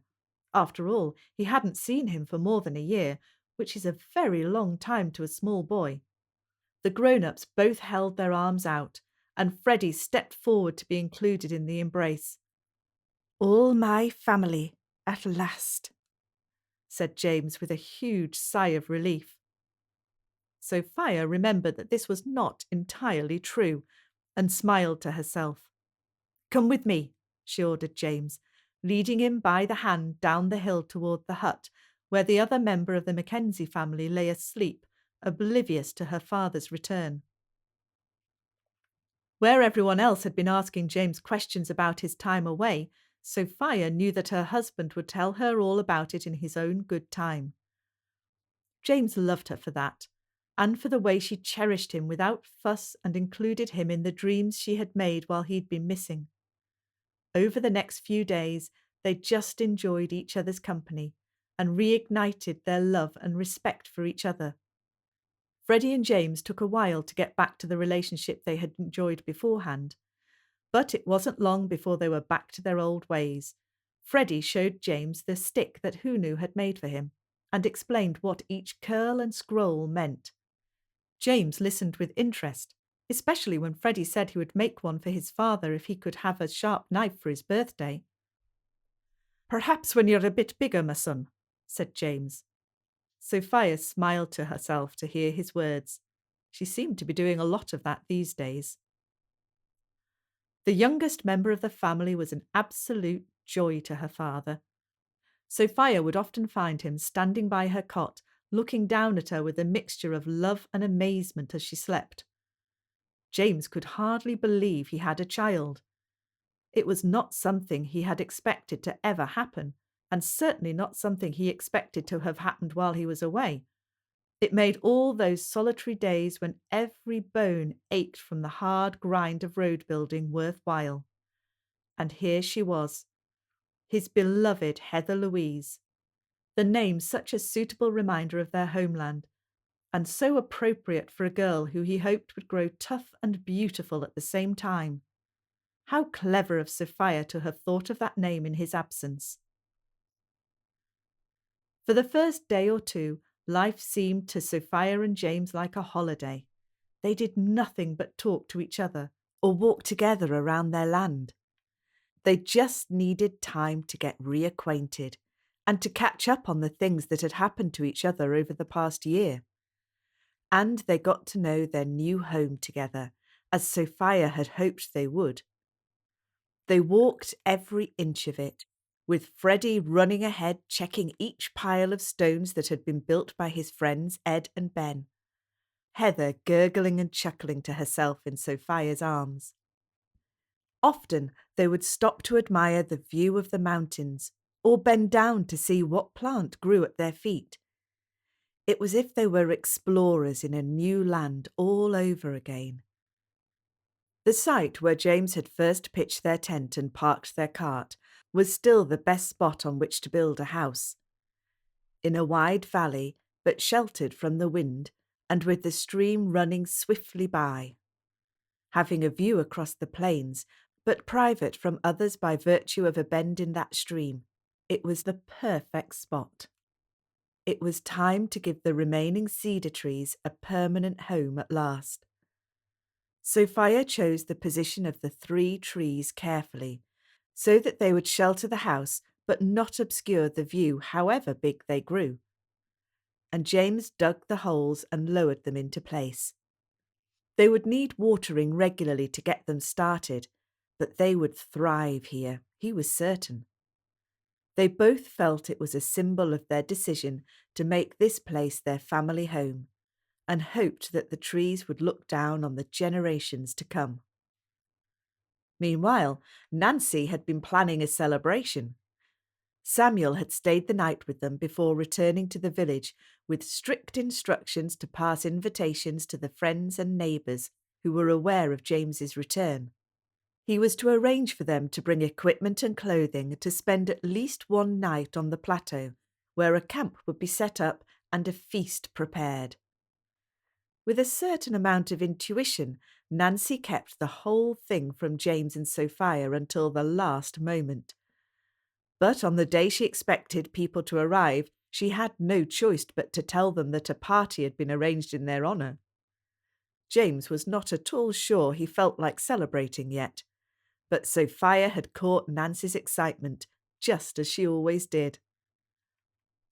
Samuel and Carrie arrived first, with a fully laden cart pulled by a hot and thirsty horse. On top of all the tents and food and clothes tied on with ropes, 4 precious sheets of metal balanced, 2 for Edmund and 2 for James. It would be enough to roof their small houses, and more could be purchased if they decided to build bigger homes one day. They were the first to pitch their tent on the flat plateau, which was to be Nancy and Edmund's home, so that Caroline could be put in the shade of the canvas for her afternoon sleep. Next came Edgar, leading a horse with panniers full of canvas on one side and food on the other. Betsy carried a basket with the most delicate of pies and patties. It was a stiff climb for Betsy, who was not perhaps as fit as the other women and carried a little bit more weight, it being hard to resist trying out the goods in her shop. A seat was swiftly found for her in the shade, and a cup of cool cordial arranged while Edmund got to work putting their canvas in place to make a shelter. The last guests to arrive were the Reverend and Mrs. Nichol, who had been delayed on parish matters all morning. They travelled light, with gifts of food and a small bag of overnight wear. Nancy had sent their invitation, with the additional offer to sleep in their newly completed house, while she and her husband slept one last time under their shelter. She rather thought the boys would all prefer to sleep under the stars, so an area inside the planned-out shape of the new house had been set up for them to lie, just as if they were in the bedrooms that would be created for them. There may be more talking than sleeping, but for just one night it didn't matter. It was a wonderful sunset that night. The adults stood in a line, watching as the distant clouds turned from pale pink to the deepest orange, and the sun slid slowly and majestically behind the mountains. There was silence, except for the sound of the babbling stream and the distant bleating of sheep. Nobody moved an inch until the last golden rays had gone from view. And then the party began. A long table had been set up with a variety of stools and benches providing the seating. Lanterns cast their light along the table, lighting up platters packed with food of every kind, sweet and savoury. After the Reverend Nichol had said grace and added a special prayer of thanks for the return of James to his family, the friends ate and drank until their plates were empty, and the three boys falling asleep with their heads nodding into their bowls. It was a very late night indeed for the children, so Sophia and Nancy shooed them off to their beds. It took a while for their mothers to settle them under the starlit sky. Having checked that the babies were all asleep too, the women returned to the table. More ale was poured, and the remains of the food formed tasty treats picked up by absent-minded fingers while they caught up with all the news. James had not said much so far, though, as was his way, he loved watching Sophia and her friends enjoying themselves so much. She looked relaxed and radiant, as if a huge weight had been lifted from her shoulders. Slowly, hesitantly, he told them the whole story, sparing nothing but the very worst of his treatment in jail. When it came to John Douglas, he told them also of the plan they had put together to give them both a fresh start. At that point, he pulled 2 pieces of paper from his pocket and handed one to Edmund. It was a title deed in Edmund's name for the land on which they were currently sitting. Nancy came round the table and put her arms around her husband's shoulders so that she could read the papers too. "Thank you, James," she said, looking up with a smile, "for remembering our piece of land too." The other deed was passed around to show that it was in the name of John Douglas, a small subterfuge, and one which the friends thought would cease to be important over time. After all, who would be likely to check in this remote place? With everything now official, Nancy brought up a subject close to her heart. Just like the naming of her children, naming her home was a most important matter for her. She explained it felt it didn't belong to you until it had a name, even though now they had the legal paperwork. She and Edmund had been discussing this for many weeks. "Well, I've been discussing it, and Edmund has been listening," she laughed. "But we have finally reached a decision to call our new home after the valleys of Devon." Standing up, with the title deed in one hand and a cup raised to the heavens in the other, she declared loudly, as if she was the town crier, "This land belongs to Edmund and Nancy Lawton, and shall, from this day forward, be called Coombe Farm." The formality of Nancy's words caused their friends to stand to attention as they raised their drinks in a toast to Coombe Farm and the people that lived in it. "And what will you call your home, James and Sophia?" asked Reverend Job Nichol as they took their seats again. "Something to remind you of Scotland, perhaps?" Sophia looked toward James. It was harder for them to decide as they had nothing much to share from their past. In fact, James had not dared nor had the opportunity to put any roots down anywhere until now. But Sophia had been considering a name, and she thought perhaps she should share it now. "Well, I think we have enough of Scotland in our name," she said. "But there is a place near where I grew up that holds happy memories and reminds me of my childhood. Although it is in Scotland, it is the most English of names. But it suits this land, and I hope it suits James too." She looked across at James, who replied, "If it suits my wife, then it'll suit me too." The others laughed, and Nancy asked, "What is it, Sophia?" "I would like to call our home after a small fishing village on the western coast of Scotland near my childhood home. It's called Applecross," she said. "Do you like that, James?" James considered for a moment and rolled the word around in his mind. "Indeed, I do, my dear. Indeed, I do." Remembering a conversation the girls had shared a while ago, before Heather was born, Sophia said, "James, while you were away, we were wondering how Friday got her name, and I said I would ask you when I saw you next. I had forgotten until today, but all this talk of names reminded me of it." James laughed out loud. "Ah, 'tis a long story, but her name is not Friday at all, in truth." James's friends, who had relaxed into their assorted seats as the evening progressed, pulled themselves up, leaning forward in anticipation of hearing James's story. "Tell us more, James. We're all intrigued," said Job Nichol. "Well," replied James, "when I bought my 2 pups from the farmer in Australia, they had no names, but I chose 2 phrases in my native tongue to describe their characters. One dog was a herder by nature, good at running around the sheep. I called her Kirsten, which means small circles. The other dog was a natural at taking the long run, drawing sheep back towards me. She had an eye for the distance, so I called her Fardak, which means long-sighted. Poor Curtin died in my arms from the bite of a poisonous snake, but Fardak travelled here with me on the boat. Her name sounded like Friday to my fellow travellers, so Friday she became. It pleases me sometimes to call her Truat, which is the Gaelic word for Friday, and now she answers to both." It was a long speech for James, and while the girls, with varying degrees of success, tried to shape their mouths into the words James had spoken, Sophia squeezed James's hand gently. Without the need for words, they both felt all of a sudden how good it was to have friends around them. A while later, the party came to a reluctant halt as, one by one, the guests were overcome with tiredness.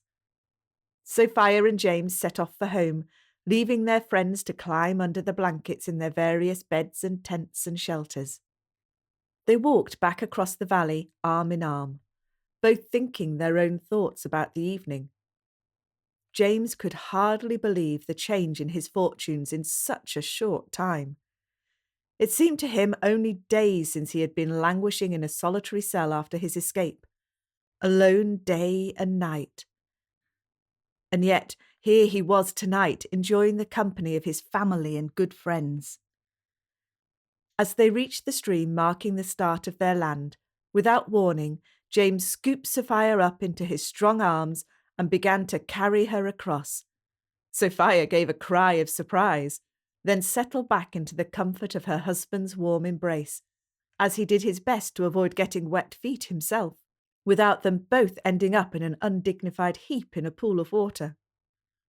"I have been waiting a very long time to carry you over the threshold of our new home," he said, as he deposited her gently to the ground on the other side. Pausing to take in the awesome beauty of the place in which they would make their home, their gaze turned skyward to see the Milky Way stretch across the sky in a band of infinite light directly above their heads. "After all the ups and downs of the last few years, I wonder what the future holds for us," mused Sophia. "Do you think we can make a go of it, my dear?" "I think we can, my love," replied James. "We have a bright future in this glorious place, a future for us and for our growing family." All of a sudden, as if it had been perfectly arranged to coincide with this special moment, a shooting star flew across the dark sky with a streak of white light, disappearing into oblivion beyond the mountains. "Make a wish, James, make a wish," said Sophia, dancing from one foot to another in her excitement. It seemed to her that the shooting star was the very best portent of good fortune. "My wish is for Applecross and for the family that live here," replied James, taking Sophia in his arms once more and leading her homeward at last. "May we all prosper and thrive for many generations to come."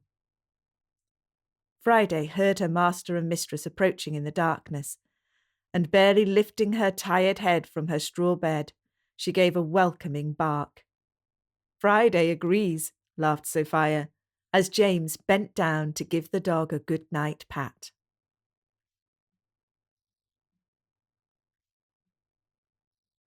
You have been listening to The Wideawake Hat, Book 1 of the Applecross Saga, by Amanda Georges. Narrated by Sue Melville. Copyright 2018 Amanda Spearing. Production copyright 2022 Amanda Spearing.